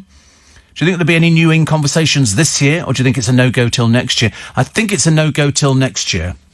I'm pretty certain, actually. Pretty certain. And somebody else says, you're a posh boy racer. Oh, no, I'd found that, actually. And you're quite right, Paul. Absolutely. I'm amazed that people think that I had a Mini when I was in Hammersmith. I had a Mini years and years ago, but it certainly wasn't in Hammersmith. I had 2 Minis. One was a little blue Mini, and one was a brown Mini, which I bought brand new, which was quite nice. Down in Swindon, it is 4-door. And Steve, just leaving Kingston to take my dear old dad to Heathrow so he can go home to France after being stuck in the UK due to COVID, says Andy. He'll be back, though, as I'm getting married in October. So I was like, well, you might as well stay. We're coming into September, aren't we? In a few days' time. Johnny's a mobile crane driver a few weeks ago working in Warwick. Went to a German kebab shop. A German kebab shop? I've never heard of a German kebab shop. I've heard of German sausages, which is very nice, but German kebab shop. Well, there you go. You live and learn, don't you? Live and learn. More of your texts and emails this morning as we're sort of flooding them in. So Faye's done three speed awareness courses. I can't get over that one. I think that's absolutely hilarious, actually, because I did the one, and that was it. I didn't think you could. What's that a picture of? That's a German doner kebab. Why does everything look so huge this morning? All these food items look absolutely enormous. But I mean, you couldn't eat anything like this for breakfast, could you? You couldn't eat I don't think it's right for breakfast. Doner kebab meat and things like that? No. Well, I don't know, actually. And, so I've just heard from Mr. Fazzino, because I asked him the other week to take, because the baskets are now dying, because the wind and the rain has decimated them, I'm afraid. They looked very nice the other day when I took the pictures of them. And I wonder why Mr. Fazzino hadn't taken them away, because every year he's always very good. And I just say, can you take away the baskets? And off they tootle. And last week they didn't tootle anywhere. So I took one down this morning and I did one last week. So there's only about another 6 that have got to go, because they started looking raggedy. And I thought, if we can look after the other bits, and the sunflowers are out. Sunflowers just go, why can't we have miniature sunflowers? I nearly bought some the other day. They had miniature daffodils, which you can order in advance, presumably to sort of see you over the winter period. And they were only about sort of 6 or 7 inches tall. And I thought, I quite fancy that idea this year. I'm taken to buying plants by post. Lee in Fife says, doner kebabs were invented in Berlin. Were they really? Doner kebabs in Berlin? Oh, I suppose it makes perfect sense, doesn't it? Tony says, love to see you on Top Gear's Star in a reasonably priced car. Yes. It's not for me, actually. It's my only vice. But it's not even a vice. It's a case of I buy something because of functionality. I don't buy it because I think it's flash or anything like that. It's like clothes. I mean, I just put clothes on because they're functional. Cars are functional for me. I'm not a petrol head or anything. I wouldn't know one end of a car from the other, whereas Dale knew everything about cars. He went through loads and loads of cars. In fact, at one time he had a Bentley as well, and it was in a powder blue. But unfortunately, he kept curbing the alloys. And that was always the biggest problem, because I used to do exactly the same thing. But he knew everything about cars, whereas I didn't know anything at all. In fact, I've had everything from a Fiat Tipo to a Mini to a... What else have I had? Rolls, Bentleys, all sorts of different things. It's just what you get used to driving. And when you go into the garage, where I get all mine sort of service, things like that, you see loads of them. And sometimes I'll see one and go, oh, that's nice. That looks nice. They don't make them in manual. They only do automatic. Yeah. Why on earth would you want... Sorry, a manual? Good Lord above, I've never heard of that. No, they're all automatic. Everything is automatic. But you see some lovely ones in there, and I think, oh, that's quite nice. Would I want that, or would I not want that? So it's always good. Always good fun looking around, but I really couldn't care less about what they do. So somebody says breaking the speed limit is a criminal offence. Here we go. It's our first snowflake and curtain twitcher this morning. We haven't had one of those for ages. Ooh, next door neighbours, they parked on the road and they haven't got a licence. We love people like that. They're so funny. Steve, Cromwell Hospital, westbound. Cromwell, I know the Cromwell Hospital. Very unforgiving. 33 in a 30 zone gets you a ticket. Just saying. I don't go past that. Why would I go past that? Don't need to. Alan says, thank you for cheering us up during the pandemic. It hasn't gone. Steve, I've owned a Mercedes 500S 91, once owned by Richard Wilson for the past 10 years. It's V8, 8 cylinders. That's how we know everything is now. And it says, is there any footage of you on the internet when you're out of character? Do you stay in character during the ad breaks? Yeah, always, Chris. Stay in character. You can't come out of the character. That's why you're paying for it. You know, it's so necessary. Oh, that's nice. That's a big glass of Prosecco. Where's that? That's a station. That is a station picture somebody sent me. That's Euston Station, isn't it? Or Marylebone? That's the Champagne Bar. I'm pretty certain, because there's a railway track behind. Who's that a picture of? You don't know. It's a picture of a very big bottle with a very, very big glass. How on earth do you get your lips around that thing? Goodness sake, how does that happen? How does that happen? It's a lovely picture, though. We like a picture. For those people saying we don't mention booze enough, it's only because it's this time of the morning and nobody drinks at this, apart from my friend Graham, who, if he goes flying early in the morning, he always goes first and he always sits by the bar. And he flies all over the place just sitting by the bar. Whereas, in fact, the last thing I do is drink on a plane. The only thing I'll ever drink on a plane, and don't ask me why, because most people think it's revolting, tomato juice. I love a tomato juice on a plane. It's the only time I ever drink it. I did have it in the fridge at one time, and it just looked a bit thick and glutinous. I don't know, on plane... Because when we used to go to pubs years and years ago, when I was little, I used to have a tomato juice. My brother would have a little sip of my dad's drink, but I don't think he ever drank any more. Apparently, it's about 30% more difficult to detect sweet and salty tastes, according to a 2010 study from the Fraunhofer Institute for Building Physics in Germany. So because of tomato juice's earthy flavour at a normal pressure, with cabin pressure it becomes sweeter, fruitier. All I know... I've got no idea. I just know that all I drink on a plane is tomato juice. And I'll do two. I'll do two. And they always go, "Do you like ice?" And I always go, "Yes, I'd like ice, but I don't want the Worcestershire sauce. I just quite like it as it is. I don't want anything." Sometimes it used to come with a bit of celery stuck in the top of it, which is very naff. Very pretentious, I used to think. Very pretentious. But, no, tomato juice on planes. And I still enjoy tomato juice for this day. But most people say to me, "Oh, I'm sorry, I dribbled." They say to me, "Oh, no, yucky, tomato juice." And I said, "Well, I think it's good for you." I don't know whether it is or not. I was watching one of these dating programmes the other day, and it's where a girl or a boy gets offered 5 menus and they've got to pick 3 out, and then they go for dinner at these people's houses. What a boring piece of rubbish. Seriously, honestly. Some of them go to a lot of effort to make a meal. One bloke blew up a balloon and put chocolate over the top of it to make a show. I mean, it was all very ambitious. Unfortunately, the girl didn't appreciate it, and he didn't understand what she was saying. She was northern. She was from Liverpool, and he was South African. He said, when you walked in the door, he said, "I don't understand what you were saying." And I thought to myself, well, even I understood what she was saying. But then I thought, if you're South African, probably not. Probably not.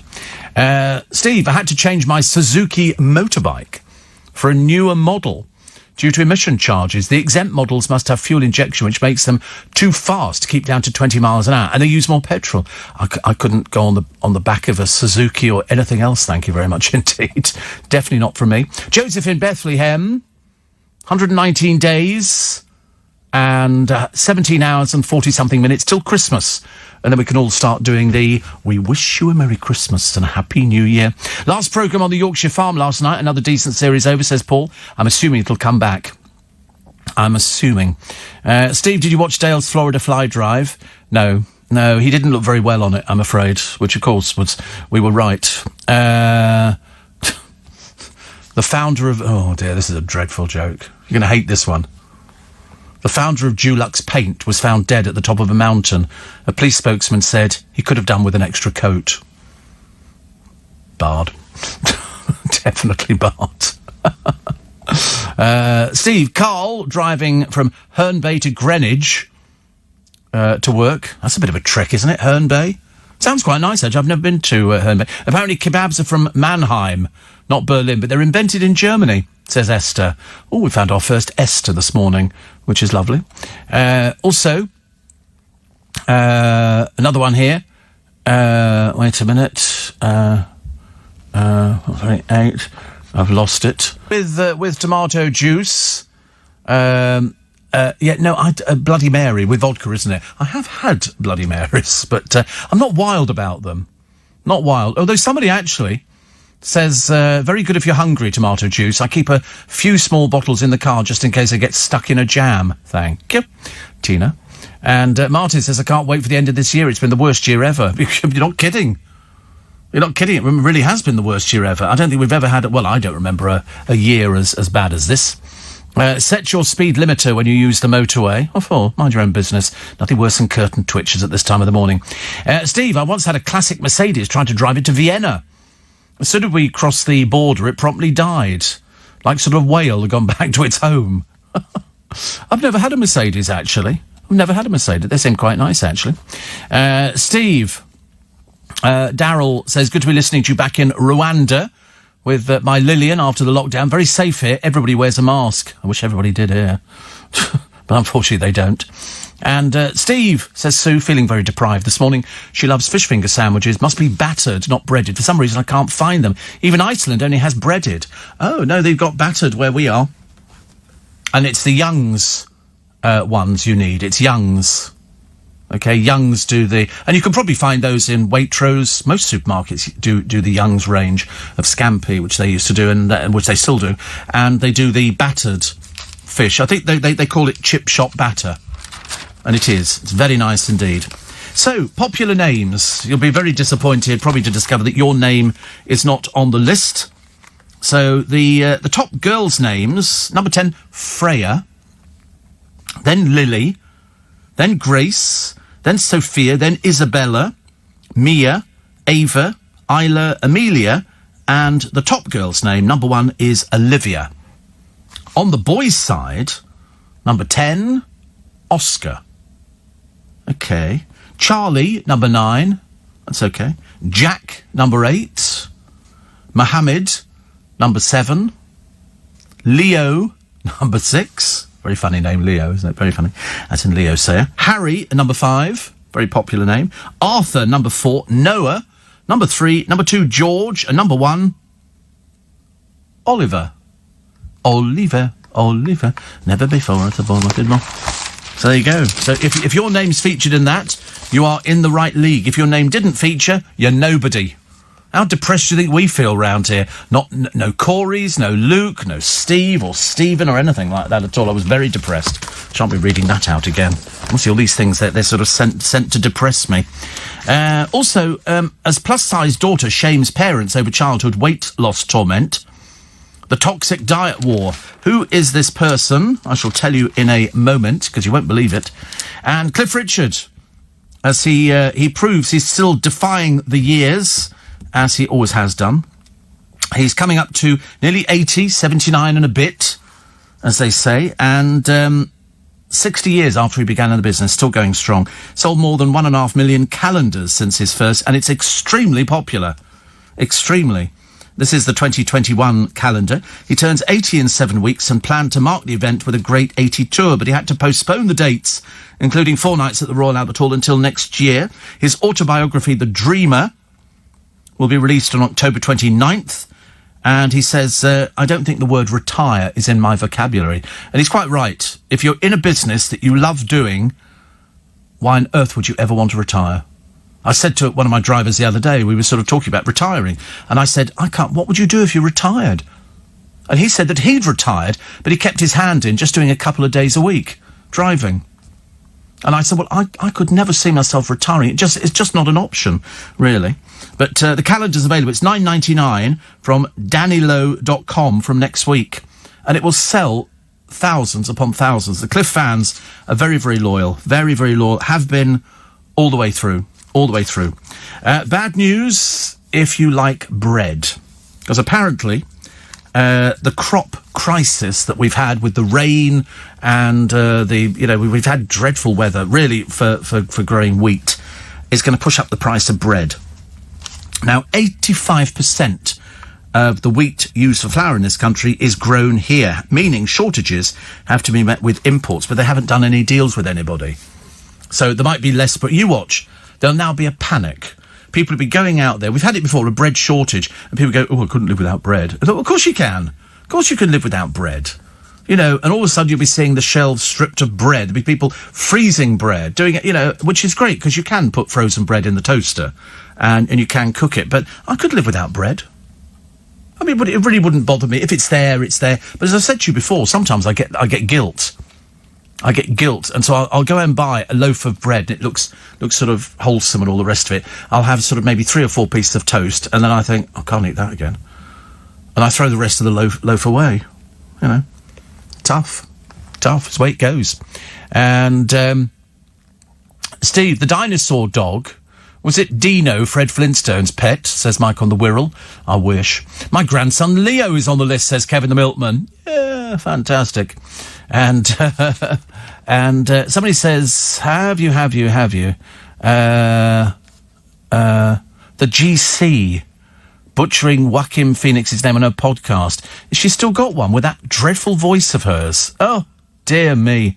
84850 steve@lbc.co.uk. A lot of people talking about tomato juice. Bloody Mary is when it comes with the vodka, which is quite nice, but I can live without it. You know, live without it. It's not. But I do like the idea of I've never thought about keeping it in the car.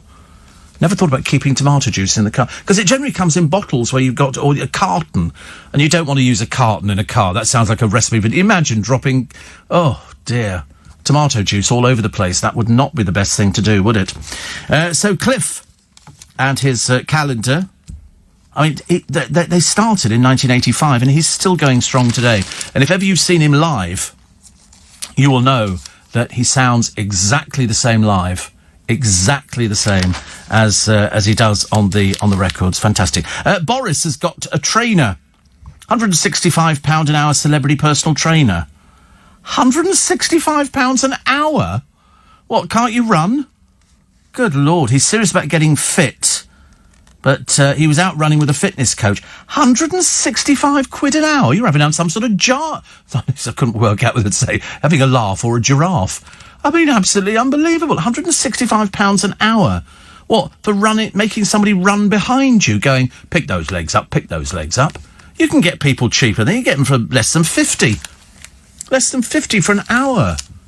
Person who looks after all my bank stuff. She goes, she does it with the next door neighbour who's a fitness trainer. I mean, really puts her through the mill. I mean, some days she comes back, she's practically exhausted, ready for sort of leaving this world. But, £165 an hour. Start shopping around a bit, please. So Maguire faces a 2-year wait to clear his name after the Greek assault. And here we go. Stardom, drink, depression. The Wild Child, Britain's biggest girl band, battled them all. And this is Sarah Harding revealing that she has breast cancer, and it's spread. So I think she's in, I think they call it stage 4. There was one of these things that said this is what this is and this is what that is, and I think stage 4 is where. So she's having the chemo, but she kept it secret. Now she's talking about it to everybody. She says she thanks the doctors and nurses who've been at the side throughout, and I think she's staying with her mother. Because I don't think she's worked in a long time. Awful long time. Meghan says, I'm glad to be home in America for so many reasons. Yeah, lapping up the publicity, Meghan. You enjoy it, which is good. Climbing Everest in your 60s. I mean, there was, in 2013, Japan's Yuichiro Miura became the oldest person to climb Everest, aged 80. It's the breathing, isn't it? That's the only thing that you worry about. It's the altitude problems you get up there. And there was some bloke the other day. Do you remember he was the one who died? He fell into a crevasse. And there was a water table at the bottom of it. And so, absolutely. And he was the one who used to talk about it, saying, be careful when you go up on mountains. There are these places where you can just disappear. And that's exactly what happened to him, actually, which was not so good. So farmers forced to burn wool rather than sell it after COVID-19 pushes the prices too low to make it profitable. Well, then just give it away. Why burn it? That doesn't seem a particularly brilliant thing to do, does it, really? Never mind. So anyway, here is the plus-size model. Her name's Honey. And she's happy, but she publicly shamed her parents for encouraging her to slim as a child. They've now apologised. Who are her parents? Jonathan Ross. This is Jonathan Ross and Honey. Honey Ross is finally happy in her own skin.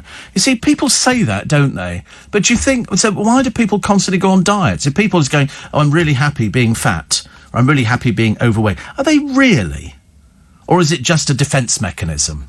Because we've all said that, people sort of say, you're sort of fat, and you go, yeah, well, it's my body, I've eaten everything to prove that I can be fat, and all the rest of it. And I don't know whether or not you are. Because the amount of people who you see who have been fat and who are known for being fat, and then all of a sudden they lose a tremendous amount of weight. Look at poor old Gemma Collins. Spends most of her time trying to convince you she's lost 3 stone. Not that she looks very much different. And the moment she comes off these skinny injections, really not the best thing to do, it's all going to pile back on again. And the worst thing that we do in this country is yo-yo dieting. But you do see fat children. There are more obese children now than at any other time in this country. I think 1,000 a year of clinically obese children. And it tends to run in families. They tend to sort of eat the wrong food. They tend to, it's very good and easy to preach, isn't it, about something. Say, oh, you should eat this, you should eat that. Eat more salads, cut out the salad cream, cut out the mayonnaise, cut out this, don't have chips, don't have Chinese, don't have pizza. Don't have Kentucky Fried Chicken. Don't have all these things. You can have them, but in moderation.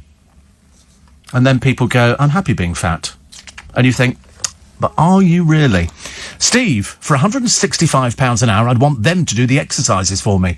I agree with you. Do we do the news? Have we done the news?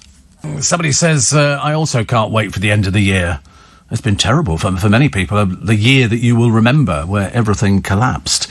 And I think it's going to go again.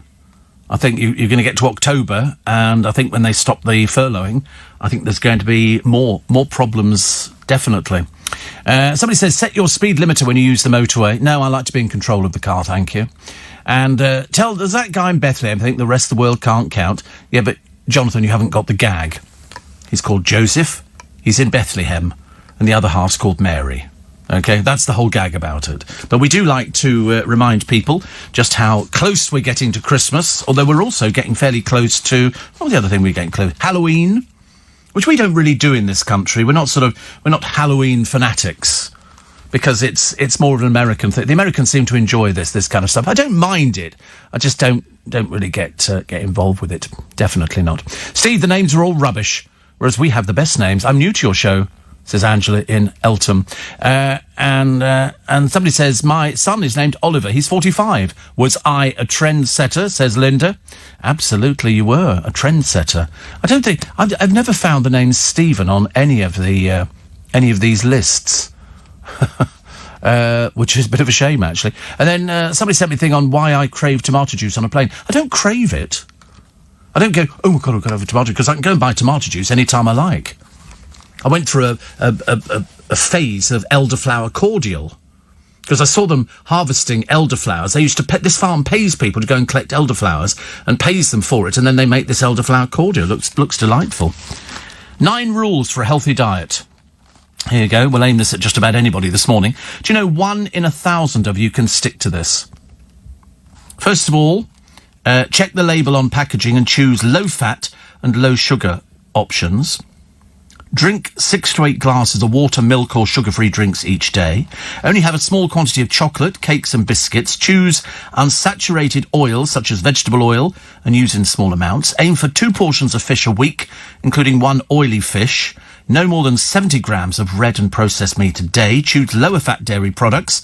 Base meals on starchy carbohydrates such as potato, bread and pasta. Choose high-fibre whole grain options and eat 5 fruit and vegetables a day.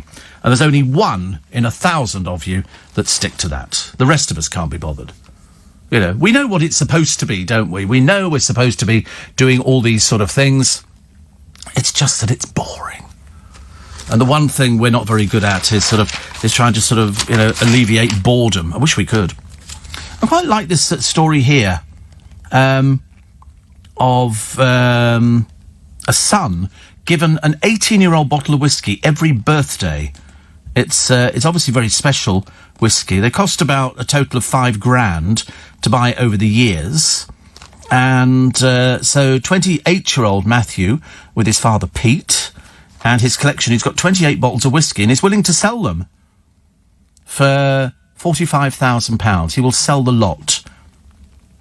And he works for a meat firm, does Mr. Robson Jr., and he says it's been one of the best things my father could have done. He plans to put the proceeds of his sale, being conducted online through a broker, towards a deposit on his first house, you see. So it's useful. He's got the $45,000. That's what I do. If I won the lottery, I would help them out. You know, the boys to sort of buy their first little property. Because otherwise, how are they going to get on the ladder? They're never going to get on the ladder. It's just not physically possible. House prices in London just go through the roof.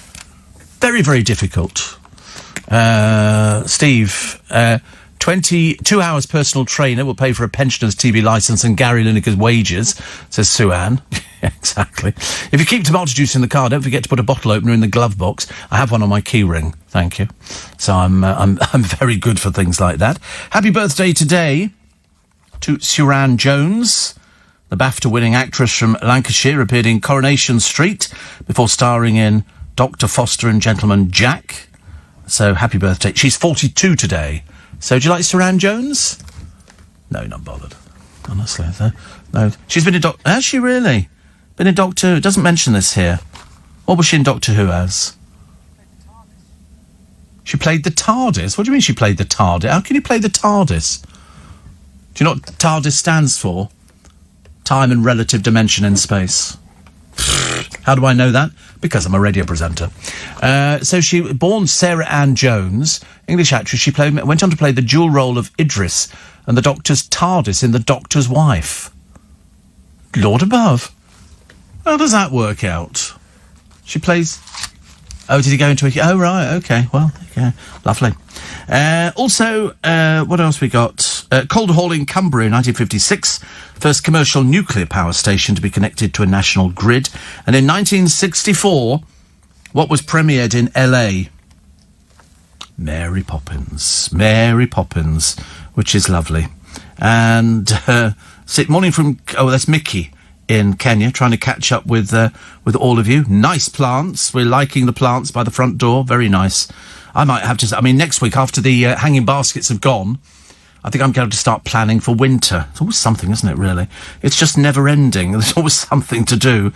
And Chris Lowry, over in Spain, he says, not much choices of name if you're Spanish. You're either Paco, Juan, Jose or Miguel. I love the name Miguel. Why don't we call children Miguel here? I could have a producer called Miguel. Do you have a middle name, Corey? I can't remember if you've got a middle name. Joe. Corey Joe. CJ. Oh, right. See, Dale was Dale Jonathan. DJ Winton. So, of course, what else could he have been apart from a DJ? Dale Jonathan Winton. So, DJ and you're CJ. How funny. You've got middle... Oh, it doesn't matter. And, you're going to tell us... Patrick. Oh, right, that's nice. It's obviously a family name, isn't it? Which means that there's obviously you've got relatives who are called... Your uncle was called Patrick. How lovely.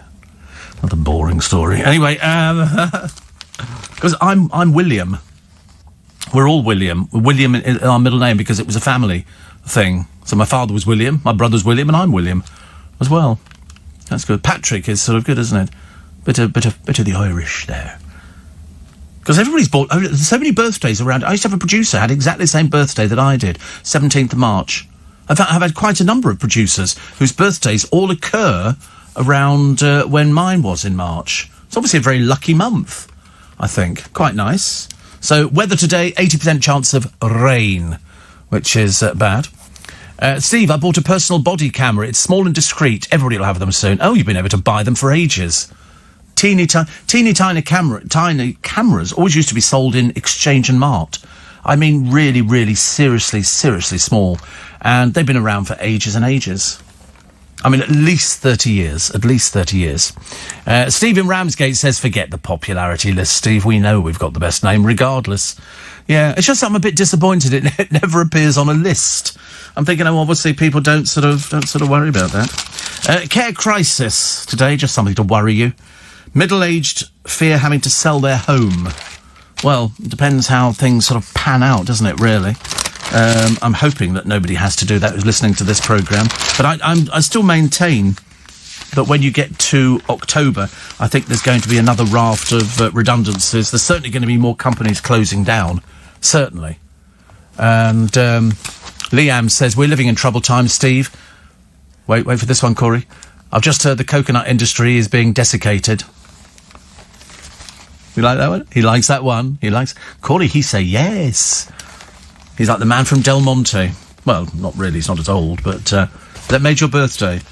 23 today. We were going to give him the bumps, but to be honest with you, I'm too knackered, and Luke hasn't got the strength to even lift a pencil up, so there's no chance. They used to do that at school, didn't they? Once they found out it was your birthday, they go, we're going to give you the bumps. You go, yeah. Next one who does that, you'll be eating hospital food. OK, try it again and you'll never walk. I used to hate the bumps. I think you could only do it to younger people because their bones were a bit more subtle. They did it in Tom Brown's School Days. Did you ever read Tom Brown's School Days? No, obviously not. And they used to give him, they used to sort of do them in a blanket, and they go 1, 2, 3, and then throw you up in the air and hit the ceiling and then come down again. Means nothing to Luke, that. Absolutely nothing. You know, here's me trying to give of my wisdom, you know, which belays my 50-plus years on this earth, and all I get is just blank looks. Blank looks. Doesn't matter. So the Prime Minister has finally vowed to meet families who lost loved ones to COVID. What he's going to say, I've got no idea. And did they not say that there was some spray for insects that they thought could be the thing that we need? Whether it is or not, I don't know. I don't want to raise anybody's hopes just yet.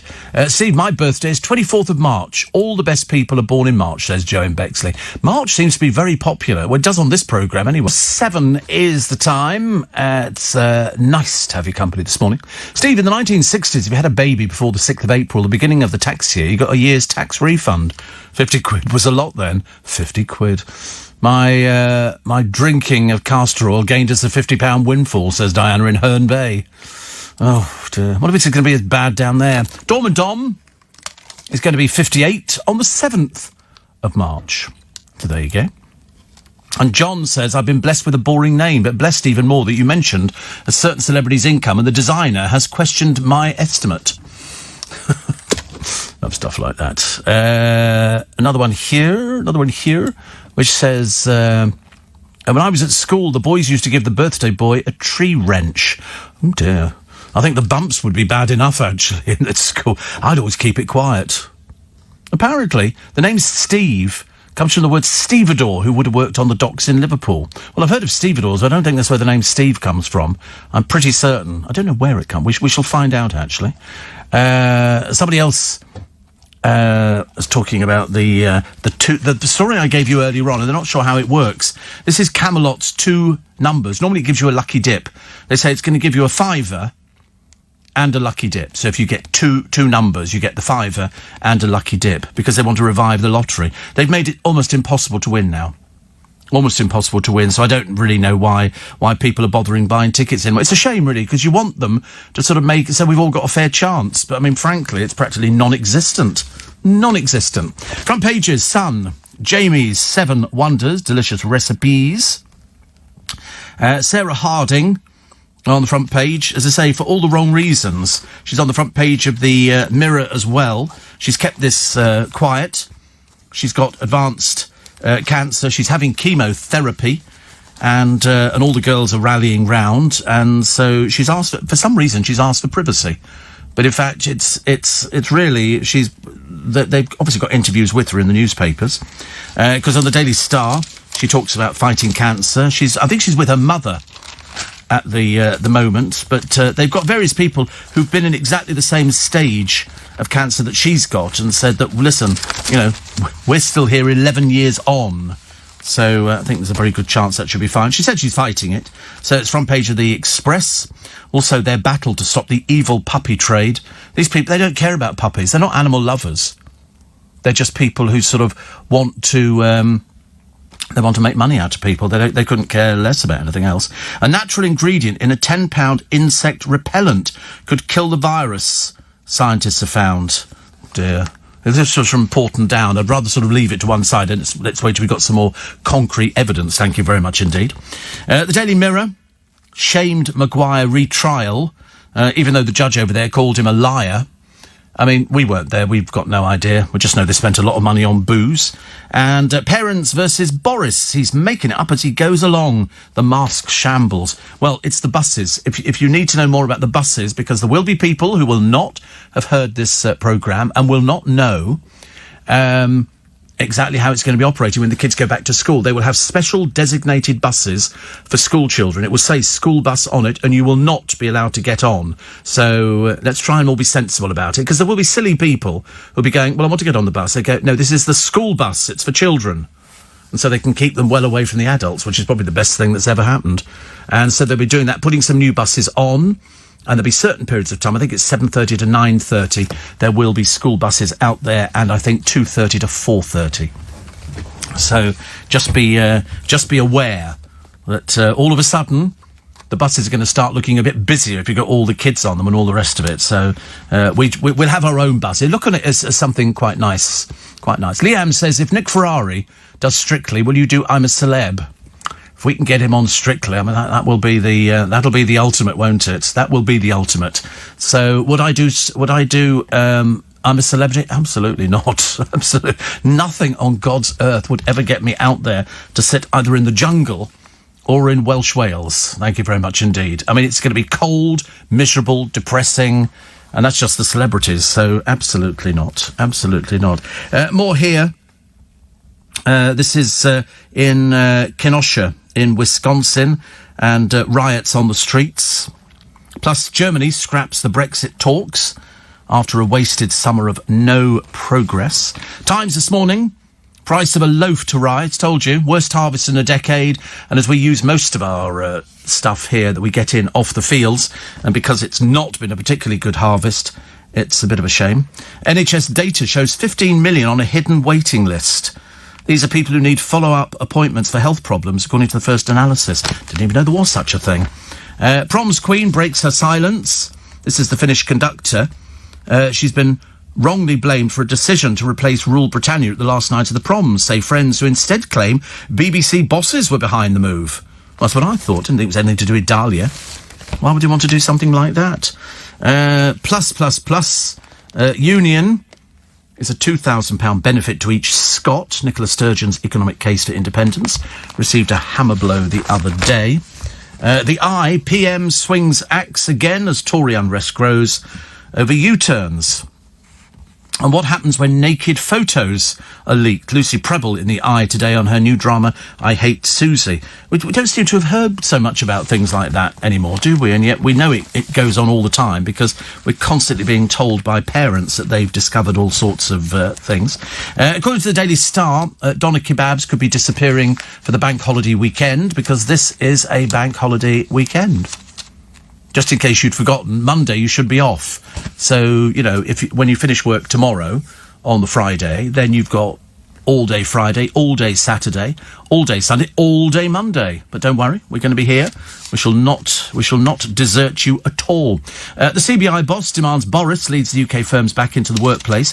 I think they will be going back into the workplace. I think there are lots of companies, a whole list actually in the paper today of companies and how many they've actually got. I mean, Admiral have got 7,500 office staff. Vodafone, 7,500. BP, 6,500. Aviva, 17,000 office workers. Phenomenal. They've got a whole list. Lloyds Bank have got 50,000 staff working from home. NatWest Group, 49,000 staff working from home. I mean, Waterloo Station, normally teeming with people, and Canary Wharf, but, you know, deserted. Virgin Money, 7,000 staff at office based.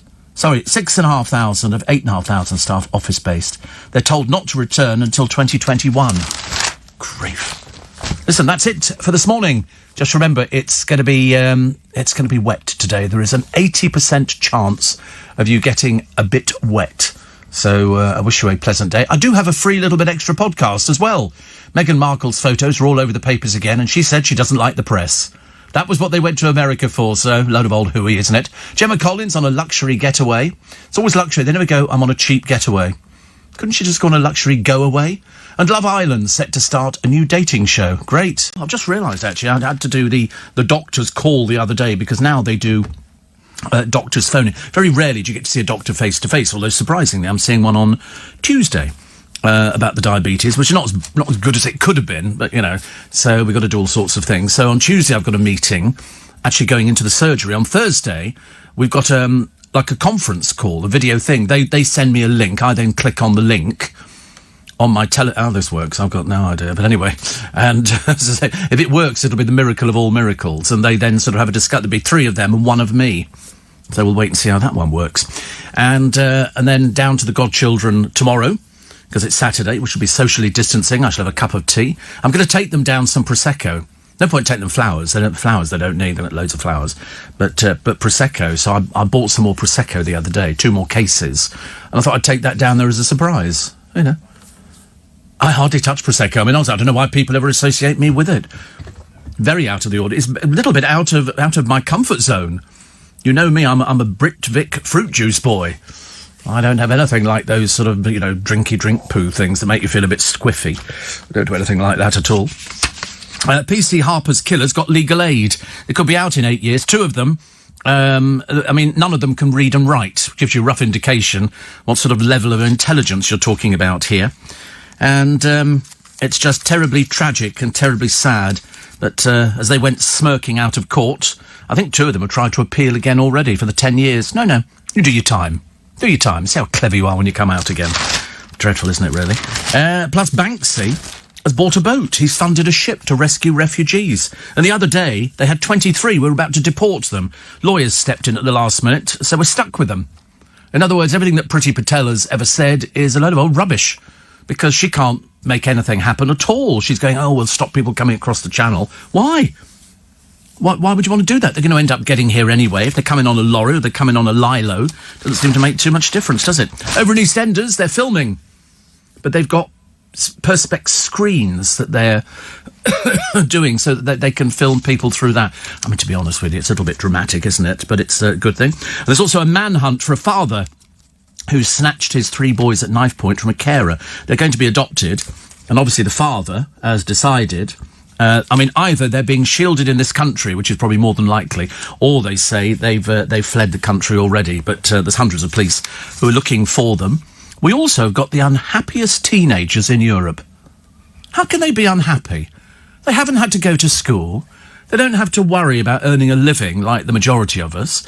They don't have to sort of make their own beds or do their own washing or do their own ironing.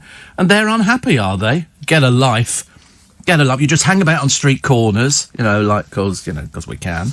And smoking and drinking and, oh, dear, honestly, Garty. Who'd want to be a teenager in today's society? Not me. I was much happier coming up through the years of the Blitz and stuff like that, because we had to work for things. You wanted extra pocket money. We did get pocket money. Then you have to do things. You have to do jobs. My first job was working in a shop for £5.19 6 a week, not even £6 a week, for a 5.5-day week, half-day Wednesday. And I loved it. I thought it was great fun. I never understand people who go, I couldn't work in a shop. I loved it. I thought it was really good fun. I was selling carpets. I sold carpets. And soft furnishings, which is curtain track, curtain material. Very good seller. Very good seller. Oh, yeah, that's why they call them salesmen. And women, or salespersons, whatever they call them now. But you have to sell things. So somebody comes in, basically the majority, the average British person or whoever, going, they haven't got the faintest idea what they want. We get carpet. Right, okay. Which room? Bedrooms. 3. Okay, we're looking for... Okay, I've got just the thing for you over here. This is a nice little... Because bedroom carpet doesn't get as much action as sitting room. So sitting room and hall, stairs and landing would be heavy domestic. Light domestic would be bedroom, because you only get out of bed and pad around. You don't exactly sort of use it as a racetrack. So I was very good at selling it. We used to do very, very cheap bedroom carpeting in blue, orange, yellow and green. £2.99 a square yard. Very, very cheap. I mean, obviously it's gone up a little bit now, but not probably hugely. And we used to sell that stuff by the container load. You'd send somebody out, and it came with the foam backing. So you didn't need to put an underlay underneath it, but you advisable to put newspaper on the floor first, because when you come to change it, you don't want to pull up the carpet and all the foam backing stays stuck to the floor, which looks very messy. So we always advised to put sort of some lining paper underneath it. But you could always persuade people. I used to look at it as a treat. Somebody would come in for something and they'd start off going, we're looking for an Axminster. I would convince them to have Wilton. Axminster was all the pattern stuff, which, is very nice, but it just looks so dated. Unless you're in a castle, in which case it probably still looks dated, but it fits in very nicely. So, get them to buy Wiltons, either, a smooth pile or twist, anything like that. 80-20 mixture, wool and nylon. Wool because it's nice and soft and pretty, and the nylon to add the strength to it. So Hall Stairs and Landing, a nice little gig, if you could get it. Did I have a catchphrase? No, good morning. Good morning, sir. Good morning, madam. That's what we were taught to say. You had to be polite to people. Nowadays, you don't get that, do you, in shops? It's very rare to go in there. I mean, you've got enough trouble nowadays trying to get an assistant to find you. You stand there going, I need some help. And eventually, yes, there's not, good morning, how are we today? You never get that. Mind you, I don't want to go into medical health. I've been watching on YouTube, because me and YouTube, and coppers in America. And they obviously have got nothing better to do. There's a bloke who's filming cars around a police station, and he's filming the police station. So, of course, out they come. Nick, nick, nick, nick, nick. What are you doing? I'm filming. Not allowed to film. Yes, I am. Of course, I'm standing on public property, a sidewalk. I can film whatever I want. Well, you can't. What are you filming it for? I'm just filming it. I don't have to give you a reason for filming something or taking photographs. What's your name? I'm not giving you my name. And these cops who are basically they're doing the law to their own advantage. If the cops stop you, in fact, one of them was a classic one. He's an Uber driver, but he's also a lawyer. But so he has a passenger in the back of the car. The police stop the car, take the passenger out. He's obviously wanted for something, and the bloke in the front is filming. He's got his phone on, and so over in America, and this was in Minnesota, and we know Minnesota very well, the cops are generally overweight, and they're sort of doing this sort of routine where they're actually talking about, you can't film us. And he said, yes, I can film you. I'm in my car, and I'm filming you because I was always told that if you get into a confrontation with the law, you film it. And you can do the same in this country as well. The police have no right to stop you filming because that's your protection. So anyway, and they just think he's an Uber driver. They don't realise that he's also a lawyer at the local courthouse. So, of course, one of them is giving him the big... He's leaning on him, basically, leaning on him without physically leaning on him. And it's great. It's great because in the end, one of the big sergeants comes over and he says, oh, you're a lawyer? And immediately their attitude changes. They have to get rid of the thug who's standing behind him, the other copper who's going, you can't film me, it's illegal. I don't want to be filmed. And the other guy says, yes, you can. Of course you can film. Anyway, he then makes it onto the local news programme, which makes the coppers look even more stupid. There was one of them, there were two women. They were also stopping a bloke filming on the pavement. What do you want to film for? And so he said, well, I'm filming because I just like buildings. I want to film buildings. She said, are you aware of terrorism? He said, yeah. She said, well, who are you? What's your name? What's your address? Where's your driving license? He said, I'm not telling you. Are you arresting me for something? And so this goes through this charade or charade. It's fascinating to watch. It really is. It's. I find it riveting. It's amazing how many lies coppers tell. When they say, you can't do this. Yes, he can. Even the sergeant said, we're investigating this now because you're allowed to. You're allowed to film. There's no law against it. But one of them threatens him. She said, if this material with us on camera features on social media, I thought, it is on social media, darling. It's on social media. It's gone round the world. It's gone viral. It's what people want to do. They want to watch people being caught out because sometimes the coppers stand there and they just make up the law. Blatant lies, but very, very interesting. Very, very interesting.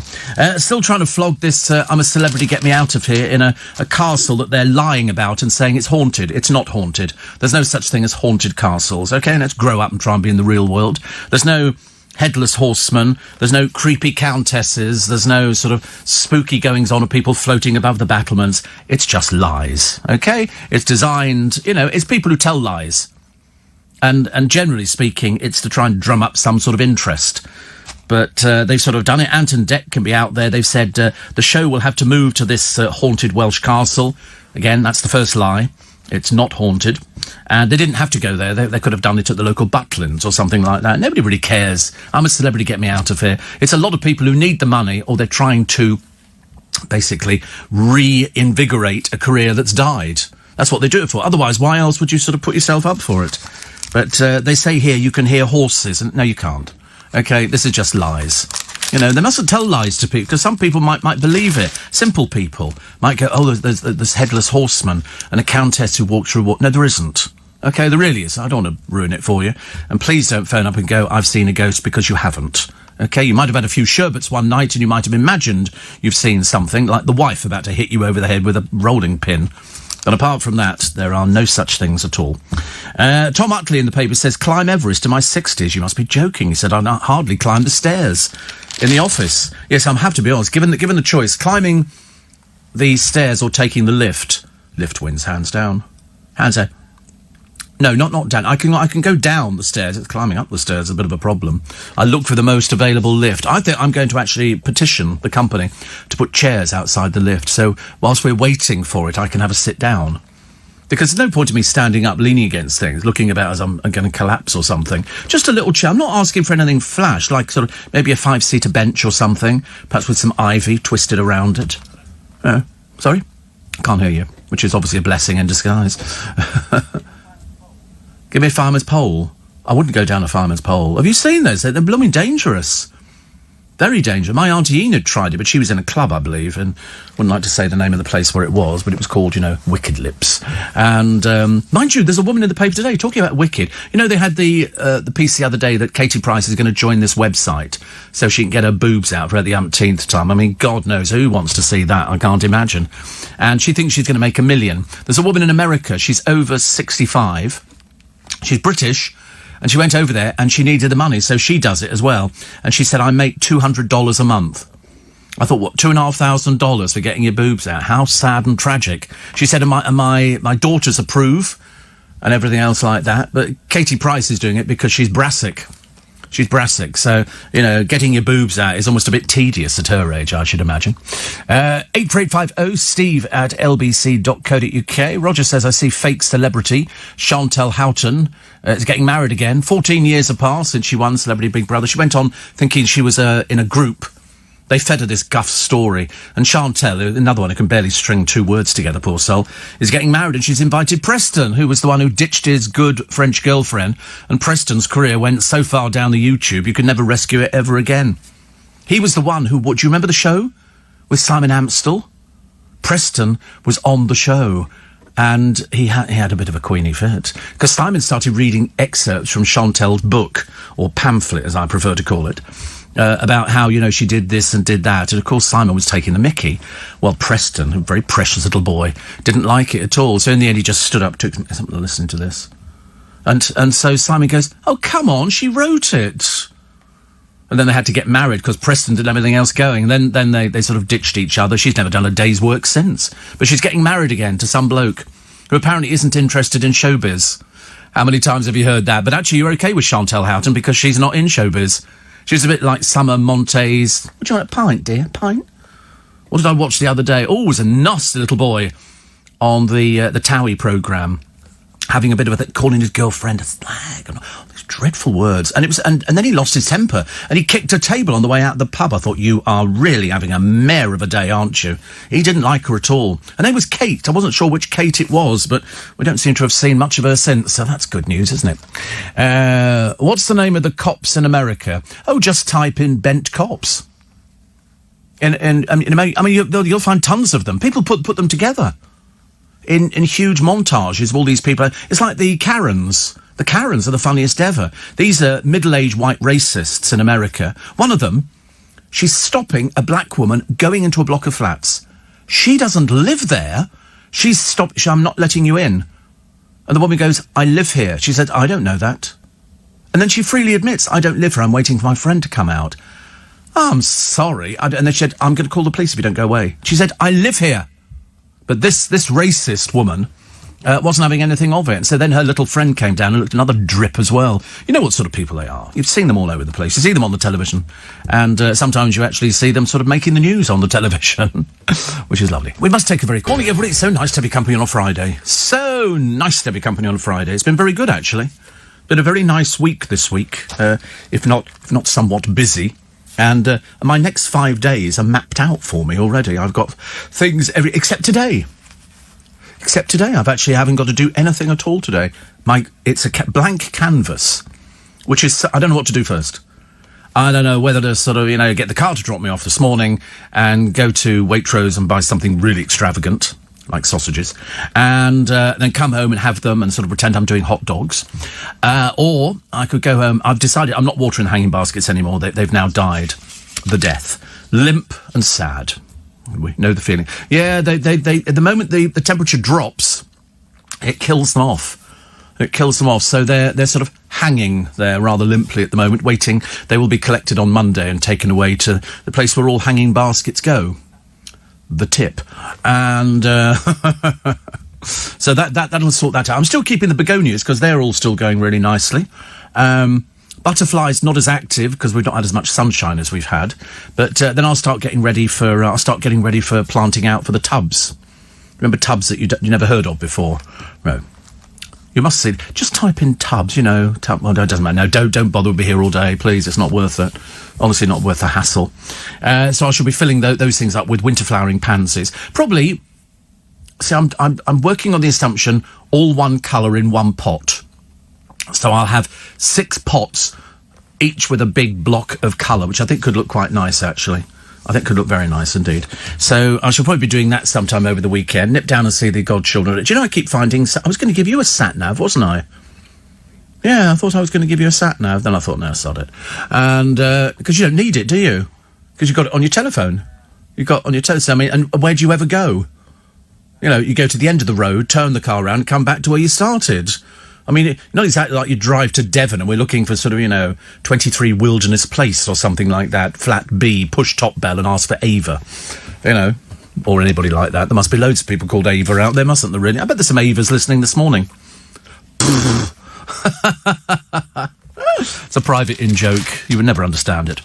Mind you, I'm not sure we understand it either, but it's always good fun. Always good fun. Steve, I would pay money not to see Kate Price naked, says Ali. I know, well, I mean, to be honest with you, it's a bit sad and saggy, isn't it? They go, she's never felt so good. She never looked so awful. Happy birthday to Maureen in Devon, who turned 80 yesterday. Look at that, same birthday week as Corey. Corey celebrated his birthday yesterday. Boy, do we know about it. Every family, did I mention it's my birthday today? Yes, we knew it was your birthday. And I was going to ask you what Luke got you for your birthday. Was it the same as last year, only more of it? Hand sanitizer. Was that the hand sanitizer you found on the desk out there? A bottle like that, exactly the same as that, was it? Yes. Surprised you didn't sort of chuck in sort of tea bags and toilet rolls at the same time. You could have had a blitz through the building, couldn't you? But no, Corey celebrated. Did you do anything special yesterday? Did your girlfriend? Nothing at all. Oh, tonight. Woo, tonight. Woo, Friday night. Push the boat out. Two wine gums and probably a sniff of the barmaid's apron. So what are you doing tonight? You being taken out or... A restaurant, or it'll be Covent Garden. Of course it's Covent Garden. It's Corey's favourite place. He can't afford it, but it's his favourite place. He goes there. He doesn't eat in the restaurant. What he does is he hangs around outside, and people who are sitting in the window are now used to him. So they put little cafe curtains in there, so he has to peer over the top and press his little nose up against the glass to see what they're eating. It's like a scene out of Oliver Twist. Please, they have to come outside of this restaurant, which is quite posh, and go away. Go away now. But anyway, so he's off. I wonder what Maureen in Devon did yesterday, turning 80. Turning 80. To be honest with you, Maureen, it makes no difference. 80, you do what you like. As a family, says Helen, we've all had a difficult year with poor health. During lockdown, self-isolation, we've not been able to see each other, but my mum always listens to your programme. And as my sister Joanne and I live in Twickenham, she loves to hear all the gossip about Sandys, Coopers and M&S. My dad was in hospital last week, came home on Monday, so it's been a bit of a difficult week. It's terrible, isn't it, really? I mean, people have had some really, but at least you're all together, which is great, Helen. I think that's a good idea. And Maureen celebrating being 80. That's very young in this day and age. People don't know, 80 years old, they go, that's the new 40, isn't it? You go, well, some days it is and some days it isn't. But we had a nice day and people send cards and stuff like that, which is good. Just wondered how all your friends are from the aircraft industry. BA seems to be quiet on the job and news front, yeah. To be honest, Kevin, I don't know whether or not... I've heard of some people who have kept their jobs, but they'd only been there a short time, so they were relatively inexpensive. But mainly, It's the people who've been earning the money and have supported BA for, 20 plus years are the people who've been basically on, like pigeons do on people, which is a shame. Great shame. Do you remember the programme Rent a Ghost? Yes. And somebody says, do you not have your own private lift? You're Steve Allen. No. I'm a bit scared of lifts, to be honest with you. We have one at home. And I've often sort of, say you get stuck in it. I mean, I'm not claustrophobic or anything like that. I sort of worry about going to the toilet and those sort of things. If you're sort of stuck in a lift, they'd have to call the fire brigade out, because I'm not sure I could actually prise open the doors and sort of slip to the ground.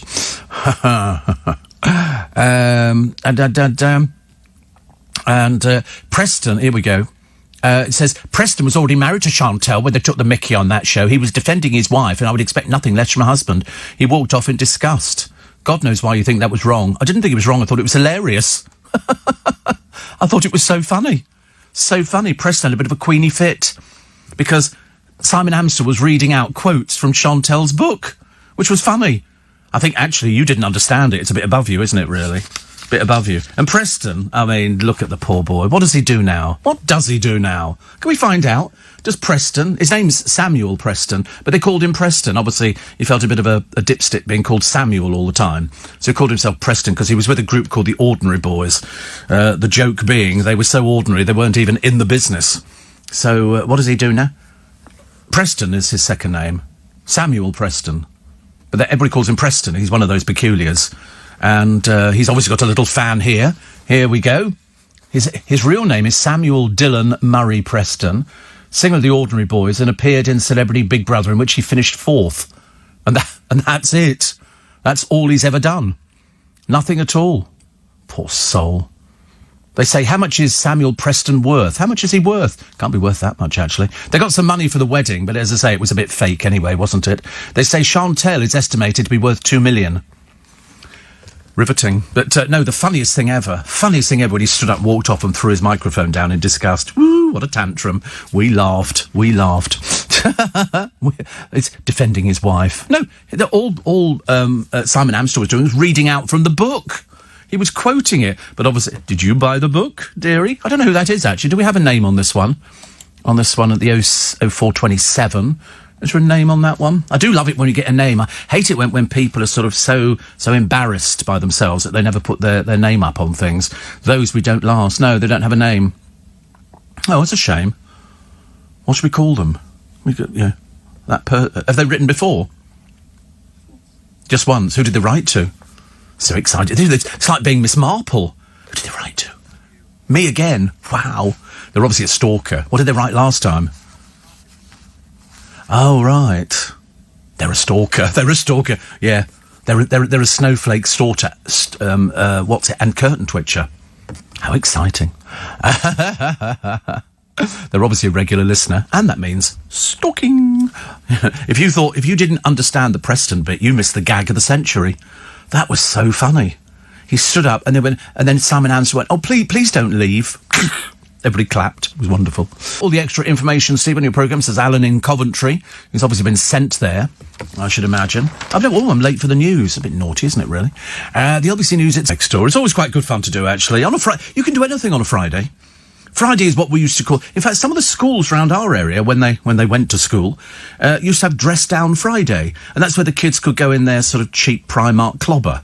And they'd all turn up in it. And you used to think, small wonder we brought in school uniforms. You know why they brought in school uniforms? To make you proud of the school that you went to.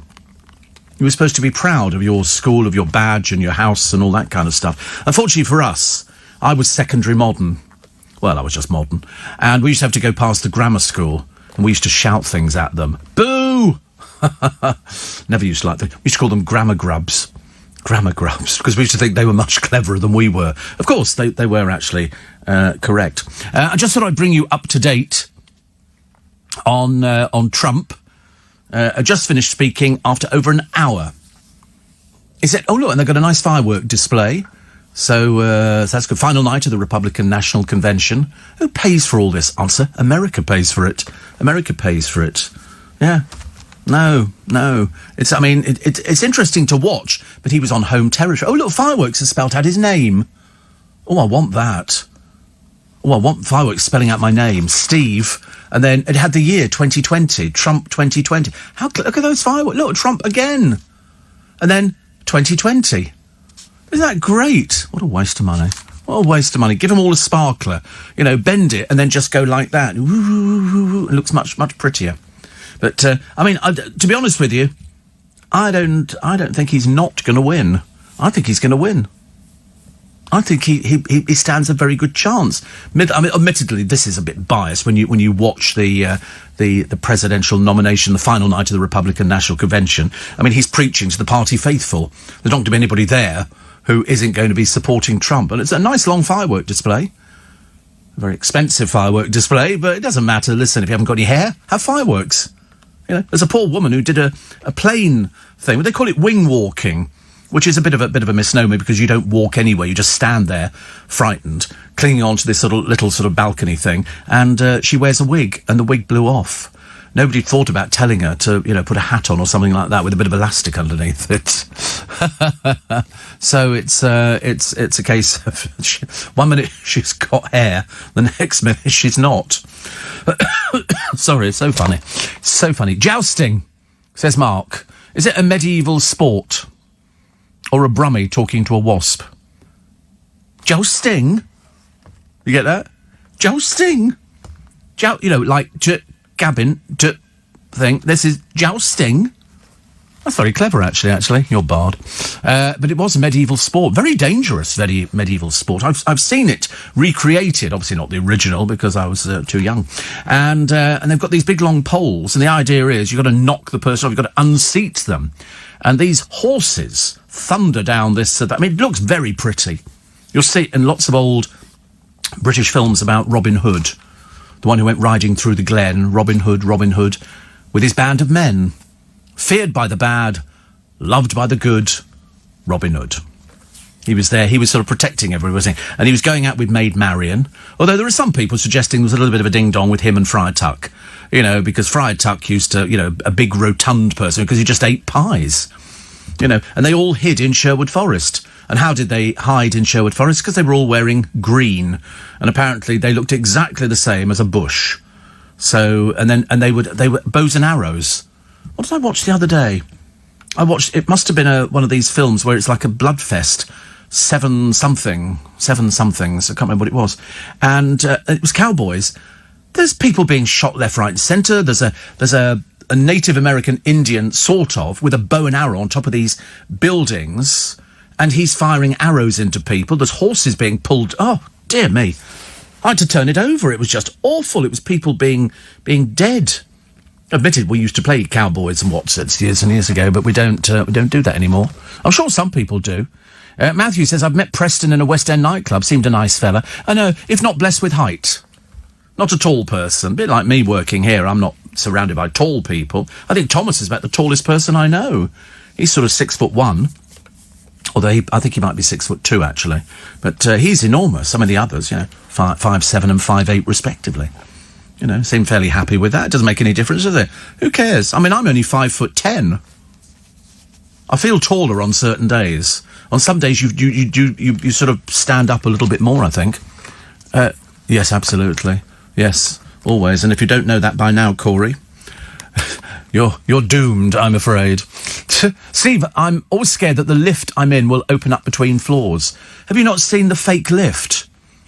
On YouTube, you've got to watch the fake lift. They've got somebody who goes in there, and what they've done is they've rigged it so that you think you're looking out of a window, but in fact it's a film, and they push the button, and there are two versions of this, and the lift starts moving, and it gets faster and faster, and the lights start flashing. The person in there, by this time, is crouching on the floor, which is really scary. And then it's as if you've burst out of the building. The lift has kept on going, but the other one is where you get in the lift, the lights start flashing and crackling and going off, and a door in the side of the lift opens, and a little child comes out holding a dolly and starts going, ooh, ooh, and the person in the lift goes absolutely through the wall. They can't believe it. And then the lights go out again, and the little kiddie just crawls back behind the panel. It's good stuff, isn't it? See, I like things like that. bit like watching Changing Rooms, which was sort of, some of it was good, some of it was sort of a bit rubbish, actually. And they're thinking of bringing it back. They've got no imagination at all. No imagination. It promises dreamy makeovers, but some of the holiday makers here just couldn't stand it. Lawrence ruined our house.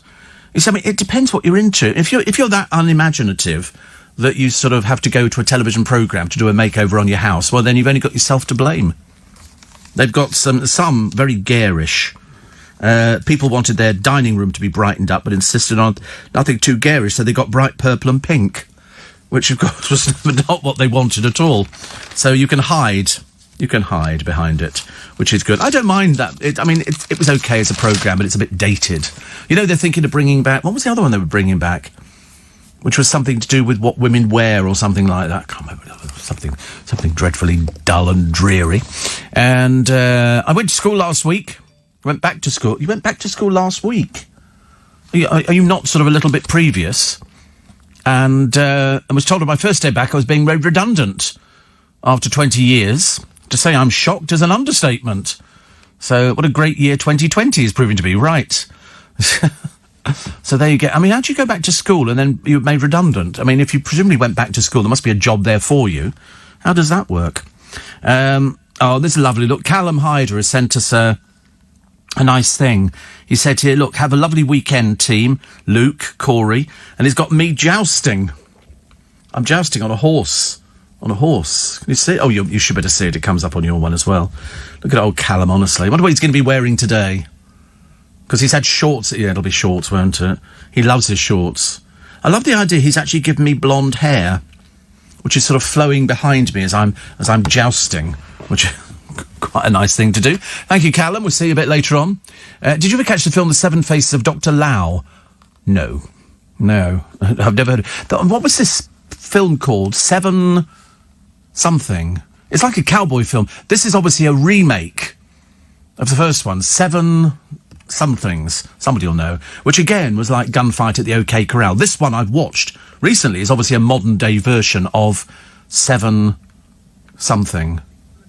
Oh, shall we leave it? Do you know what the answer is? Oh, you know what the answer is. Let's see the first listener who actually gets it. Come on, I've given you enough clues on it. It's just that I don't know, but Corey knows what it is. So it's a remake, isn't it? There is a remake of it. Ah, right. So it's Seven somethings, but I can't remember exactly what it was. Thank you for making my life easier, says Connie. I don't live far from Kings Road, Chelsea, so next time you're going to be there, please let me know. We could meet. Fantastic. Kings Road. Oh, dear. If I'd known you about 40 years ago, that was my old stomping ground. My old stomping ground, Kings Road, Chelsea. It was all fashionable and it was all great. I thought I was fairly fashionable, but it turned out I wasn't at all fashionable. I used to wear Rupert trousers because they came from Lord John, and a bright yellow sweater. I went out with this girl who I knew from one of the DJing places, the discotheque. That I went, and she said, I'm going to take you shopping. She said, could get you some bright clothes. And I came back. So I was wearing a jumper in a discotheque. You can imagine, can't you? The sweat poured off me. 7 Deadly Sins. No, it's not 7 Deadly Sins. It's 7... something. I still don't know what it is, even though the producer knows everything because he's very clever. Very clever. He's going for posh dinner this evening in... have you booked? Yeah, he's booked. Here we go. 7 Samurai. And somebody said, I thought your doctor measured you 1.81 metres. 1.8 metres. Check your stats, says James. Yeah, it's 5'10". I know what I am. You know, I see myself every day, surprisingly. 1.8, 5'10", isn't it? Yeah. Give or take maybe an eighth of an inch. So I know my stat. First person who knew the name of the film was Max, who says Magnificent Seven. It was a remake in 2016. Maddie thought it was the Seven Samurai. No, definitely not that. No, it was the Magnificent Seven. And somebody else knew that. In fact, quite a lot of you. The Magnificent Seven with Chris Pratt. It was a remake of The Seventh Samurai by Akira Kurosawa, says Steve. Notice my pronunciation is so brilliant. Is it Seven Brides for Seven Brothers? Said Anastasia. I don't ever actually think Seven Brides for Seven Brothers involved murdering everybody in sight. I think it was more a song and dance place. Would have made it more interesting. Somebody said, did you see Trump? I couldn't miss it. I've got a bank of television screens in the studio. I could see it. We were watching it outside before the programme started. I thought we would not inflict it on you. Because I thought, if you want to watch it, you can probably hear it on other places. But if you're not a Trump fan, it would probably have driven you absolutely stark staring crackers. Steve, I moved to Thornton Heath temporarily, but hate it. Back to Hampton, Richmond, Twickenham, myself and the cats go, says Matty. Why on earth do you want to move to a place? Why move to a place? Everybody's moving. Have you noticed? Everybody's moving. Corey moved a short while ago. I think Luke moved. Joe moved the other day. Everybody's moving. Except me. I'm not moving at all. I've just got to sort the car out for later on today. When's the last time I moved? Oh, God, years ago. 30 years ago. 30 years ago. Yeah. Creature of habit. Don't want to move. And also, when you've got everything on your doorstep, why would you bother moving? I've got everything there. I've got the Waitrose, I've got the M&S, we've got a fish shop, Sandy's, I've got Paul Cooper, I've got everything. Admittedly, we don't have a Patisserie Valerie. Or Patisserie Valaria. And that used to be quite nice. I used to go in there for breakfast sometimes on a Saturday morning. But it's gone. It's all boarded up now. I know there are a couple in London. There's one down by the Ritz, which is very nice. Down the road. Patisserie Valerie. And there's... Sorry? Who's Valerie? I don't know. Why would I know her? I've got no idea who she is. She owned a little sort of cafe kind of thing. I used to go in there and buy wafers, and then I realised you could buy boxes of them in Costco. So it was much easier to go to Costco and stagger out with boxes. Mind you, even the people at the garage, they opened my boot and looked at me and went, I bet Costco love you. I said, they do. They do love me in Costco. Steve, Coles supermarkets have a limited edition apple pie flavoured potato crisp, says Shane. We don't have a Coles. That the only time I know Coles is because it features in the film of Father Christmas, where it's Coles department store. That's the only. We don't have one over here. Linda in Sunbury, Magnificent 7. And you said you've got a lift at home. Is it a stair lift, says little Dave. You won't get taller. And somebody says, why don't you have a phone in at this time? Why don't you go listen to something else? There you go, we solved the problem. Fantastic. Made you happy. Not that we ever think you have been happy, but it doesn't matter, actually. Always talk to myself. Get the biggest audience going. Can't move for audience. God, crikey, I tell you. Fighting them off. Steve, we had a lady jouster in the medieval troupe at the Chertsey Agricultural Show one year. Blonde hair, green flowing robes, says Sandra. Her grey horse, very fetching. A lady jouster. Can't be many of those. Can't be many of those. Can ladies joust? Because it's quite dangerous.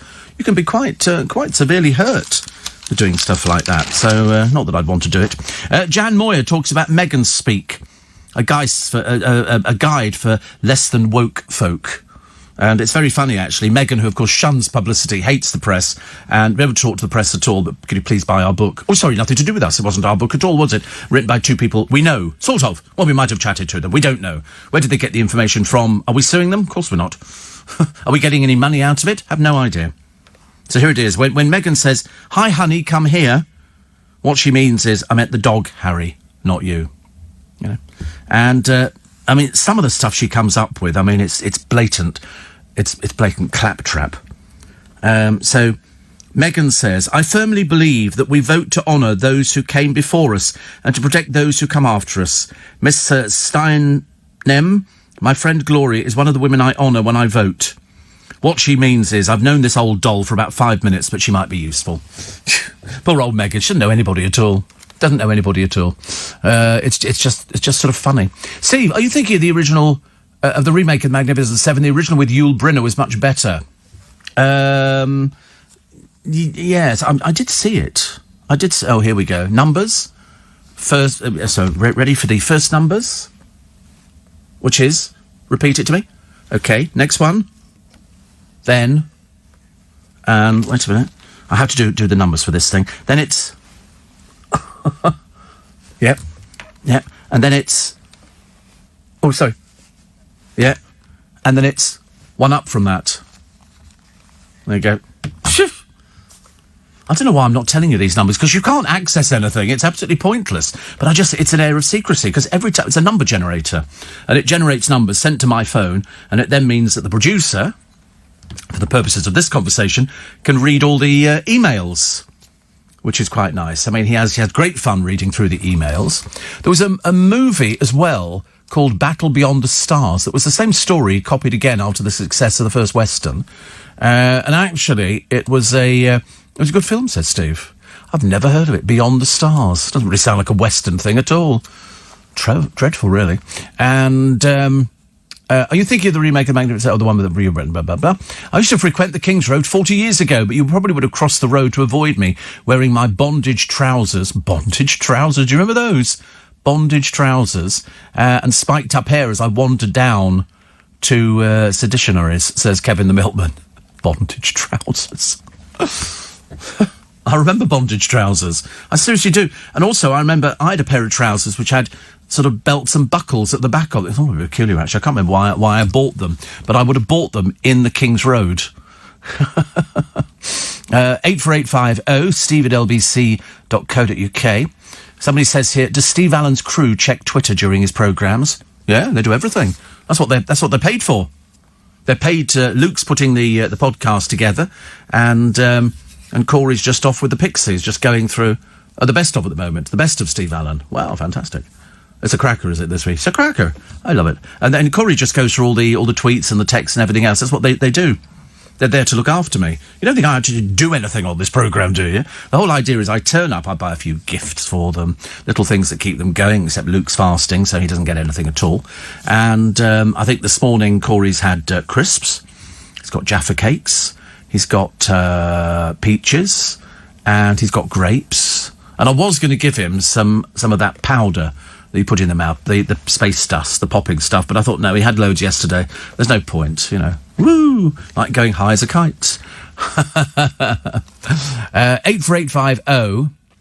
I didn't know anything. Oh, Rachel says I had to queue for 3 hours to get my son's school uniform. There was queues around the block in Twickenham the other day. Loads of people queuing up. Suddenly realised, I mean, they've left it a bit late, really, because they go back to school next week, don't they?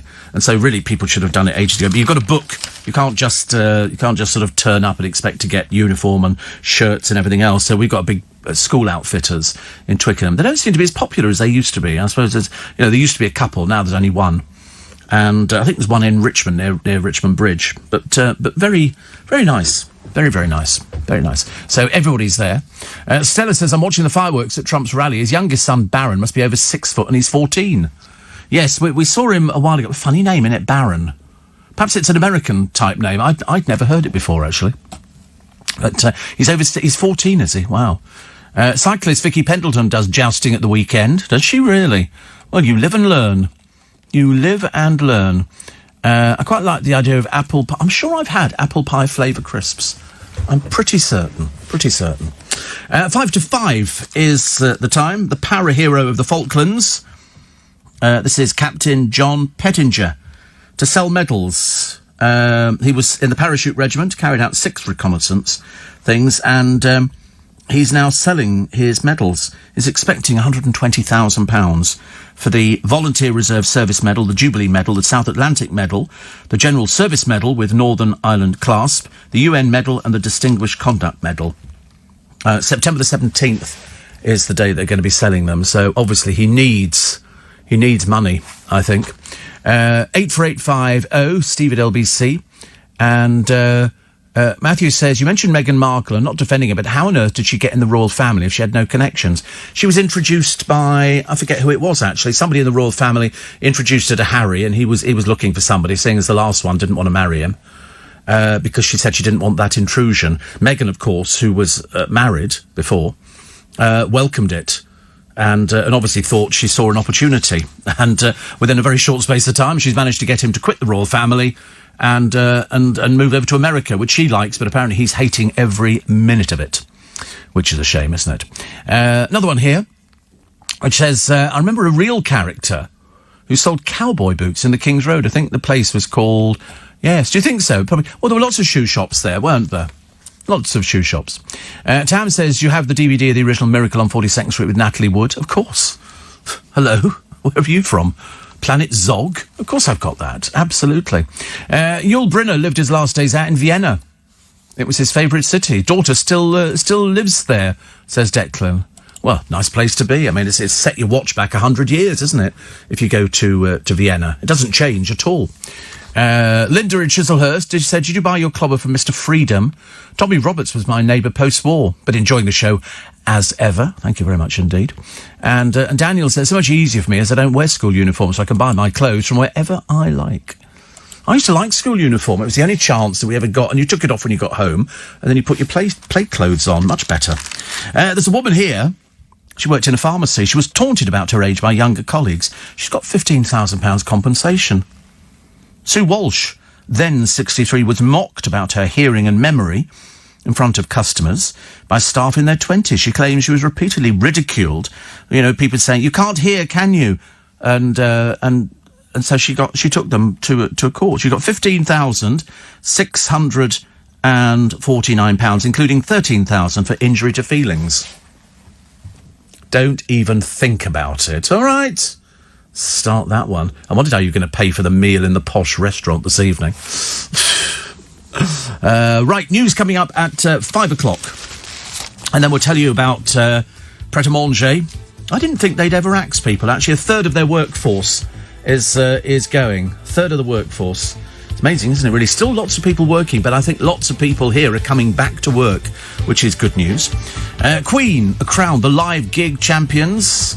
Also Chris Hughes, I think he might have been on Love Island or something, I can't remember, says police told lies about Harry Maguire because he claims he was out in Mykonos. Well, let's wait and see. Also, the most powerful hurricane going on in Louisiana, and a woman humiliated by seat swap sues EasyJet. Racing through this morning. I've just been to see my friend Callum, who is producing the breakfast. He has lost so much weight. I mean, seriously. He did say, he said it's a stress of not seeing you. Because now he's on a different... We used to see each other quite a lot.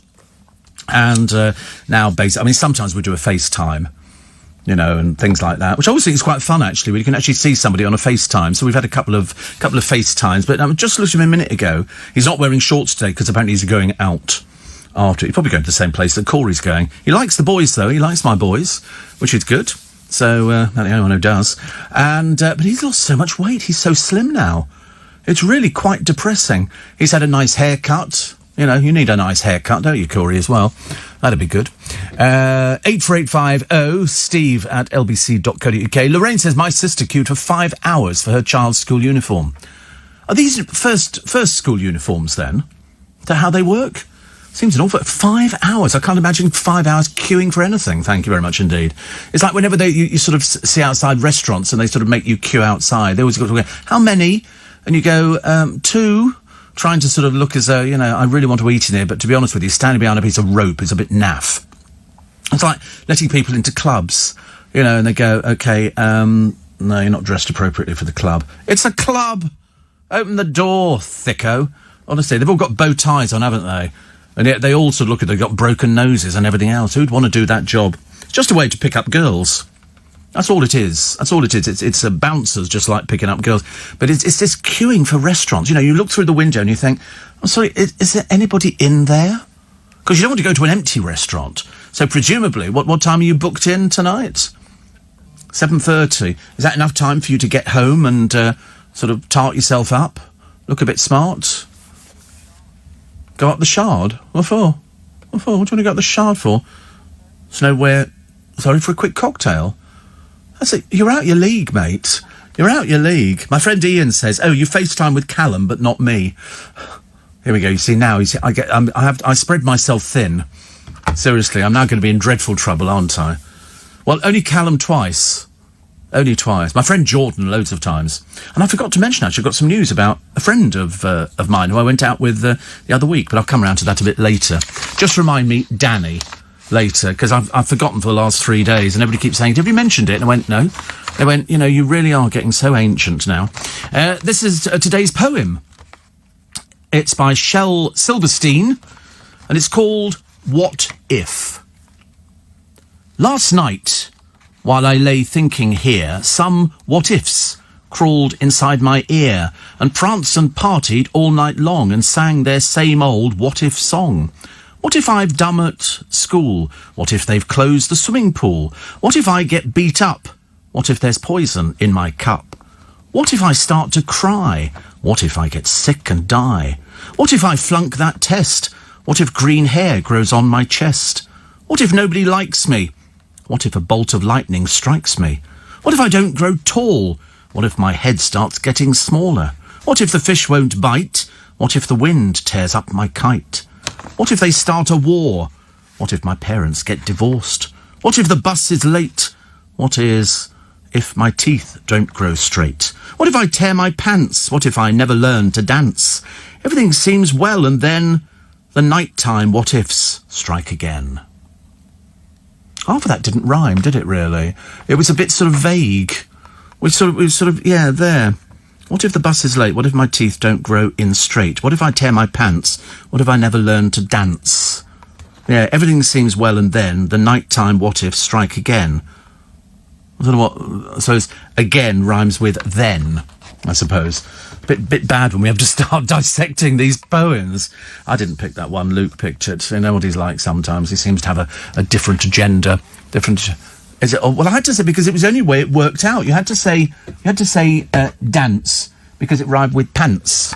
Pants and dance. You know, I mean, normally I'd be going dance, which doesn't rhyme with pants at all. So pants and dance. Pants and dance. Doesn't work either way, does it, really? Right. If you want to lose your love handles, this is directed at the team. Diet with your other half.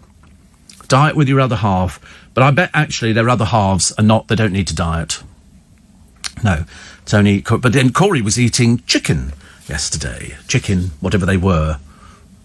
It was the AP. That's right. You always blame other... You didn't have to eat them. Didn't have to eat them, did you? When they came back and she went, oh, there's a little box, and his little eyes lit up, and there they were, 5 pieces of chicken or something. I don't know what they were. Were they battered or something? Select, very posh. He's obviously had them before because he didn't make any comment about. Oh, I wonder what they are. He knew exactly what they were, and he got 2 dips as well. Oh, look, welcome back, Luke. We hadn't started the programme. We're just waiting for you to reappear so we could see what was sort of going on. Doing my bits and bobs out there. Oh, is this for the podcast for tomorrow? The best of Steve Allen. Is it shaping up well? Is it looking like a cracker? We haven't had a cracker for weeks. This is a real cracker this week. And people can download it, can't they? Woo! As well. Oh, my goodness. That's so exciting. There's thousands of you download these every day. I've never heard them before. I never hear these things. Steve. I think Zora Suleiman has a great, powerful voice. What she should do, she's an actress. Very powerful voice. Steve, in the uniform shop, says Faye, they're only allowed 1/4 of the capacity in the shops because of social distancing. Oh, I know what they've got in Stevenson's in Twickenham. They've put 4 tents inside the shop so that the kids can change in the little tent changing rooms type thing. I'm assuming they spray them out afterwards. I've been reactivated on the kidney transplant waiting list. So that's always a fairly lengthy list, isn't it? Steve, I wish I had Corey's hair, says Shane. My hair's starting to recede at the front. I wish I was young again. Oh, don't go down that route. Corey wishes he was young again as well, don't you? His misspent youth and his long hair. But he's happy with it. That's what he likes. He doesn't ask for much in life, you know, a meal out once a year for the birthday. Going out there, going for sort of Italian. And, because you get a lot on your plate for not much money, which is quite good, so he'll be enjoying that. They'll probably have a bottle of wine or something to go with it, and probably a pudding afterwards. There'll probably be tiramisu or something. It depends what you're having to eat, red or white wine, I don't know. I mean, mind you, I never subscribe to that. I don't drink red wine, so it doesn't make any difference. And also, if I was going in a restaurant, I'd only be drinking Prosecco. I don't mix. You're thinking scallops? Well, you mustn't. Get you into trouble. Comes right out. He doesn't care, does he? Comes right out. I'm thinking of scallops, he goes, looking at me straight in the face. Eat what's it and die. That's as far as I'm concerned. Scallop. Why would you want scallops? You can become ill on scallops, can't you? If they're not fresh scallops. Because I love it when it's Gordon Ramsay goes to these restaurants abroad, and he goes to some of them and he goes, ugh, disgusting. And it turns out some of them were tinned, or frozen scallops and things like that. And he says, we're in a seaside resort. He said, and you've got tinned crab. And she went, well, it's worse. It's not even crab. It's fake crab. which you can get. A lot of Chinese restaurants use fake crab. It's too expensive to use crab, so they use sort of crab substitute. And Gordon can always tell it. He can always spot whether or not it's fake food or something like that. And then he goes into the kitchen and you see the conditions under which they're cooking. And you think, I wouldn't want to eat there. I would not want to eat that. That looked absolutely too dreadful for words. Too dreadful. So, a lot of people queuing. Steve, great show. Dom and Dom, King of the Bouncers. Woo! King of the Bouncers. I'm just amazed at people queuing for so long to get these school uniforms. Why have you left it so late? Mustn't leave it so late, because they've got, kids are back to school next week. Mind you, I bet we'll all breathe a sigh of relief. But don't forget, I've told you, TfL are doing extra buses on. There are certain buses that will have a big sign on saying school bus. It's not for us. It's only for the kids. Only for the kids. Anton Deck exclusive on the front page of The Sun. Cowell stopped us quitting. Britain's Got Talent. We felt sidelined. We wanted out. We told Simon at Showdown in LA. I wonder why that would be of an interesting story on the front page. I'm not sure it is, actually. Not sure it is. But Simon turning up late drives us nuts. I know. I mean, I hate people turning up late. I'm really bad at people turning up late. But Ant on the dispute, Deck on the crisis. And they were strongly considering leaving. And then at one point, they flew in private plane for an episode of the programme. Can you imagine if that plane had gone down? You've got David Walliams, you've got Anton Deck, Simon Cowell, Amanda. Quite a lot of people, all on one plane. And so they first worked with Simon in 2007. They signed a 2-year golden handcuffs deal with ITV when they began hosting the show. Since then, they've fronted all 14 series. Oh, Vera's coming back. Vera's coming back, I was delighted to report. They're making, I think, another 6 full-length episodes. So that's good news. We like that a lot. Plus Brad Pitt, who has found love with a supermodel. They're all have you noticed? They're always supermodels. You look at me and go, what's super about it? Nothing. You just get more money. The hero PC's Killers. This is the Killers of PC Andrew Harper, the smirking killers. Pieces of filth.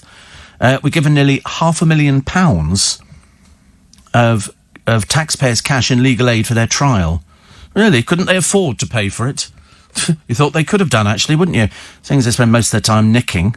But it's dreadful, really. One of them, I think Jesse Cole, none of them can read and write. None of them can read and write, but this is not unusual. And a budding actor called Harry Pritchard set up a GoFundMe page, and Russell Crowe donated 2,741 quid. It's a bit of an odd amount, isn't it? You think, if you're going to donate some money, do 2,000 quid or, 3,000 quid, but £2,741 is slightly odd. And, Steve, I think it was Churchill who said, the Americans do the right thing when there's no alternative. Thank you, Donald, very much indeed. Yes, I did see the story about the woman who woke up on the embalming table. They were about to embalm her. Luckily, she woke up. That would have been a bit of a shock for the system. And Matthew says, laughing like mad about your banter with Corey and Luke. This show makes waking up early superb. That's why the audience figures are what they are. And then somebody goes, why don't you open the phone lines? Fool. Like B.A. Baracus. Rose says, I got my son's uniform in July when I realised he'd had a growth spurt. He's 7, but he's now in age 9 to 10 clothes and has size 3.5 shoes. See, that doesn't seem very big to me, 3.5. I thought you were going to say something like 11, because I'd take an 11, which is good. Corey's got little feet, haven't you? Little feet, yeah, little teeny tiny. You get some in Mothercare. They're like, well, they're not really shoes, they're more booties. And he puts them on them. They're quite nice. I mean, I think his mother could knit them, but she's too busy in the hot tub and sort of imbibing at the bar, so there's no chance of doing anything like that. But that is true, isn't it? You get a 7-year-old, and they're now wearing 9 to 10-year-old clothes. Very worrying, and very expensive. Love it when people bring in their sort of birthday presents. Corey's birthday was yesterday, so he said, I'm going to show you what I got what the girlfriend got him for his birthday.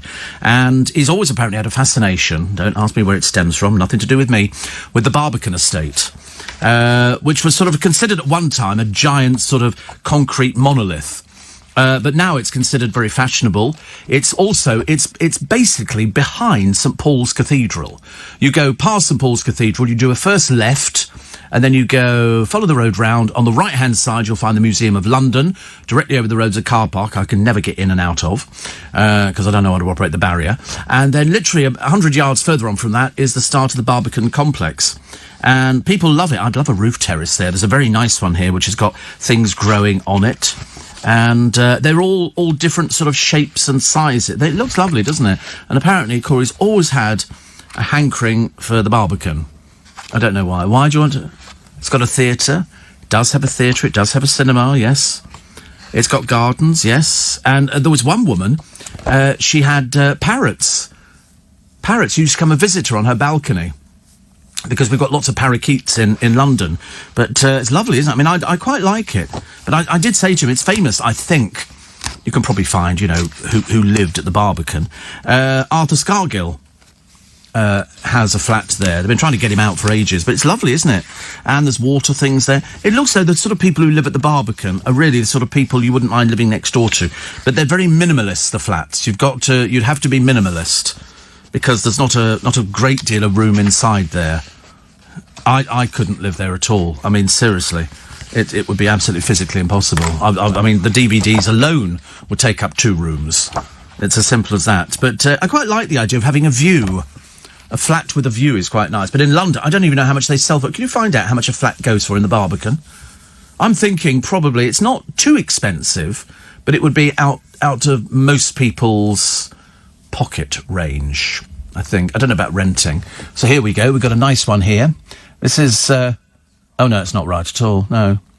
That's a 1-bedroom flat. Just... Oh, there we go. Isn't it? Yeah. How many flats are in the Barbican? I don't know. Flats for sale in the Barbican. There you go. Buy properties in Barbican. Of course, we click onto it, and of course you have to wait forever before anything pops up. Here we go. This is... oh, right. Good God. This is one. This is a rare... So this is actually in Barbican. And it's I'll tell you what it is, and then I'll tell you the price. You can have a guess. A rare 3/4-bedroom corner flat with 3 bathrooms, a contemporary kitchen, an extended lease. On entering this property, there's an inner hall area with fitted storage, blah, blah, blah, blah, blah. How much? 2 million. 2 million. There's also another one, which is 2 bedrooms, 2 bathrooms, 2 sitting rooms. It's on the 39th floor, Shakespeare Tower. St Paul's Cathedral is framed in it. That's another £2 million flat. That's another £2 million flat. Admittedly, the views are very... 1.9 million seems to be quite common, actually, in Barbican. Depending on which town... Look, all these 1.8... This is £1,850,000, which is 34th, 30th floor. It's lovely, isn't it? I like that one. It's luckily quite cheap. In the Cromwell Tower, 1,820,000. Oh, let's have 2. It's a lot of money, isn't it? A lot of money. So I'd have to have somewhere to sit outside. I crave fresh air. I don't mind getting a bit wet or something like that if it rains, but, you know, I just need to sit outside. But I would be quite frightened about going near the edge, because you're quite high up in these places. So there you go. So somebody says, Kevin the Milkman says, if Corey moves to the Barbican, I can be his milkman. I deliver to a few blocks there. There you go. We sorted out your milk, which is good. You can't afford to eat, of course. Steve, 2,741 is 5,000 Australian dollars. Ah, that's what it is. That's what it is. Steve says, Dorman Dom, I wear size 14 shoes. 14. Mandy says, just reminding you, Steve, Danny, don't worry. I need reminding at 6:45. 6:45. What am I looking at? What am I looking at? Oh, you've already put it in? You've already put it in. Isn't it amazing, honestly? Hasn't remembered to cancel the car for Wednesday, but at least we're sort of working on the same thing. There you go. So that's just as well I mentioned it, isn't it? Oh, don't worry, Steve. I won't forget. Hopeless. We do our best. So that's why it's £2,741 from Russell Crowe. It'll be 5,000 Australian dollars, which makes it sound like an awful lot, doesn't it, really? Makes it sound like an awful lot. I love the story. I mean, probably quite frightening for a few people. As a bloke gets onto a plane, a Ryanair flight, he's sitting down, the plane is taxiing back, and up comes a message on his phone. You're positive for coronavirus. So he immediately makes it known to the steward, the cabin crew. The plane stops. They have to get him off the plane. The firefighters come in. They disinfect all the seats in front of him and everything else. And an hour and a half later, or 80 minutes, it was free for takeoff. But he was taken off the plane and taken to an isolation area, then ordered to go home. I mean, it's quite good of him to do that. I mean, some people might not have said anything at all. It just came in on the phone. You've tested positive for coronavirus. Not the sort of thing, you know, would be so good. Steve, what would your reaction be if you found out you had new neighbours and it turned out to be the producers? Well, I'd move. Quite clearly. Oh, you don't want them in the middle of the night. Yes? It's Corey. What do you want? It's Corey. What do you want? Have you got any sugar? No. Got any milk? No. I've got crispy cornflakes. Go away. Have you got any butter? You'd imagine, you'd never get any sleep at night, would you? Have Corey banging on the door, you know, and then Luke. Steve, you got anything vegan? Of course I haven't. Can you imagine? Oh, shall we all go out tonight? I don't think so. All of a sudden they want to be your busy mates. That's the kind of... So that's what my reaction would be. No, it wouldn't bother me in the slightest. A lot. Can you imagine how awful that would be? I can't think how bad that would be. I feel like inflicting that on my poor godchildren, saying, Uncle Steve's decided to move in next door to you. Oh, good. That'll be nice. Bad enough seeing him at Christmas. Do you know, it's been 6 months since I've seen them. I wonder if I'll recognise them. More's the pity. I wonder if they'll recognise me. Because I'm sure we've all changed during lockdown.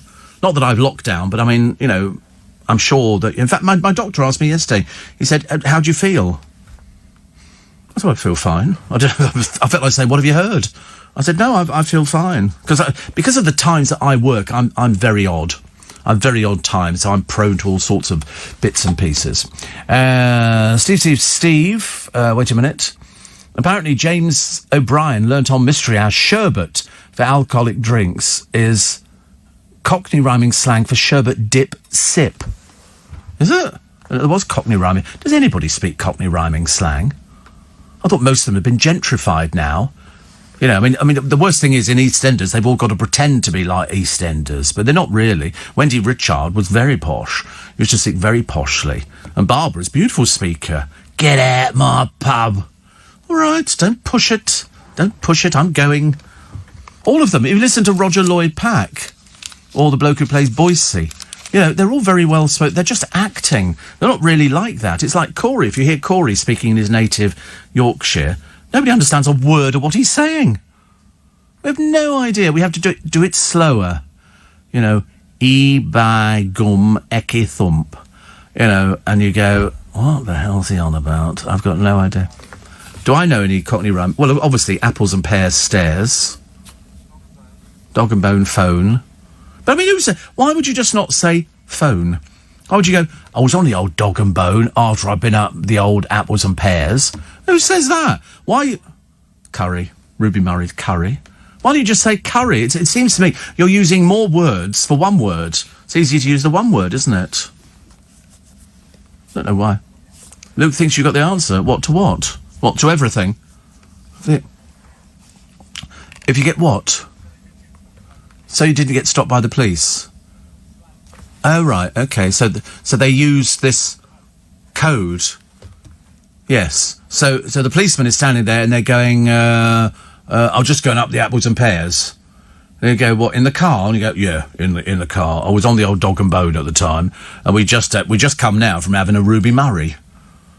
So the policeman's going, so you've driven your car up the stairs, OK, you were on your telephone and you've just been to the local Indian. I mean, come on. I mean, because all policemen speak like that nowadays, don't they? Especially the ones caught on YouTube. Oh, dear. Anne says, seems a waste to chuck the hanging baskets. Maybe you could plant them up with winter plants. Oh, God, no, definitely not. No, out.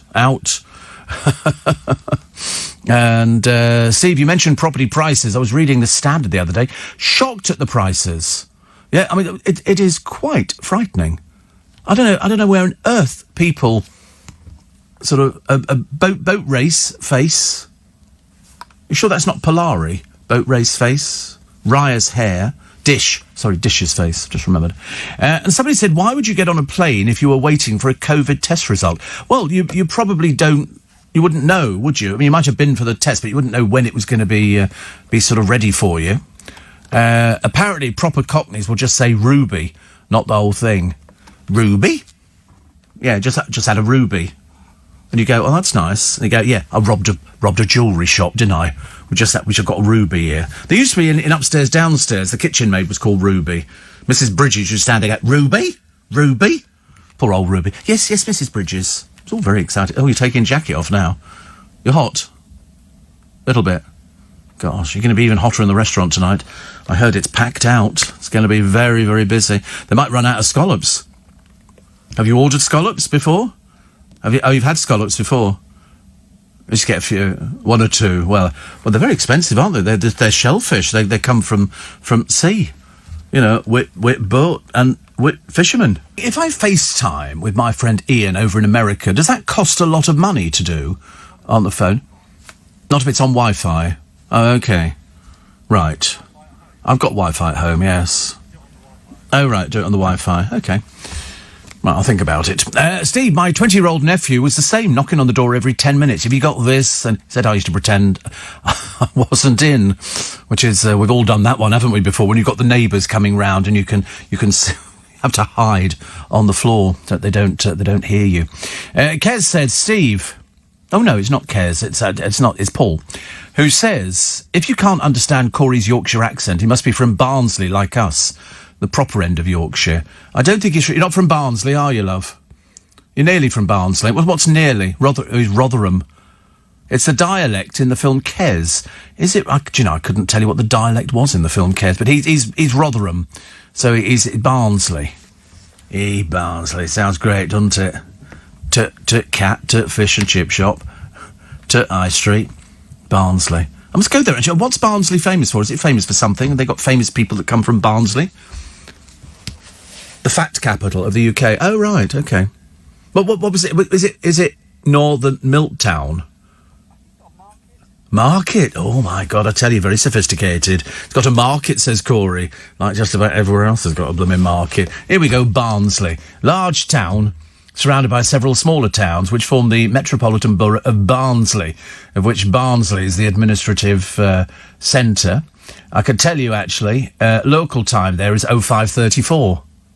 Which is quite nice, isn't it? Which is exactly the same as it is here. We are now twinned with Barnsley. Fantastic. Don't you just love that? We are twinned with Barnsley. And I'm looking at lovely pictures of Calypso Cove Water Park, Barnsley, the Barnsley Archives, Wentworth Castle Gardens, Monk Bretton Priory, the Cooper Gallery and Wentworth Castle. Well, I'm just reading out the pictures you're showing me. I mean, Wentworth Castle, Garden and Architecture. Well, you showed me a picture of all these places. They're nothing to do with Barnsley. They're probably more Rotherham. So, Barnet Fair, Hare.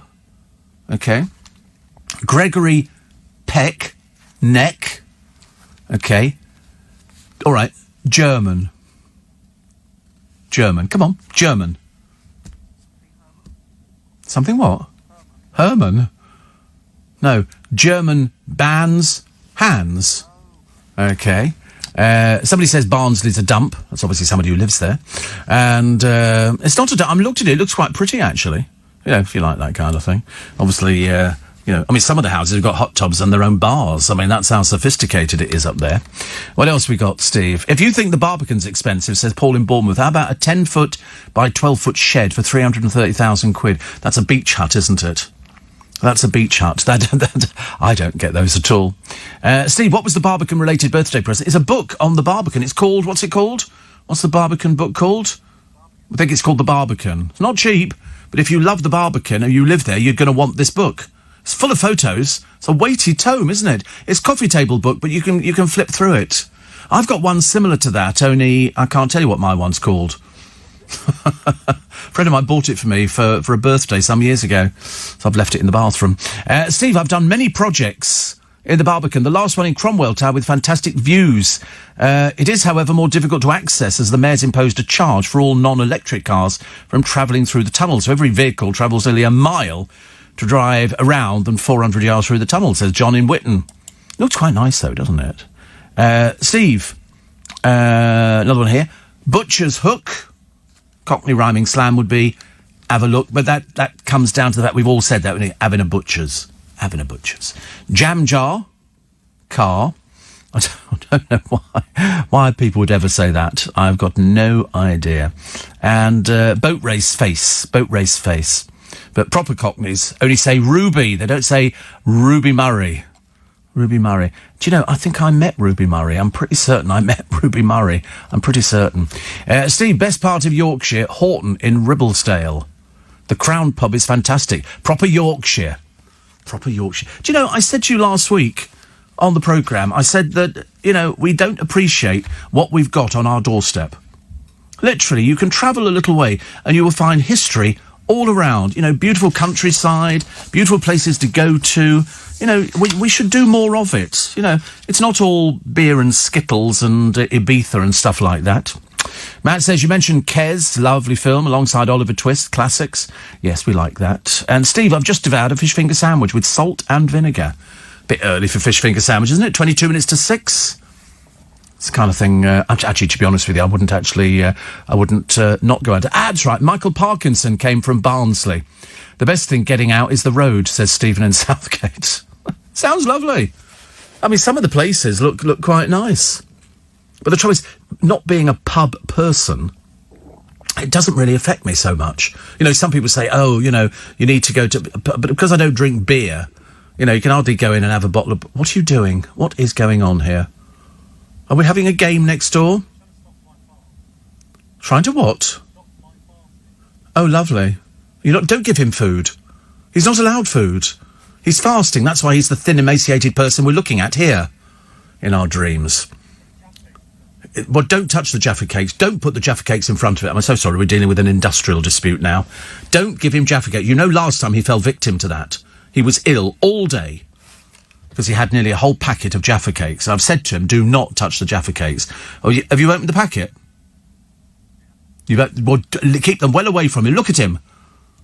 You're taking him down a little cul-de-sac in which he should not be going. You stick to your guns. You fat so-and-so. No, he ate... The last time you opened up the Jaffa Cakes, he ate the whole box. Didn't he? So don't... Listen, it would spoil it. If it was a religious thing, you wouldn't give him that, would you? Find yourself in HR. I'd be taking you there. This is the man who shuns religion, and tries to tempt people with food that they shouldn't be having. No, he mustn't have anything at all. He can have some water, and that's it. I've offered him peaches and plums and all... No. And you're offering the biggest tempter of all, a Jaffa Cake. He's got a weakness for Jaffa Cakes. Very naughty playing on that. Jane says, best bit of Yorkshire, my dad. There you go. And Desiree says, Elscar Heritage Centre is lovely. There have been antique programmes visit there for episodes. Oh, that's nice. I like antique places. I really do. Harvey says, Hampton Wick. Use your imagination. It's a lovely place. I know Hampton Wick very well, actually. Oh, for Cockney rhyming slang. Good Lord above. Steve, I bet there's a huge difference between the Wentworth near Barnsley and the one down here in Surrey. I should imagine there is. And the Mermaid in Barnsley, says Deborah. Best fish and chips ever. Don't know if it's still there. The Mermaid in Barnsley, we'll find out. We'll find out. This is the marvellous thing in this day and age. Before you'd have to go...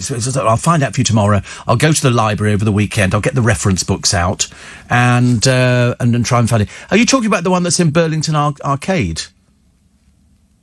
Because there is one here, Mermaid Fish and Chips.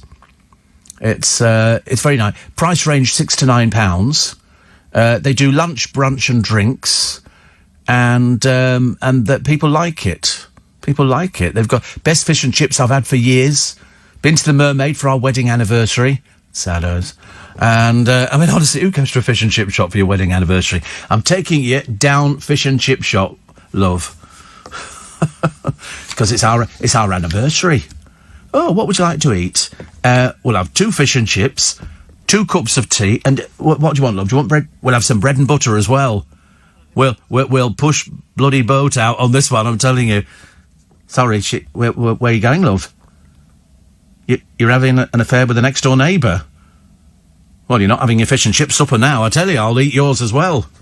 That's what it's like up there. It's like living in a soap opera. Apparently, it's lovely up there. I'll tell you where I've always wanted to go.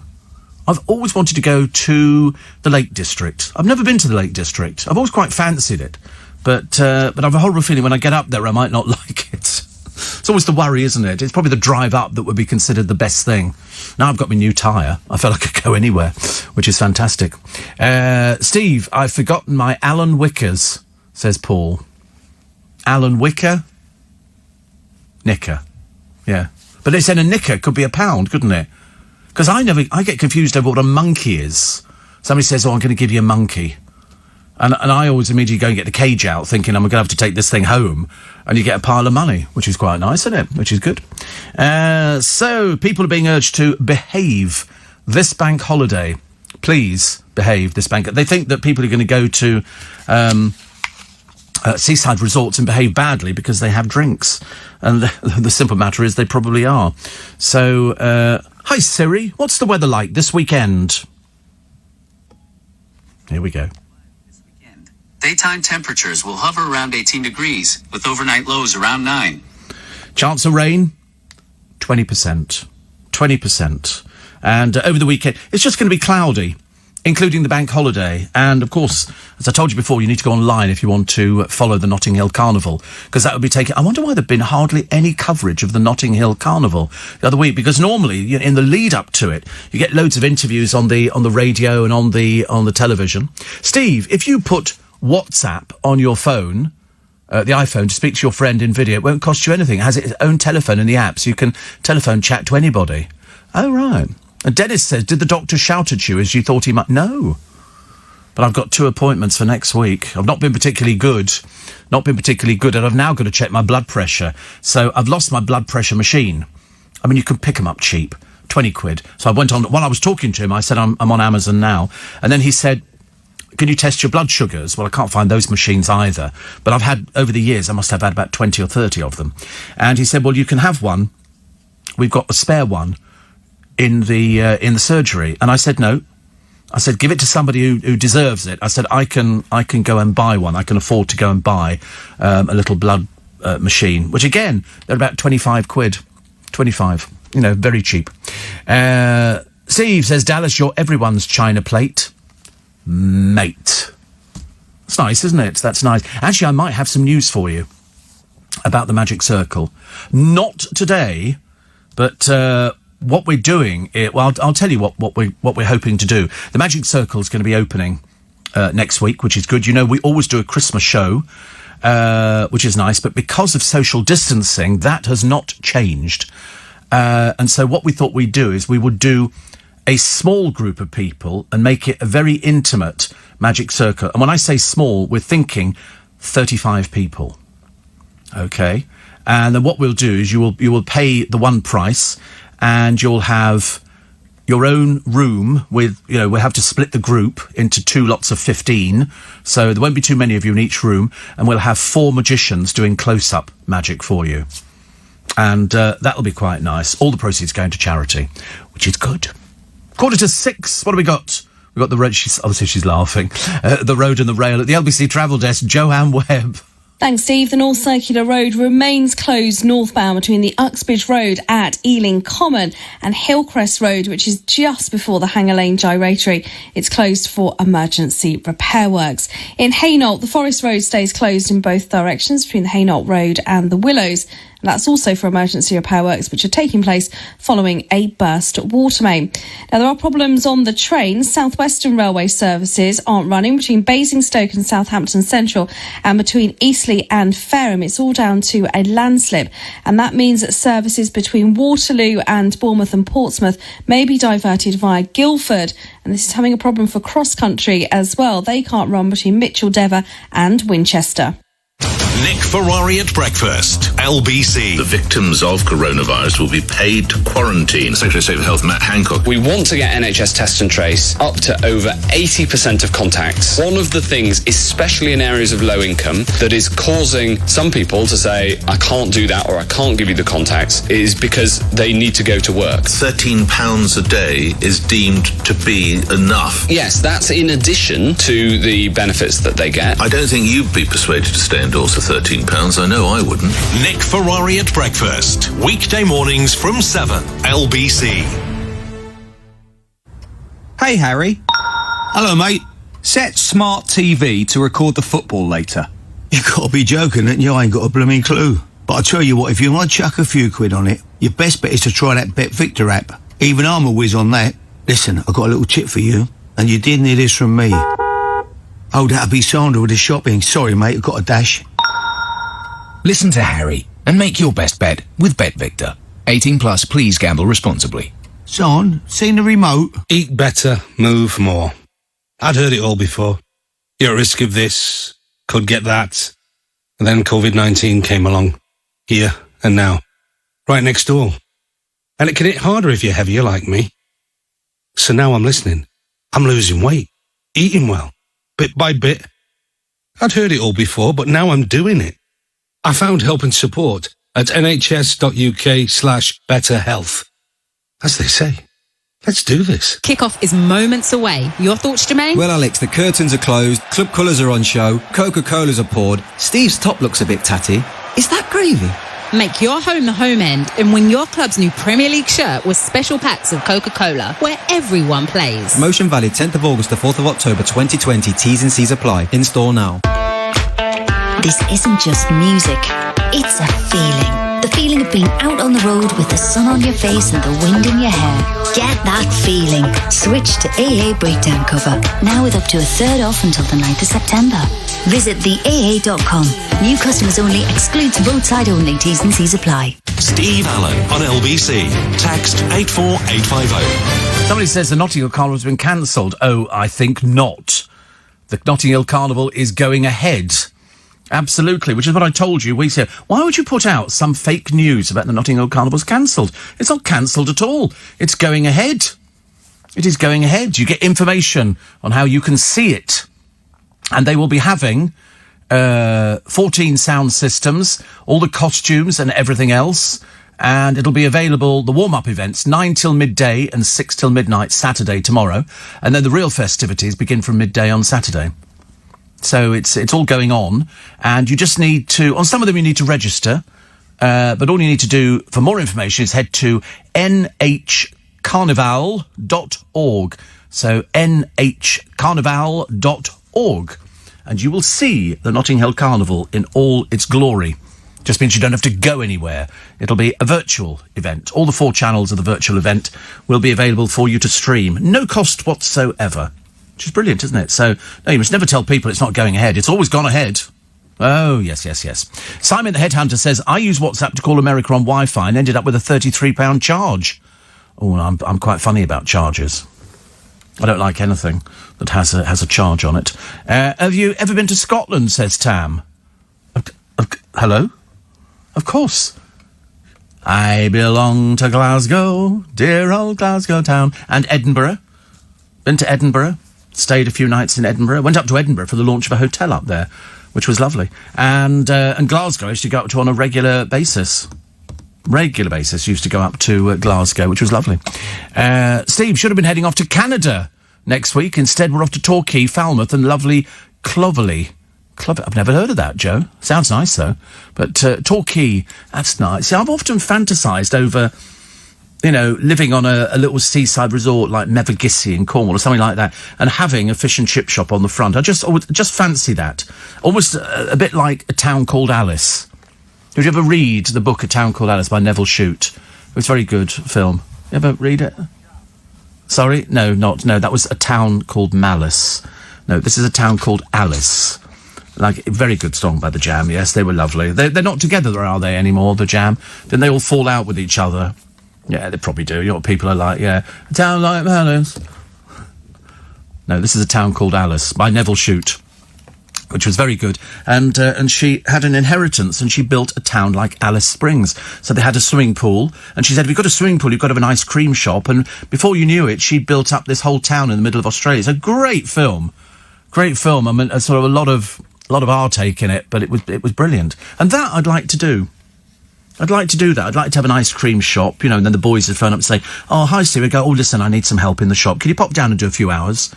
You know, they could pop down and start serving mivies and ice cream and stuff like that. I'll just have lots of machines where you pull a handle. None of this sort of scooping out of a bucket thing. I'll go, listen, it's an ice cream shop, OK? We've got vanilla, chocolate and raspberry, OK? Anything else? Make it yourself. Do you do sprinkles? Do I look like I do sprinkles? No. Chopped nuts? You wash your mouth out. You know, all of this sort of... I quite fancy that idea. And then nip next door, where Luke could be going, got the chips in, one for me, one for you, one for me, one for you. Corey would wander in, you know, ice cream in one hand, book of Barbican under his arm, going, can I have a battered sausage?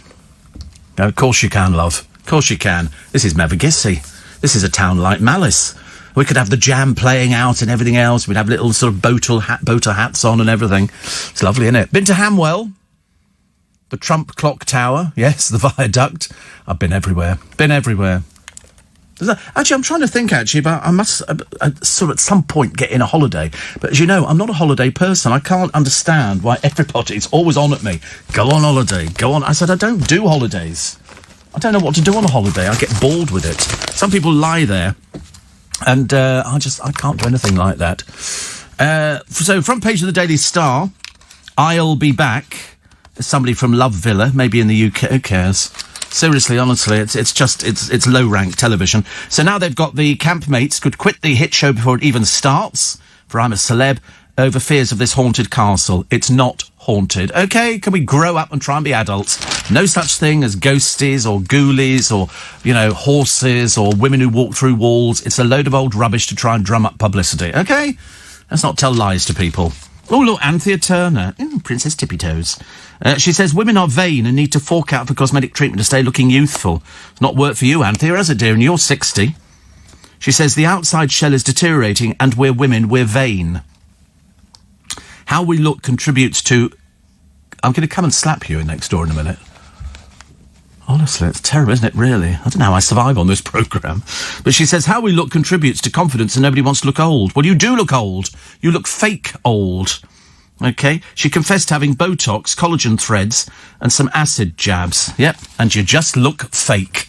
OK? You've seen how poor old Jordan looks. I mean, that's a classic example of somebody who's gone way over the top. So anyway, I have a friend. We went out the other day for a lunch. First time we've done it in... months and months and months. So my friend Jordan, my friend Danny, Mr. Moyles, and a few other people as well.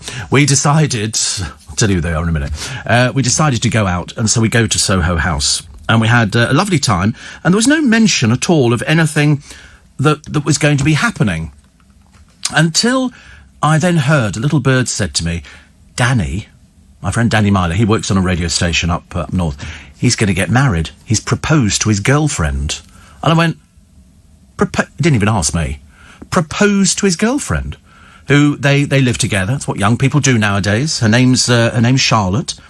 And he went down on one knee in his garden. Took ages to get him back up again. And he produced a ring and all the rest of it.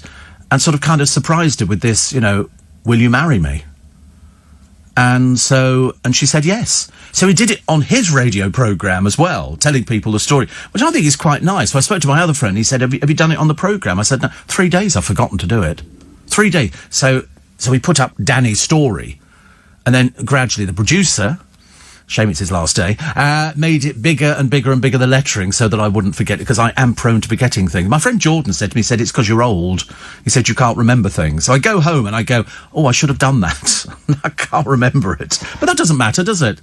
It doesn't matter. So congratulations to Danny and to Charlotte, because it was his 30th birthday as well the other day. So we did that little video. Do you remember we did a little video film, which was quite nice? And I think people are doing other things as well for Adrian. Did you see the thing that was sent out the other day from Hillary? Have you worked out how we do that? No. Work it out. There's a little thing. People are sending messages to Adrian Sherling, who basically has been sort of running the computer, all the stuff I don't understand. This is the one who wants to write the Steve Allen biography. Not that we think there's enough to fill any pages, but quite funny. Quite funny. If you say to your Yorkshire producer, "Hours tha been, is tha rate?" Do you understand that? Yes. Oh, you understand that, do you? How have you been? Are you all right? Yeah. Are that coming out Thaneet int pub? You're coming out to... Why don't you just say you're coming out tonight to the pub? Small wonder we don't understand anything. So that's from Vial in Doncaster. Is that how you talk up there? How fantastic. You don't talk like that, do you really? Is there coming out tonight in pub? You imagine in London. God, you've been mugged in about 5 minutes. We found another Yorkshire Jessie. Is that coming out to pub? No. Do people really talk like that up there? Do they really? Oh, I'm going up there. I tell you, this could be the best fun we've ever had. And I could get me fish and chips. And we could have a right good evening, couldn't we? That'd be great. Never Gissy. My mum's first ever job was waitressing there, 1953, freshly landed from New Zealand. Matthew said, I fancy Anthea Turner. Oh, my God, fathers. Oh, don't. She's boring as heck. She's all twee, a little bit twee. Eamon Holmes hated her. And then kind of changed. I don't know why. I don't think he's really changed at all. And Nick says, you said there's no such thing as ghosts. And then you mentioned Anthea Turner in the next breath. I love the way that they keep pumping out these non-eventual stories about I'm a celebrity, get me out of here. It's a bit like Summer Monte's, get behind the bar, dear. She's an ex-barmaid. Well, she's an ex-everything, isn't she, really? 25 years old, claim to fame. I went out with Paul Hollywood, and that is my claim to fame. Oh, my soul, it does weep for you, dear. It really does. Also, Love Island's Chris Hughes. Never heard of him. He says, the police told lies about Harry Maguire. He claims that the news footage on Twitter of the police's claim says, do you know who I am? I'm the captain of Man United. I'm very rich. I can give you money. And then he wrote, just never happened. So much fake news. Of course, you'd know, wouldn't you? You would know about it. And here's a nice thing, a stag party with a dip at sunset in the Scottish Highlands. And it's the majestic Red Deer bathing in Loch Leven in Glencoe. It's ever so nice. It's a lovely picture. I quite like to... See, that's the thing that kind of tempts me to go up to Scotland and to go out into the Highlands. That'd be nice. I'd like to do something like that. That'd be... I shall have to put that on my bucket list. Also, apparently, Princess Diana was so terrified of being attacked, she had her security team carry around a fridge full of blood. A former private secretary, Patrick Jeffson, said particularly when we were abroad or in the developing world, we'd carry a little refrigerator full of spare supplies. Well, that's quite normal for people. Quite normal, so that you've got, your own blood out there. That would be the sort of thing that a lot of people are doing. Oh, that music means the news is coming up very quickly at 6 o'clock this morning. If you just joined us, it's Friday, the 28th of August. 20% chance of rain today, but it is the bank holiday weekend, so I think we can sort of let our hair down and go whoop-de-doo. But before all of that, the news at 6. On your radio, on Global Player, and... Play LBC. Leading Britain's conversation. This is LBC. From Global's newsroom at 6 o'clock, Donald Trump has formally accepted the Republican nomination for November's election as he seeks a second term in the Oval Office.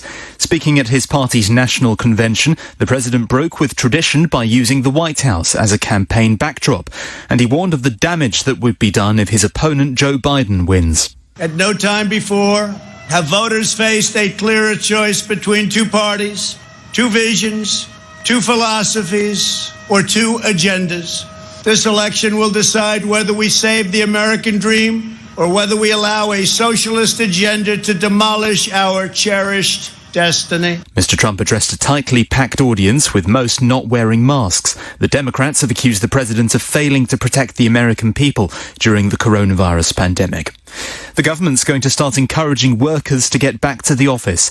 A media campaign from next week will attempt to reduce the number of people working from home because of concerns about deserted town centres. Labour says people shouldn't be forced to choose between their health and their job. People who organise illegal raves and large gatherings in England and Wales could now face a £10,000 fine. New legislation has come into force following concerns about the spread of coronavirus at unlicensed music events and parties. Assistant Chief Constable of Devon and Cornwall Police, Glenn Mayhew, has told us they had to break up a number of raves last weekend. The message is that they're illegal because they're not safe. It's not about us trying to be killjoys and stop people enjoying fun. Raves and licensed music events are not safe for people. And we have seen tragedies in the southwest and within Devon and Cornwall where people have come to harm. The Home Office also says fines for not wearing face coverings, where it's compulsory to in England, will now double for repeat offenders. Environmental protesters are planning to target airports and impose roadblocks during the bank holiday weekend. 4 days of action by Extinction Rebellion gets underway today, with protests staged in cities including London, Manchester, Bristol and Cardiff. And at least 6 people have died, including a 14-year-old girl, after Hurricane Laura hit the US states of Louisiana and Texas. Hundreds of thousands of homes have been left without power. In the city, the FTSE 100 will reopen at 59.99 after closing down 45 yesterday, and the pound buys $1.32 and €1.11. And the weather, a wet day for many, with rain slowly moving southwards, turning brighter in the north later and feeling cooler, a high of 19 degrees. From Global's newsroom, I'm Simon Conway. Sustainably sourced Arabica beans, freshly ground to order, and organic milk, all for just 99p. Because quality coffee shouldn't cost a fortune. A freshly ground McCafe white coffee, now just 99p. Unbelievable. Price and participation may vary. Delivery orders not included. Discount follows government's VAT reduction. This is LBC from Global, leading Britain's conversation with Steve Allen.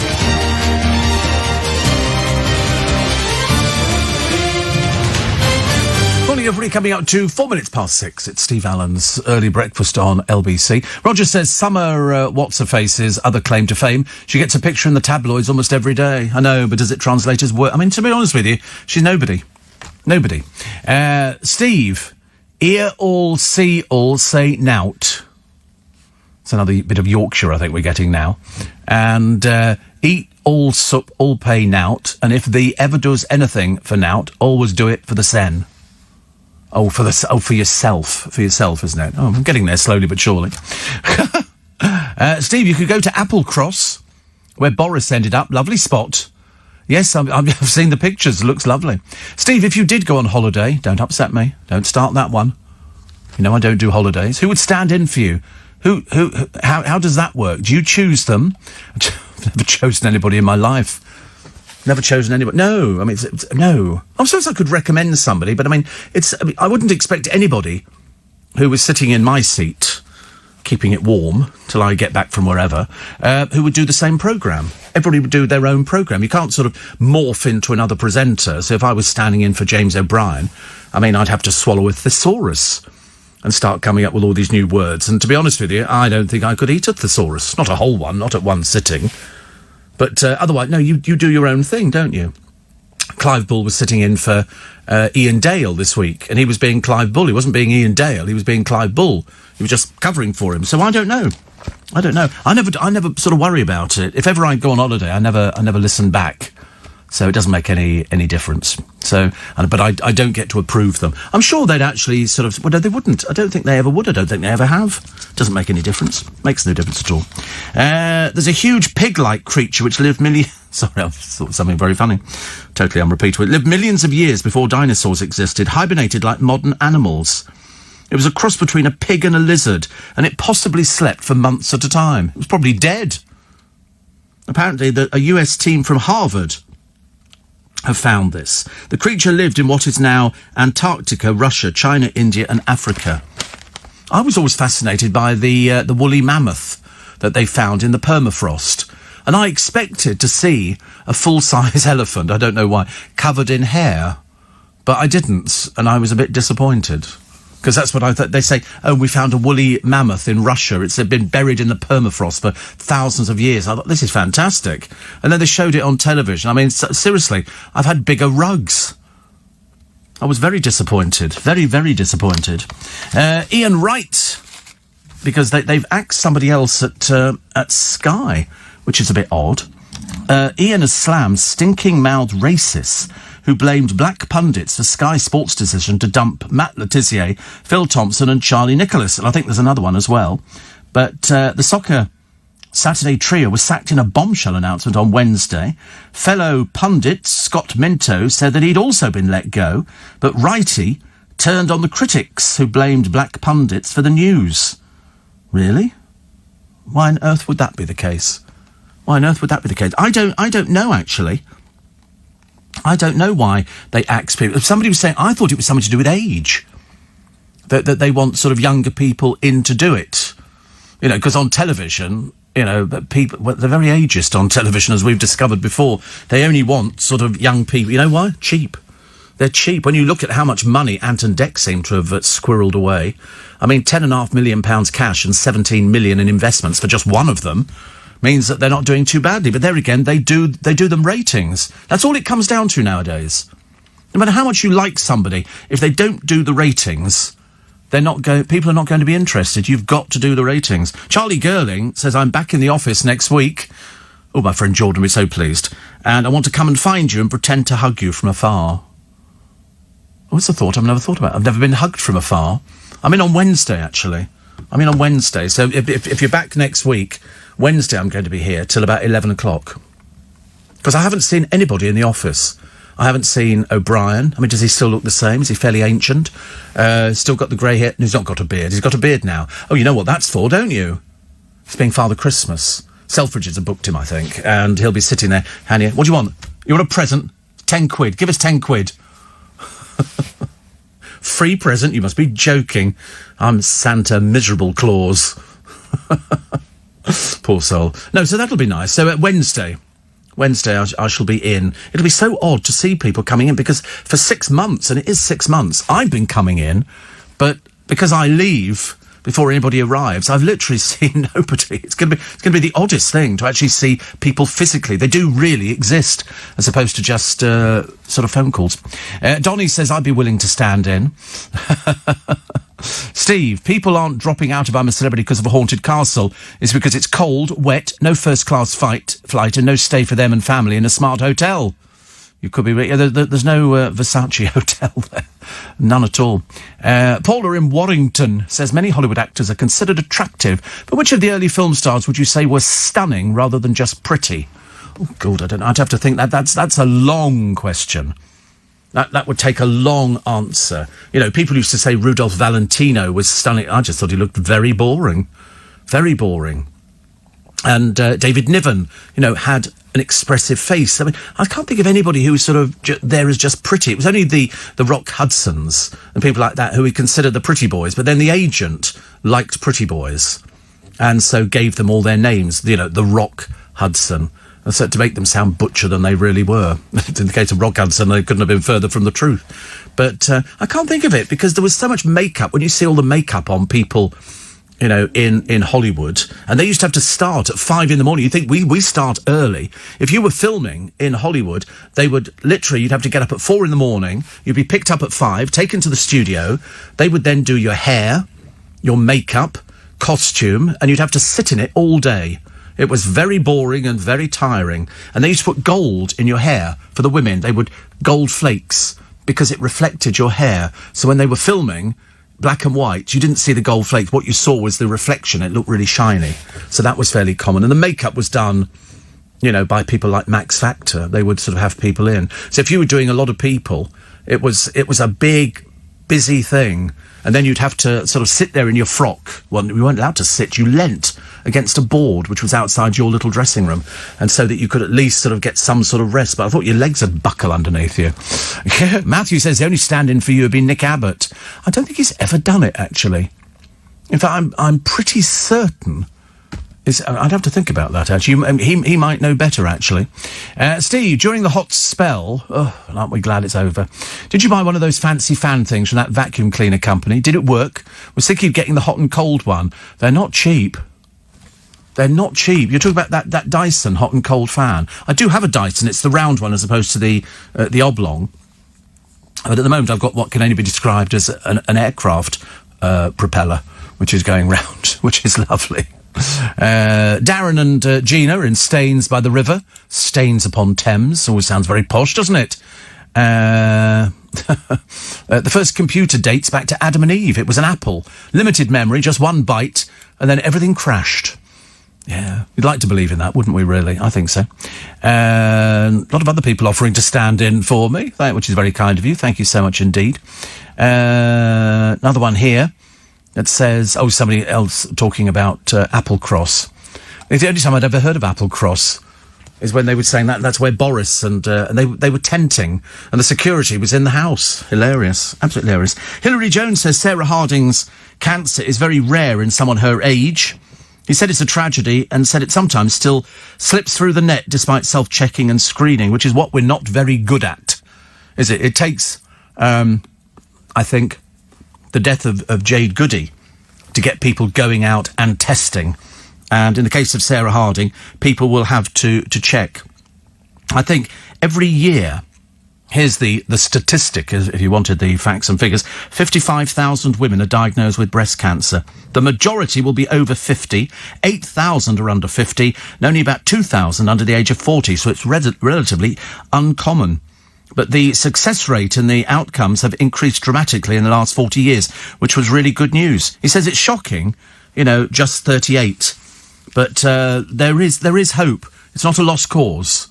You must never ever think it's a lost cause. You always have to be, thinking positively about this. There'll be people listening who've probably been given a diagnosis over the last 24 hours and they're coming to terms with it. And it is a shock. But you need to... There's a book which is called Living with Cancer. You can live with cancer. There was one woman, she had exactly the same as Sarah Harding, lived for, 11 years on. She's still going. Still going. She says you've got to be positive, which I think is the best thing to do, actually. Roger thinks Ian Payne, definitely. Somebody says if we're ever off, it's got to be John Warrington standing in for you. You imagine John at the early hours of the morning. What's the matter? You all right? You'd love John to do it. Oh, bless him. Corey's up for anything today because he's birthday boy, because he's now a year older than he was yesterday. Danny Milo, yes. I don't know, actually. Danny and Charlotte. We could have the Danny and Charlotte show. I don't know, actually, to be honest with you. I think basically we should just run old Steve Allen programmes. I think that'd be better. Because they used to do that when Clive Bull was off. Sometimes they actually played an old one of his programmes and nobody recognised it as an old programme. So people were phoning up saying, I'll talk to Clive. And you think, well, he's not actually here. It's quite a clever trick, wasn't it? Lots of people do that. I used to know a presenter on LBC years and years ago, he's not here now, who would do an interview, but he'd do it in real time. So in other words, he would look at the clock so he could give time checks throughout the interview. And people say, how'd you do that? And he just reads the clock. So he would start the interview, say at exactly 10 o'clock at night, but it could be, and he'd go, it's 3 minutes past 6, and he would give proper time checks on it. So he knew exactly how long everything was. That's clever, isn't it? I think that's clever. Because when you watch television programmes, you don't know that there's a Loose Women show that is pre-recorded. You don't know that, lots of programmes that you think are live are not live at all. I'm live, because it's now Wednesday, and we've got the news coming up, which is good news, isn't it? At 6:15, that is Steve Allen's early break. We've just talked, one of the producers, we call him the assistant, and that's about as good as it gets. He said to me, what's your favourite colour? And so I said, I don't have a favourite colour. And he then launched into this vitriolic attack on me. I felt quite damaged, both internally and externally. He said, you must have had a favourite colour when you were a child. And I said, no. I said, I'm so old. All my childhood was black and white. We didn't have colour in our street till I reached 18. And even then it was just somebody a bit further down the road who we didn't know at all, not even to nod to. So, no, favourite colour. They say, to find your favourite colour, look in your wardrobe. So you open up the wardrobe, and if there's a predominantly, one particular colour there's a lot of, that would be your favourite colour. Because I quite like blue, but it's not a favourite colour. I look at a blue shirt, I think, oh, that looks quite fresh and crisp. Red doesn't really do very much for me. Green is okay. But, no, sort of blue, pale blue with things on, not sort of a plain shirt. But, I mean, not when we were children. What a funny thing you had. Oh, we can change the colour of this message. That's interesting, isn't it? No, I think red. Red. I quite like... I mean, red is sort of quite good for doing a message to somebody. We're doing a leaving card, which is quite nice. And I've done a little video as well, and everything else. I was going to do a funny video, and the producer went, no, you can't do that. It's very funny about the way people react to things, I thought it was comedy, but obviously not. Obviously not. It's my birthday today, Steve. 36. Will I get away with using the term I'm 30 today with 6 years experience, or use the less VAT term? Oh, Keith, you come from Guildford, you can't get away with anything at all. They know how old you are. You know that you're going to say 36 and they go, oh, I thought you were older. You know, which is what people say to somebody when they really want to make you feel very, very depressed about it. Somebody said to me the other day, it was so funny, I didn't actually see the funny side of it at all. I didn't quite understand it. And it said, oh, do you stay in character when you come off air? And you think, you know, I don't know, you'd have to ask the producers. Do I stay in character when I come off air?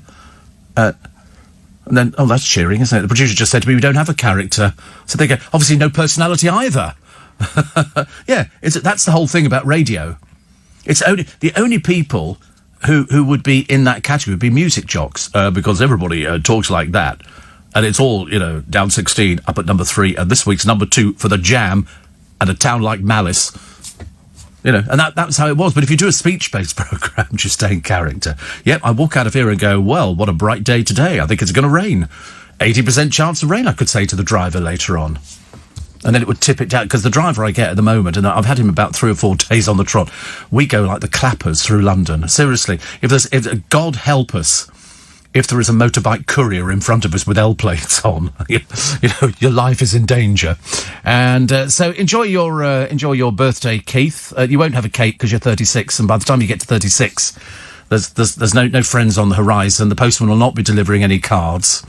So, in fact, basically, might as well just give up now. It's a very depressing time, isn't it? Because the next one you hit is 40. If you thought it was bad at 36, you wait till you get to 40. Which is funny. And another one here says, my son Simon is 40 today. Be such a surprise if you wished him a happy 40th birthday. Well, that would be good, wouldn't it? He listens to you every day on his work in critical care, says Vanessa. Happy birthday to Corey. Yes, Corey's only 23. Not as old as your son Simon, who is 40. 40. God, I remember being 40. What a depressing time that was. I couldn't think of any good sort of things about being 40. I still haven't said happy birthday. To who? Oh, to Simon. I did say happy birthday. He's 40 today. Happy birthday. Happy birthday, Simon, for being 40 today. Enjoy your day, all right? Just get over yourself, for goodness sake, honestly. There won't be any jelly and ice cream and a magician, so, you know, you just have to make do with a sandwich. Do you know, I just had a craving then for a peanut butter sandwich. Just all of a sudden, a craving for a peanut... All it just flashed... It's gone again. There you go. Look at that, honestly. Talk about fickle. Fickle Steve. Another one here says, shocked to hear yesterday that you've never owned a Mercedes, especially a man of your calibre. Intrigued to watch you drive. Better than a Mercedes. That's Jilly, the BMW owner from Billericay. Oh, right. And Chris says, I've met you several times. You don't have a character. You are on air as off air. Well, I thought so. I remember, not when I started. I remember somebody said, I remember saying to somebody, I can't remember who it was actually. Might have been Brian Hayes, about the secret to being a good radio presenter. And that's where you can engage with the audience, but also be yourself. Because if you're not yourself on the radio, people will see through it. You know, I don't sort of go, you know, come off air and go, phew, another exhausting show. It's just sitting down chatting. Because the producer said at the beginning, he said Trump he talked for 1.5 hours. And then finally it hit him. I talked for 3 hours every single day and 1.5 hours when we did the visual show. Which I think went down very well, actually. Everybody seems to be very positive about it. I was delighted. Ray and Vi in Sutton, it's their 49th wedding anniversary today. 49 years, good Lord. How'd you manage that? What is the secret of 49 years? I couldn't make anything last 49 days, let alone years. I mean, that's quite good, isn't it? What do they call a 49th wedding anniversary? Is there some... Because you know that they do... There's all sorts of very odd things on the wedding anniversaries. You know, you get sort of paper and lead and brass or glass or all sorts of different... Because that's why you're supposed to sort of buy the different bits and pieces. So a 49th... Oh, you know what it is for 49? You'd be delighted to know this one, Ray and Vi, in Sutton. Copper. So you could go and buy... I made... Years and years ago, when I did metalwork at school, I made a copper candle holder, and it was copper, which I beat with the end of a hammer, so it went all sort of dimpled and all the way. It looked lovely, polished up, and then with a little round circle in the middle to put the candle in, a little thing underneath, and we took it gone. I don't know where it's got. Somebody obviously pinched it. A little candle holder in copper. It looked ever so pretty. I was quite surprised. I was quite good at metalwork actually, and woodwork. I was quite good at. Made a poker for the fire out of wood. Lasted about 5 minutes actually. That was a bit of a waste of time, wasn't it? I thought it looked so good. I took it home to my mother, and she went, "Oh, that's nice. What is it for?" I said, "It was for stoking the fire." She said, "It's wood." I said, "Yeah, and." Anyway, that was a bit short. Jilly, of course it is, yes. Best looking man in films was Elvis. Yes, Elvis, yeah. Films weren't great, but he was so good looking. You're quite right, actually, the films were not great. But if you're an Elvis fan, why would you worry? It's Elvis. It's the only opportunity of seeing him acting. It was always the same thing, wasn't it? It was always the same storyline in every film that Elvis ever had. So I've got all the films. I've got them on, I bought them years and years ago on DVD. Being an Elvis fan, but you're quite right. He was never a particularly good actor. But at least you got the songs in the film, and they were just good fun. What about Anne Widdecombe standing in? I don't think Anne does early mornings. I don't think, and she was probably looking forward to pantomime this year. God help the protesters, says Craig, if they're at Stansted on Sunday. My mum's going to Crete for a few months. She's been stuck in England since March, and nobody will be stopping her. I like that. Steve, of all the beautiful historic medieval castles in Wales to film in, I'm a celebrity. They chose a castle that was literally built yesterday. Oh, bit of a shame. But of course it's the old rubbish about, it's haunted. No, it's not. They're just trying to make it sad. It's just another place that they've rented. It beats the fake jungle that they had with the Versace Hotel within, I think, about 100 yards. You only have to walk out the back of the camp and you're at the Versace Hotel. So that's why a lot of people sort of gave up. Which is good. Right. Liz in New Crossgate. In the news today, Liam Payne has got engaged, and his fiancée apparently has a £3 million ring. Could he not have given her a £1 million ring and given the rest to help cure COVID? Oh, listen, they have the facilities to cure COVID. The money isn't the issue. Nobody's ever come forward and said we haven't got enough money to start pressing forward with a cure for COVID. I think your hammering of the copper is called planishing. I don't think it is. It's that sort of dimpled effect, and I can't describe I know what it looks like, but I can't remember what you call it. Alison says, are you off on Bank Holiday Monday? I am not. I am here in the morning, every day of the week, 7 days a week. Whether you like me or not. So, the mosque terrorist, this is one in New Zealand. He's going to die in prison. See, that's good. I see it's a terrible waste of time keeping him, but there you go. It's not my decision to make. But, life should mean life.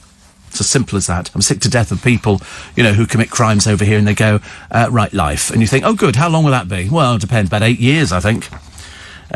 So behave the bank holiday, please. Most powerful hurricane going on in Louisiana. That'll be another state of emergency. Oh, and a woman. She gets onto an EasyJet flight. I can't remember where it was, actually. But she's put next to 2 Orthodox Jews. And they're not supposed to sit with women near them. So they asked the woman to move, which she did. Now she's decided she was humiliated by it. But I would have thought if you knew anything about religion that there are certain things which have to go on which people adhere to. So I don't know whether or not you can actually put down the fact you were humiliated by something, which keeps everybody happy. They don't have to sit with women on a flight, and all they did was move her to another seat. They're constantly doing that on planes. Dale got moved on a plane once because they wanted to balance the plane up, and he was too heavy at the time. He was very heavy, very, very heavy. Desiree says, if that Woody woman ever replaced you, I'm switching off. Oh, no. No, you mustn't switch off. That would be a disaster. Absolute disaster. Steve, talking about haunted houses. I once upon a time lived in a haunted house in Islington. No kidding. No, there's no such thing as haunted houses. That's the trick. It's a good wheeze to get people interested, but doesn't exist. Somebody says, Steve, morning. When we moved back to London 10 years ago, after an 18-month experiment in the Hampshire countryside, never again, we looked at a flat in the Barbican to rent, but the flat was just a wee bit too small for what we could afford.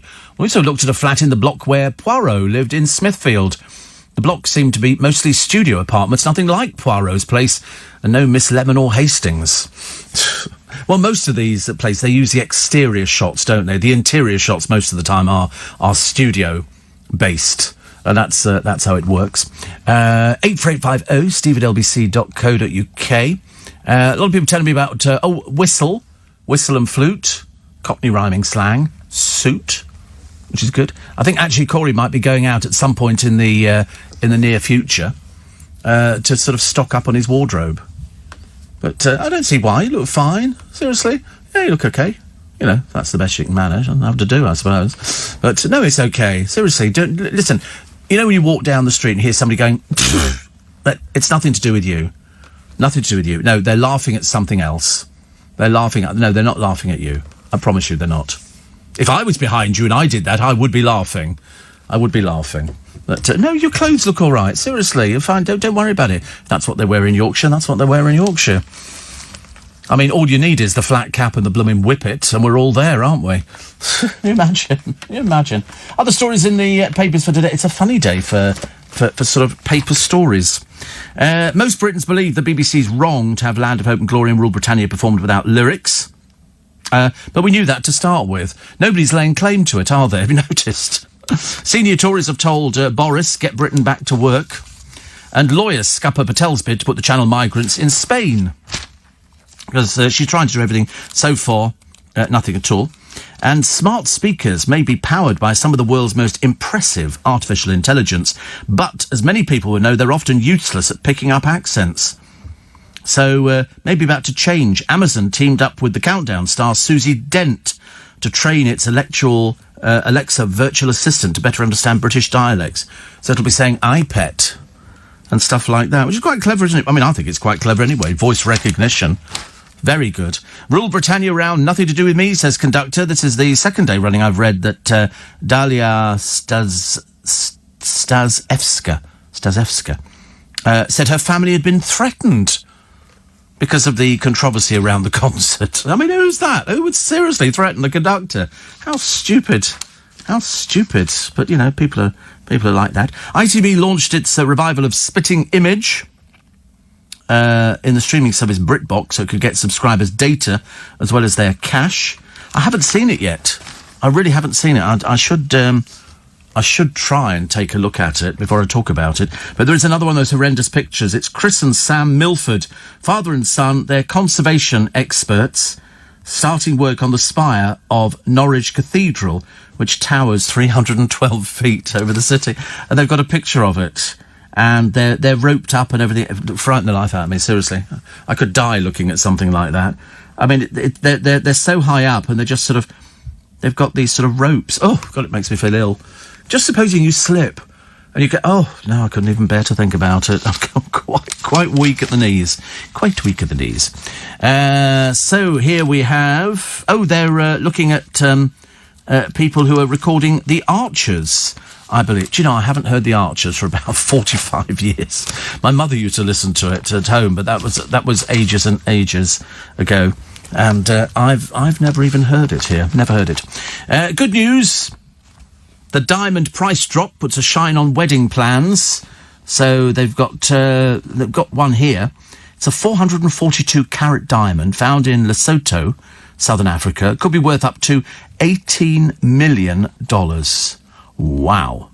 Wow, that is phenomenal, isn't it? 442 carats. Could cut that down a bit. 18 million. Mind you, to some people, like to Jeff Bezos, first man, isn't it? £200 billion he's got. £200 billion.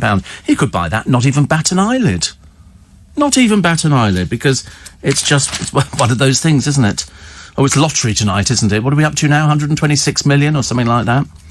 Might not have to sort of worry about Corey going out buying his own clothes. I could sort of go and buy them for him. We could do a shopping spree. Go, listen, just buy whatever you want. You know, yeah, a bit like Supermarket Street. You could go wild in the aisles, and you could definitely. I could bring Dale along. He could sort of count you down and say, "Did you bring me back the bonus?" And you'd have to go, "What was the bonus?" I get a pair of pants. It was worth 50. Love it, love it, love it, love it. Young seal broadens its horizons in Norfolk. It swam 15 miles up the waterways of a national park, has been escorted back to sea after getting too friendly with people. A little bit worrying, isn't it, when they get too friendly with people, because then they might turn around and bite. And you don't want to be bitten by something like that. You'd suffer very, very badly. Also, the man who's answered concert-goers' prayers, you can put your hands together now for Mr. Simon Rattle, who's on the front page of the Art magazine, which is very nice because it comes free inside your copy of the Times today. Steve, the wife and I are celebrating 10 years of married bliss today. Off to Soho Farmhouse to have a lazy lunch away from the kids. We'll check to see how the Beckhams getting on with that new pond. Oh, right. Yes, please. Yes, please. Can you take photographs of it? Is that permitted? That'd be very good. Steve, Cockney slang. We were doing Cockney slang earlier on. Saucepan. Saucepan lids. Nothing. Saucepan lids. Nothing. Come on, saucepan lids. Bids. Bids what? No, kids. Sorry? I can't hear you. Showbiz. No. Kids. Kids. I've just told you. Saucepan lids. Kids. Goodness sake, honestly. So that's quite nice. How about Miriam Margolyes? That'd sort the wheat from the chaff, says Wendy. Yeah, we haven't got any wheat, though. That's the problem, isn't it, at the moment? Simon the Headhunter. He says, do you think that the wet-neck BBC will play Vera Lynn's Land of Hope and Glory when they run down the charts this week? She's now number 1. I wasn't aware there was another chart show. We have a chart show. And I thought that was the only one, actually. Presented by the delightful Will Manning. Absolutely delightful. He managed to come up with another rude word on his programme the other day. He does it all the time, actually. And he puts it down there like, oh, I had no idea what I was saying. Battle Cruiser... Boozer, thank you very much indeed. Whether that's right, I don't know. Battle Cruiser, yeah. Another one here, and I love your show, Steve Allen. Okay, that's good. And it says here, so arrogant to dismiss haunted houses. No such thing. No such thing. Never has been. No such thing as ghosts. No such thing as haunted houses. No such thing as poltergeist. Any of those sort of things. Nothing. Does not exist. Load of old rubbish. And the people who perpetuate these myths are sad people. Sad people. I bought a thesaurus the other day. Somebody had stolen all the pages inside. There are no words to describe how angry I am. Thank you very much indeed. And Norwich Cathedral spire is the second tallest in the UK. Salisbury is the tallest. Very popular with Russians, I believe, Salisbury. But I've seen it. It's lovely. The cathedral close in Salisbury is fabulous. Really is a lovely place. Please wish me success, Steve. I would love to meet you again to say hello. You're very intelligent. I don't think that's a reason for ever meeting anybody. And apparently David says Simon Rattle feels uncomfortable with the Proms lyrics and thinks they should be altered. What for? What for? For goodness sake. Honestly, BBC have been pumping it out for ages and ages. And it should continue to do so. Also, the failure to provide an effective test, trace and isolate system means workers have no confidence in returning to work. Never mind Tory splits. What about oh, I've missed the last piece, actually. Sorry. What about the death toll? Yes, they seem to be moving things about all over the place with that, don't they? You can never quite work out exactly where they're getting the figures from. Because one day they say in the newspapers, well, the good news is it's all gone down and it's not as bad as it was. And the next minute they're going, we've just recorded the highest death rate that we've ever had. So who do you believe? Well, you have to believe LBC, but where do we get it from? Where do we get it from? Mainly you get it from the wires and stuff like that. Other stories in the papers. This one will probably annoy you. The legal aid for PC Harper's killers, 465,000. What? I'm not sure, actually. I'd have to ask somebody, actually, who would probably be better informed than I was. On legal aid, does that mean you can't afford to fund your own legal aid? Yeah, right. Yeah, that'll be a bit difficult to try and go, wouldn't it, really? Also, Jan Leeming, BBC newsreader, 1980 to 1987. She said, here's the news. I'm fed up paying for a woke BBC that I barely recognise. Changed, doesn't it? Everything changes. Everything changes, and I should imagine the BBC is no different. Could Camelot lose hold of the lottery? Well, I mean, it'd be quite nice if we had some more winners, because at the moment it's getting desperately bad. I can remember winning on a regular basis. Every week I would win something, 20 quid here, 30 quid there, whatever it happened to be. And other friends of mine who were playing the lottery at the same time. Then they changed the rules, and basically nobody wins. Nobody wins, apart from Camelot, who get in loads of money and then sort of change it, into something better. I'm really not sure about changing rooms. I don't think I want it back again, actually. I'm pretty certain. I didn't like it first time round. Are they going to put Handy Andy back in there? Handy, because he lived around the corner, I think, was the thing. I'm playing golf, Steve, with Amanda Blackburn today. Need to know if I need my red and yellow. Yes, umbrella. It's going to rain. 20% chance of rain today. 20% chance of rain. So there you go. Sue says Rule Britannia and Land of Hope and Glory should not be dropped. Well, they've not dropped them. They're just not singing the words. So I'm sure we could all be very divided on that, couldn't we? Morning, Steve. Love your programme. Could I ask what woke means? Well, it's a bit snowflake-ish. It's a bit sort of, trying to sort of please everybody, pleasing nobody at the same time. So you're a bit woke. It's a bit sort of left-wing, I think. Would it be considered left-wing? Something like that? Dear, nobody like that round here, is there? 10 o'clock this morning. Anyway, other stories which are happening in the newspapers, apart from changing rooms coming back. It promised dreamy makeovers, but they had some right disasters, I'm afraid. But that was the fun of it, I suppose. That was the fun of the whole programme. But there was one woman, she had her cellar done. She hated it. She said, Lawrence Llewellyn Bowen has ruined our house. And I thought, well, that's just the way it goes, isn't it? But anyway, she said it was insulting. She later told the Mail, Russell, my husband, was quite offended because it made him look silly. It's just a funny little makeover. I don't suppose you have to sort of subscribe to it all the time. You could sort of leave it and then sort of change it at a later date. Makes it more fun. But I think it's bad bringing the programme back. Why can't they come up with different programmes? Are they so devoid of anything? It was like Mission Impossible. How many of those are we up to? 7, 8 Mission Impossibles with sort of Tom Cruise?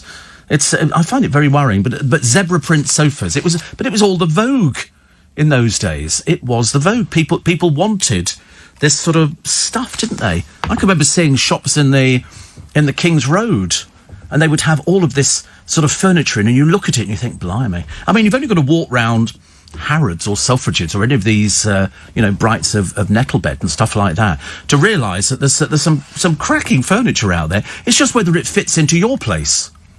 I've always wanted to say to somebody, look, come in, you furnish it the way you think it should be furnished, and then I'll sort of live with it. Or failing that, you see a house and they dress them, don't they? Whenever they have a show house, it's been dressed by somebody. But the one thing you've got to watch in show houses is, and we actually saw some that were built years ago, just down the road from me, and it turned out that because of the furniture that they'd moved in there, which was smaller, that they actually make smaller furniture for show houses, like sort of beds and stuff like that. But in this particular one, because of the size of the bed in the bedroom, to make it look as though it had 3 double bedrooms, you couldn't even shut the bedroom door. You'd have to sort of turn the bed up on end to shut the door. So check for things like that. And the one thing you'll never see in show houses, televisions. They want to make it look as spacious as possible. They don't want it to look crowded. So you'll have smaller furniture. They'll put a small 3-piece suite in there and a few sort of decorated things in the kitchen to make it look, quite interesting, actually. Steve, koala bears aren't real bears, says Matt. They don't have the qualifications. Thank you. I knew I wasn't going to be able to read that properly. And apparently rhyming slang, kettle and hob, means your watch. Because kettle and hob, fob. Okay? Had to explain what a fob watch was to him. In a right 2 and 8, a state. And Sue was the one who said earlier on that Land of Hope and Glory and Rule Britannia should not be dropped. Well, they're not dropping, they're just not doing the words. Although I should imagine somebody might have to, mightn't they? Especially if they play Vera Lynn, as it might be number 1 in the charts. Who knows? Front pages, The Express. Millions could win payouts in new scandal. PPI claims battle. Pret a Manger axes 2,800 jobs as the high street suffers again. So they must be closing branches then, mustn't they? Can't just lose 2,800 people. The Guardian, COVID-19 death tolls kept secret to protect care home providers. And this other story, which sort of appeared inside some of the other ones, that children in the UK have the lowest levels of life satisfaction across Europe, with a particularly British fear of failure. So we have miserable children. Pret-a-manger, front page of the Mail, plus the legal aid for PC Harper's killers. They can't read or write, but they get nearly £500,000 worth of legal aid. Obviously, their families must be very poor and can't afford to pay for things like that. Anton Deck, front of the Sun. Cowell stopped us quitting Britain's Got Talent. I don't think you're getting X Factor back. I think ITV have said that they're certainly not running it next year because basically it's run its course. What they're going to put on instead. I mean, it seems ages since we've had Saturday Night Takeaway. Or did we have one with Anton Deck and there was no audience? I can't remember. I think we did, didn't we? But you need an audience. It's like Loose Women. They're basically treading mud on that programme. They need to have an audience because everything falls flat on its face. Scaredy Cast. This is a castle which they're claiming is haunted, which of course it isn't. It's all to try and drum up some interest in I'm a Celebrity, Get Me Out of Here. Why? I've got no idea. Love Island's Camilla. From war zone to a star of reality TV. They're not stars of reality TV. They're media personalities. Media personalities, which is not the same thing at all. You know, it's basically people who want to get their bits out for you. In other words, exhibitionists. And then after they've sort of failed in their relationship quest, they then have to find something else to do. And that's when it all goes pear-shaped, I'm afraid. Not so good. We will be ready for kids' return.